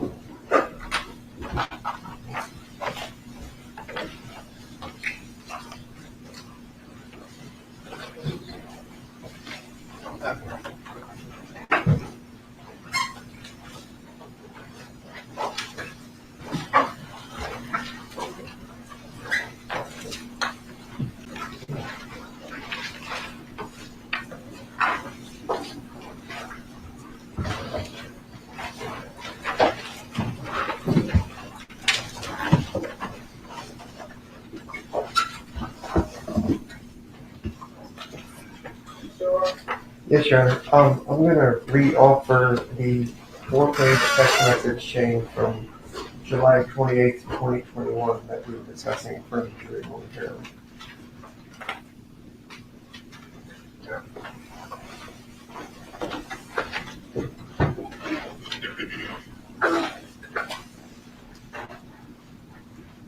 This is a 4-page document with text messages, and it's been identified as text messages from between Justin Johnson and Cuz Risky, the detective was kind enough to give me his real name, but I don't remember. Casey Williams. Casey Williams. Casey Williams. We're gonna mark this as exhibit 27.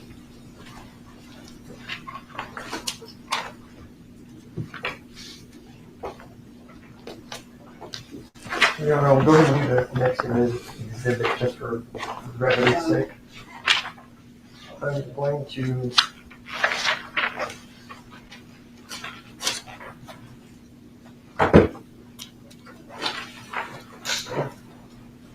actually let's just go with this. I think I've got all the paper to confuse myself. So let's just go with exhibit 28.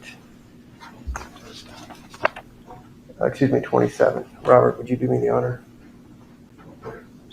Can I publish it here? Yeah.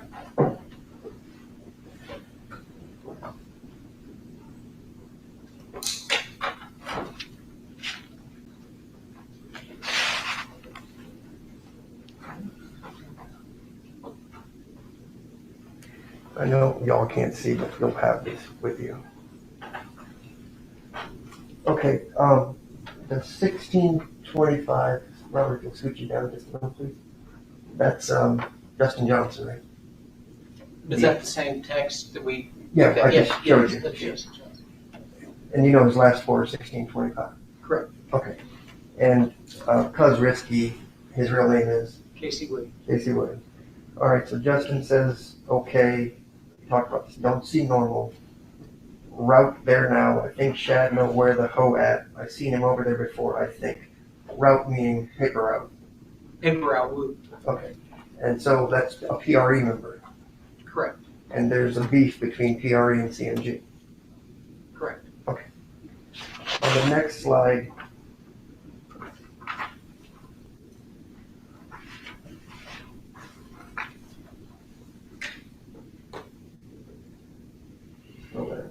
we've established that they've seen paper ubu, as you said. The question, don't see normal.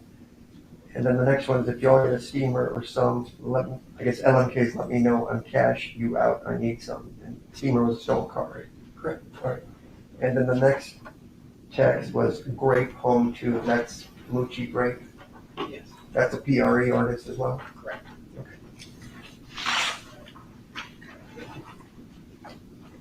Okay. And then Justin says Lucina, again, Lucci Grape, PRE number? Correct. Okay. And then we have a yeah, and we have a call me. And then we have a next page, please, Robert.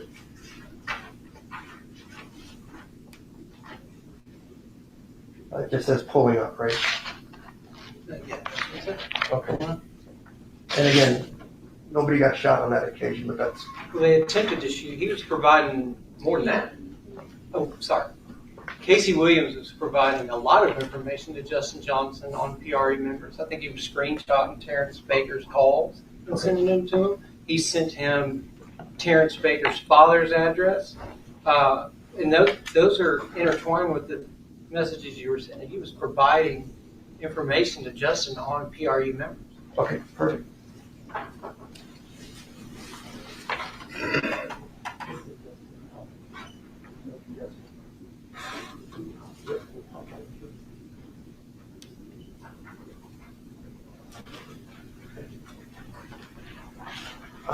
Deputy Sergeant, you get your steps. 2-page exhibit. It is text messages from Justin Johnson to Joke, and we can explain who that is.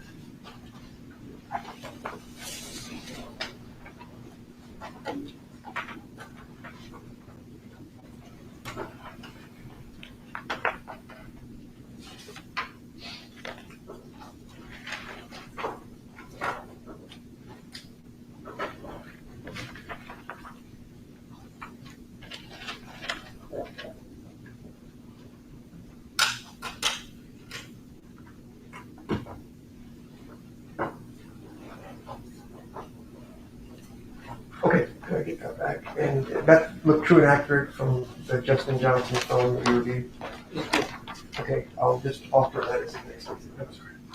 No, he needs to testify to what we're doing. Okay, all right, let's keep it there. No, very good. Got to testify on that. All right. Justin Johnson texts, I was just chopping it up with Jook. My phone was in the car, baby, right? Correct. All right. Chopping it up with Jook means what? I'm assuming he's saying he's been talking to Joe. Okay. Could chopping it up mean hanging out with somebody? Generally means you're conversating. Okay. And this was on July 31st, 2021, correct? Correct. All right, and this is true and accurate from the downloads, I guess you did from Justin's phone? Okay. Yes. Thank you. Your Honor, can I offer that in the evidence then? Any objection?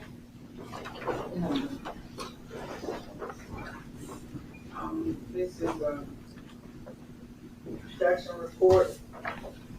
It's been testified that these are text messages from Justin Johnson, the 1625 number to who he maintained with you? I'm unaware who it is. I think in the thread it seemed like it was a female. I'm not sure who she was.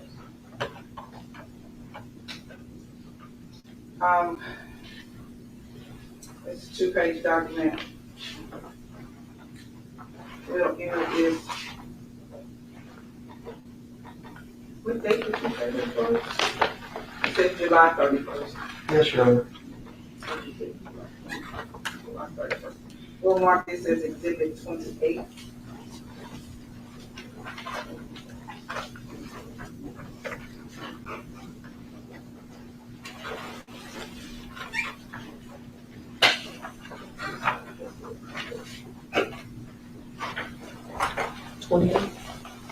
I checked the other exhibits, so I'm guessing it's 28. Okay. Well, I'm just going to publish it, so I'm going to put it in the machine. May I publish it?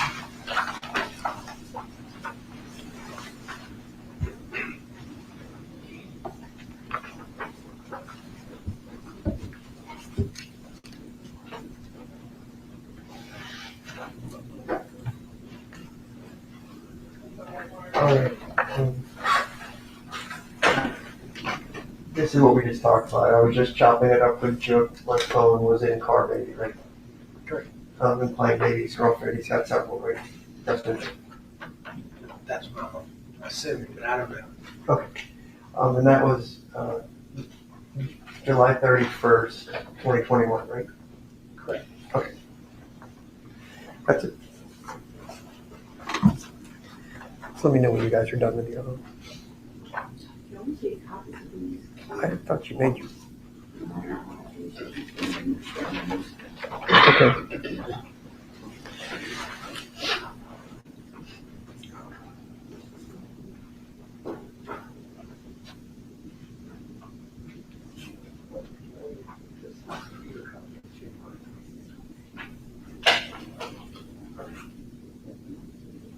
Alright, I'm now going to show, without tripping, the witness a 3-page text message chain, if you could please.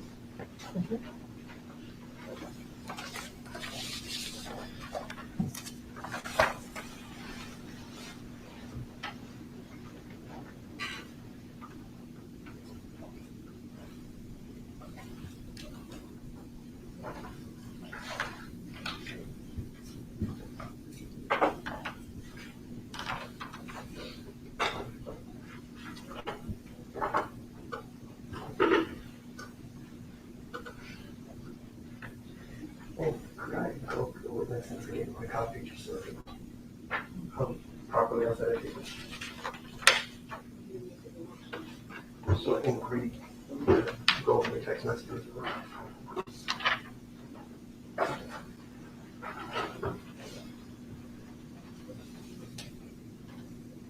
I mean, I don't remember these text messages, but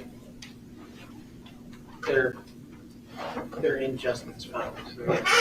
I'm not being aggressive. I'm just going to come up here since I'm waiting for another copy.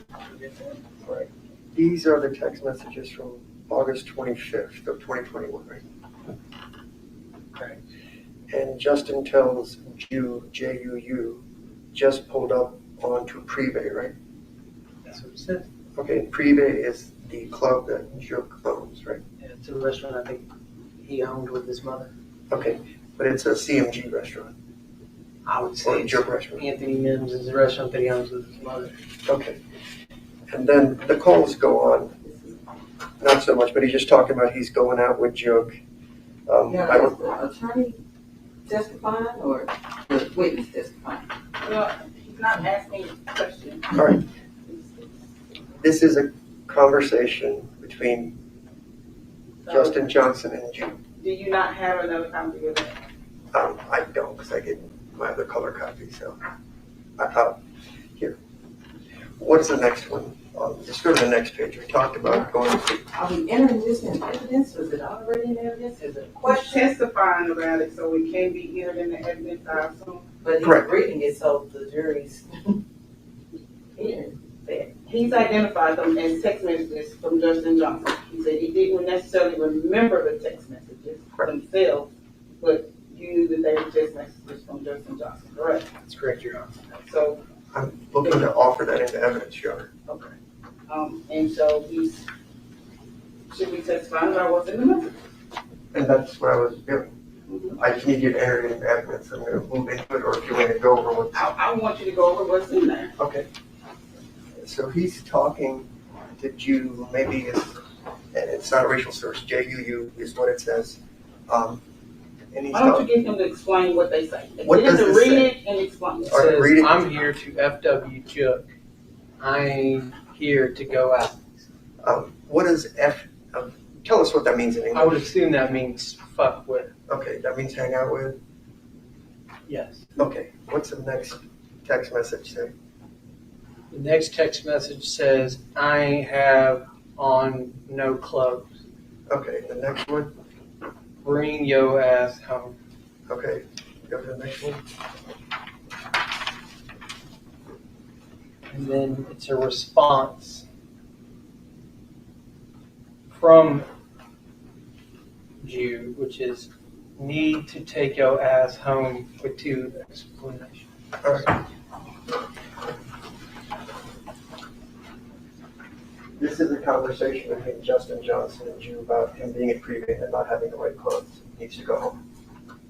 Yeah, you can surmise that, it sounds like. I'll offer that into evidence, Your Honor.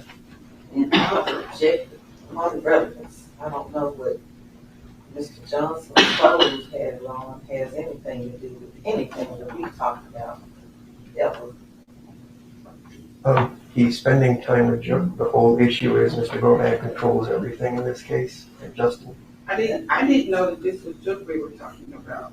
You Yeah, said JUU. that's to his girlfriend that he's hanging out with Jook on that date. That's where he says, I'm FW with Jook.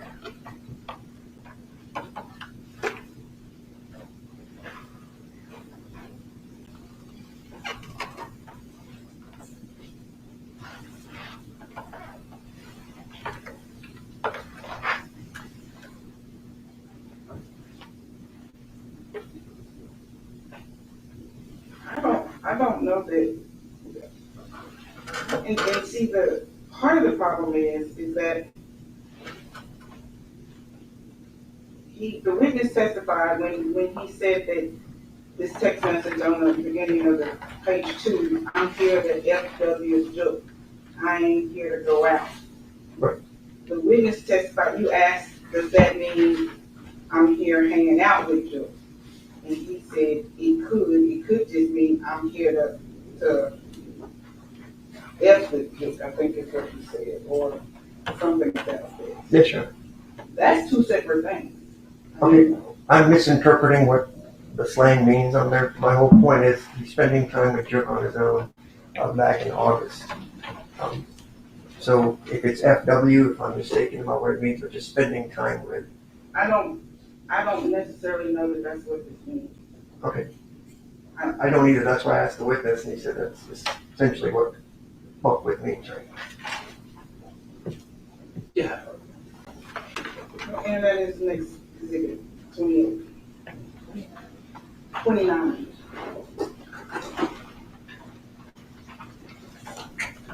Like, for the sake of everybody's sanity, I'm just going to stop with the text message and just a couple more questions and call it a day, okay?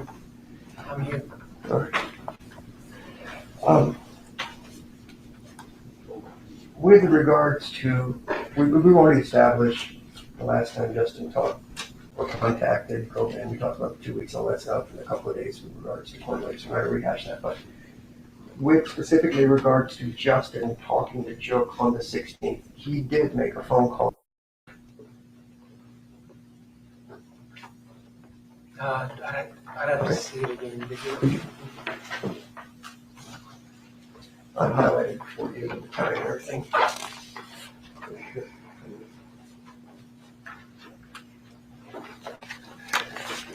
I just pulled the actual page.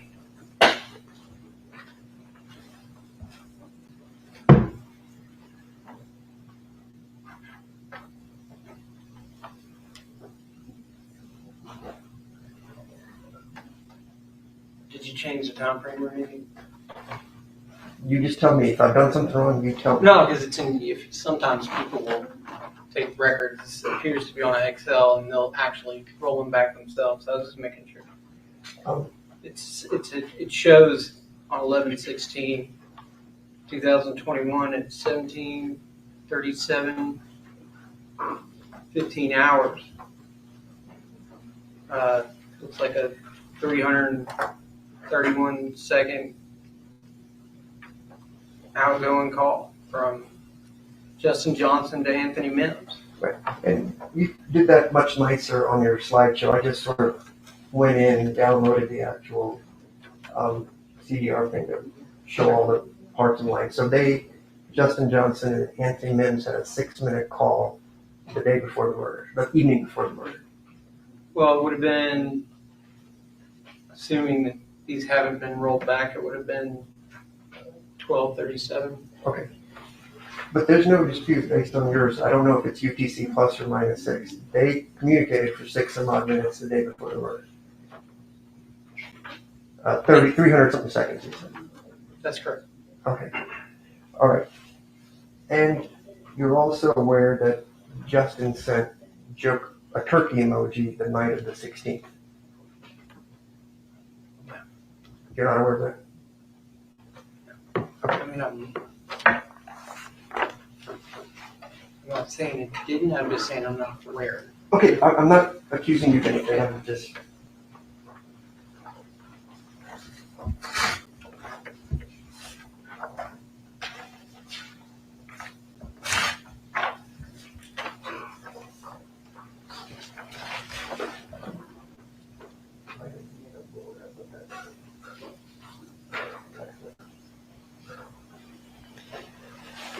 If we could approach the witness, please.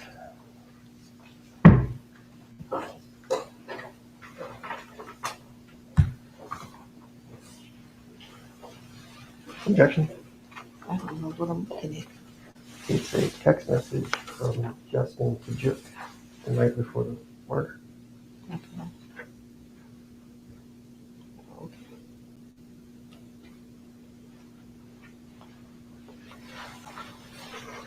Are we approaching it? I thought this was next to the. No, Can you talk, please?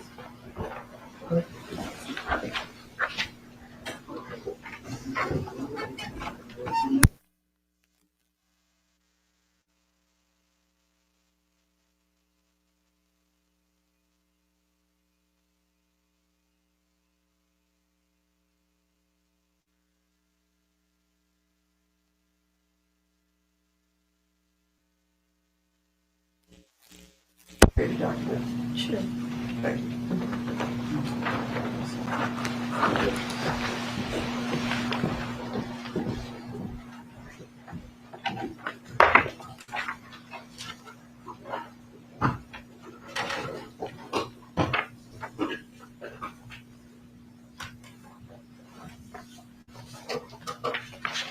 Okay, this is a text from Justin Johnson to Juk. Can he testify about that, please? Yes, Your Honor. Who are the texts from? So it's from Justin Johnson to Anthony Mims. And I know there's more than one text, but I'm concerned about the one on record. I'm starting with the first one. It was on August 13th at 12:56 a.m. Would you look at it again? Are you sure it's not November 13th? Oh, I'm sorry. Oh, yeah, November 13th. Okay, I'm sorry. 12:56 a.m. And it says, bro, we got put squeeze on Wicked. That video ain't really shit. Right, and the next one, if you could say, that's the one I'm worried about, is the next one, the one from the 16th. If you could review that, please. Okay. November 16th, 2021, 4:37. It's Justin Johnson sending looks like a turkey emoji to Anthony Mims. And so that's the only page I would alter, and that looks like that came from Justin Johnson's phone based on the numbers, and that's Juk's number that it goes to, correct? Yes. Okay. And we don't need the second page, I was just doing a large version of that, Your Honor. So just the first page is all I'm looking to. Any objection? You want this too? No, just give her, I'll take it back, but we just admit the first page.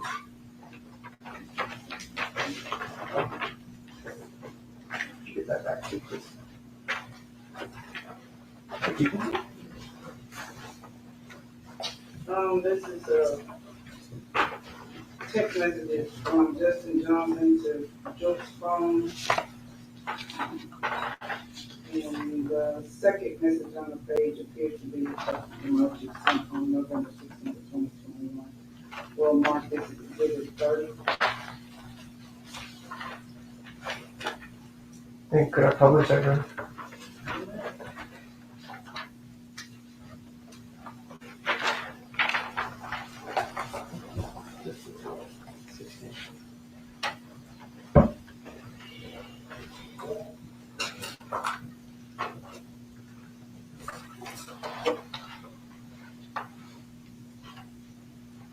And I know it's hard to see, but that's the text message that Justin sent to Juk the day before the murder. The turkey emoji, yes. Okay, thank you. Take it down. So we've already discussed all the hardware store and all the other stuff. With regards to Jook, did you all ever try to interview Jook?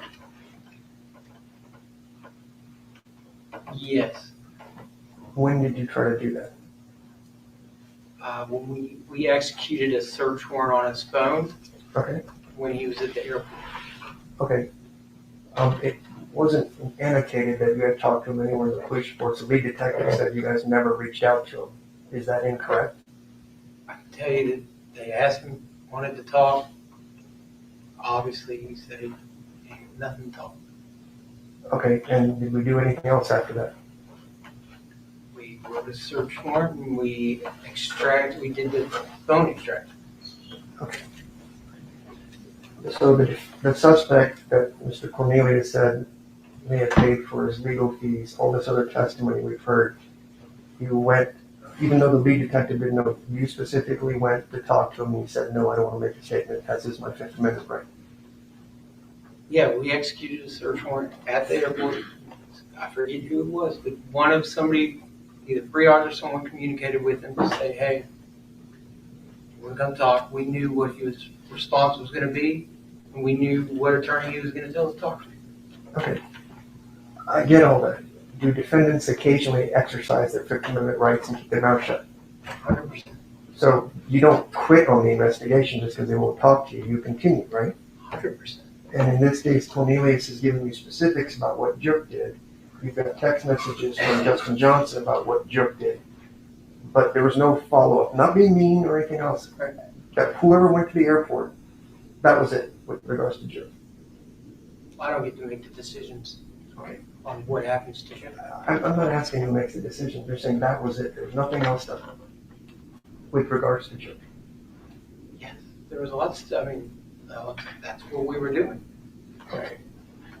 I'll let it be. I think I get it.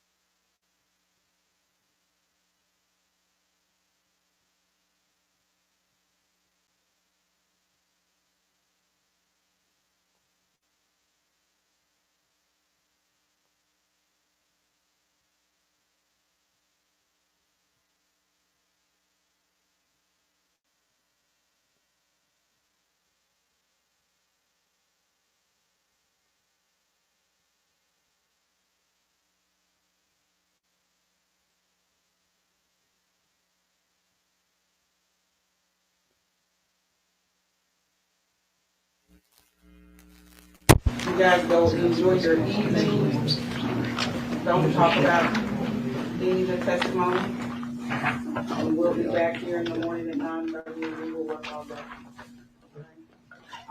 So enjoy your evening. Leave your notes here. Thank you.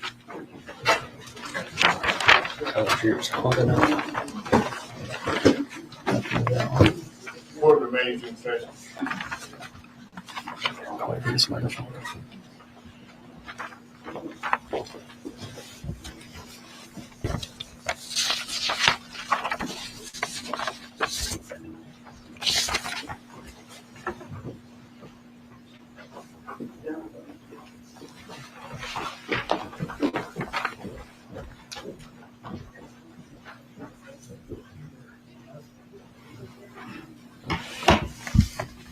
Oh.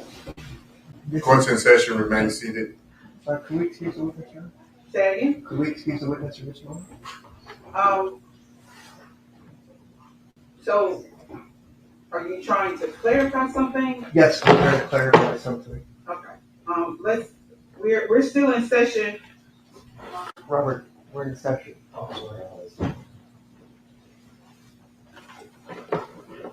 trying to clarify. What I was saying is, yes, we talked about Ham, and Ham is Rashad Hill's brother? No? Okay. Here are the ones we've admitted. I'm trying to look for that one. I know we mentioned it, but I don't know if you admitted that. So here, I'm going to give you all the exhibits, rather.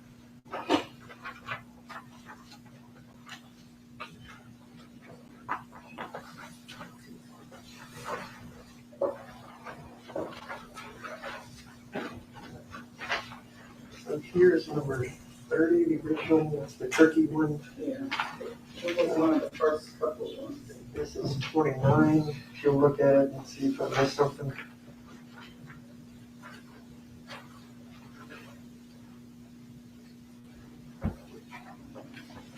I see it now here.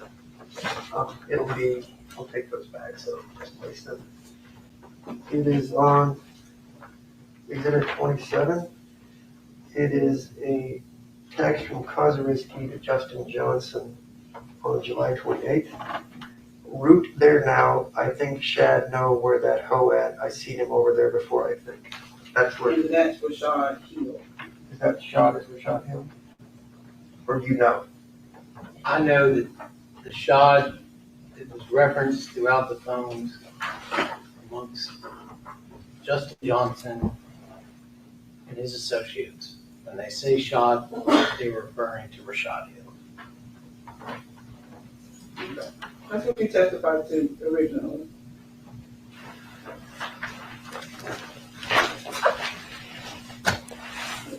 So there's no text message to Shad or Rashad Hill. This is just saying who's there when they're talking about shooting somebody. Or, I'm not sure which.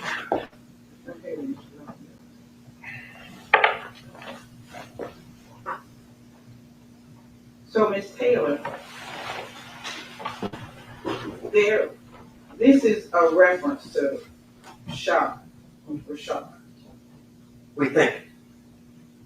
Well, we think. He testified that it's based on his familiarity with these records that they're referring to Rashad and they're calling him Shad or Shad. I don't know how what you're trying to enter into evidence now is relevant to this, because this doesn't, go ahead, I mean. Can I see that? Sure. There's so many that we are getting copies of, so. And I don't call any other testimony, and I won't say reference, but I won't call any other testimony regarding Rashad Hill.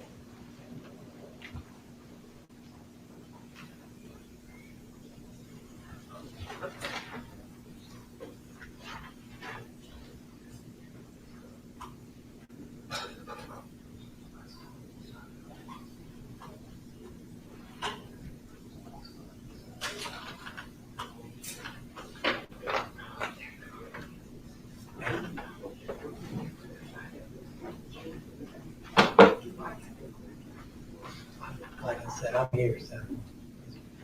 However many days you need me, I'm good.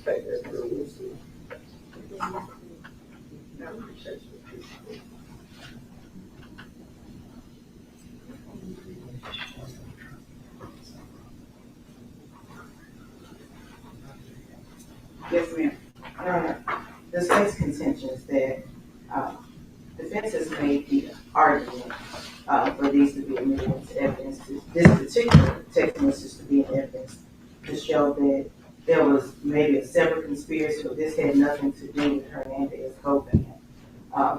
This text message references a shot that Sergeant Brown has testified he believes to be Rashad Hill.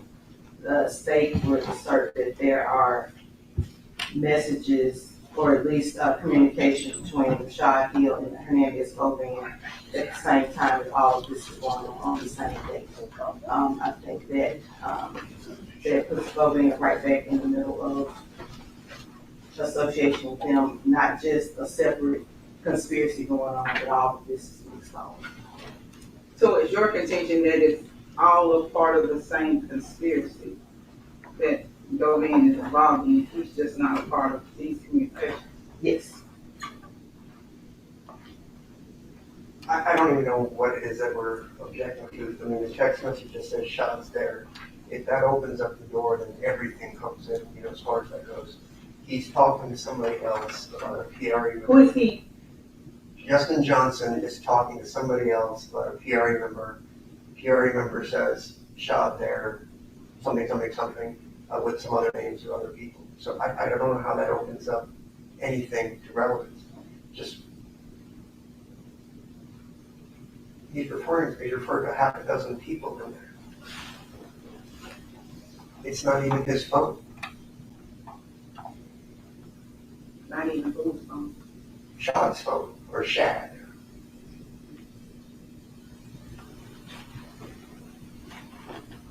Do you have anything further? Do you have anything further? Several of these text messages reference several different people. Thank you. That was his point. They referenced several different people. It would, your argument would be a lot more cogent if those messages or some messages had been from Justin Johnson to Shad or Rashad. But that's just a reference of him. And so I don't know that we have an objection here, but I'm not gonna allow your question. So, although we have excused the jury for the day, you are on redirect. Other than that, do you have any other redirect? We're done with the jury. We're done. I just excused the jury. But if you don't have any other redirect, then this officer doesn't have to come back in the morning. Because that was your, that you, when I said, Miss Taylor, do you have some redirect, that's how you. I asked it to come back in the morning. We may have. I tried to. No problem. No problem. I'm good to go? Yes, sir. Okay. All right. Any other matters we need to take up before in the morning? I'm guessing the state only has one other witness, which is the medical According to the examiner. list. I'll have. What? I was asking the state, as far as you know, you don't have any other witnesses? No, not at this time. So I just trying to figure out, when to have my witnesses here. If we don't know. Right, If there's so this- he's gonna come back in the morning. I would suppose there's not gonna be much more for him, but we'll see. And then their last witness, you probably need to have your witnesses here by 11? 10:30, 11, yeah. Okay, I'm just gonna have some of the folks run, so could we respectfully ask for 11? If they don't have questioning, I'll get them here earlier, but I just don't wanna be That's fine. dragging cars back and forth, because I don't have the resources. That's fine. Okay, we just have one car. Just one witness? One car. We have multiple. I Oh, just you gotta have go. one car. I understand. Okay. Yeah, if it looks like things are going a lot quicker than we expect, then see your car. All right, otherwise, if it doesn't, just give me a second, I'll text and we'll get it going. Yeah. Thank you. Sure. If we finish Right, everything let's tomorrow, talk about tomorrow. okay. I anticipate, based on your proof, being finished with the proof sometime tomorrow, fairly early. Well, Treon Ingram may take a few minutes, Your Honor. Okay. Remember that one, we sort of went through the motions. So that's the only one that could take time, the others are relatively quick. Okay. That still would hopefully get us to mid-afternoon. Right, we will finish before 5, there's no doubt about it. Yeah. And so I am working on the jury charge. Yes, sir. I will email a draft of that, so you at least know those things in it that I'm including, and I'll give you an opportunity to, we'll discuss that on the record. You'll ask for making motions of anything you want added or something you think is not appropriate. But I will send you emails of that this evening. And we'll see how early we finish tomorrow. If we finish in decent time, I'll go ahead and start the jury. Unless we finish extremely early, we probably won't close until Thursday. But go ahead and be working on it, because if we got time, we can get it all in there. All right. Sounds fair. Anything else? There you go. Anything else? You can adjourn. All rise. This honorable court is adjourned till tomorrow at 9 a.m. 9:30 a.m.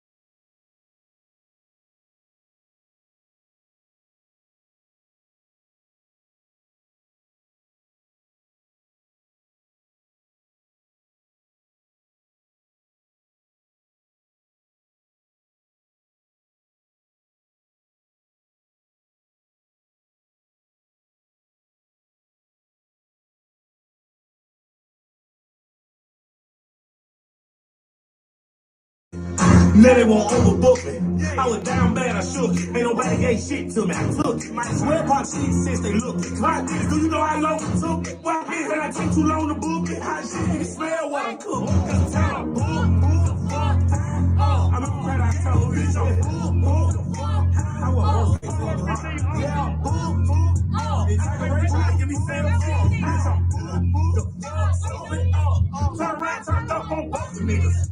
I thought I was local, D. Now they spitting up dope with niggas. That's what I told the niggas. I'ma need that deposit up front. Nigga, that's 2,500. Yesterday ain't the same price today. Nigga can't afford me no way. Can I get a S? Nigga stuck, sitting, stressed. But I'm out here standing on business. Bitch, book business and I'm blessed. Niggas broke talking about who the best. Who the dope sticking notes all over my desk. I was saved by the bell like I missed the bell. And hate to tell the nigga you failed. I'm popping, plus this ice on me. All my pockets swell. I'm up and thank you very much. I'm going out like Elvis.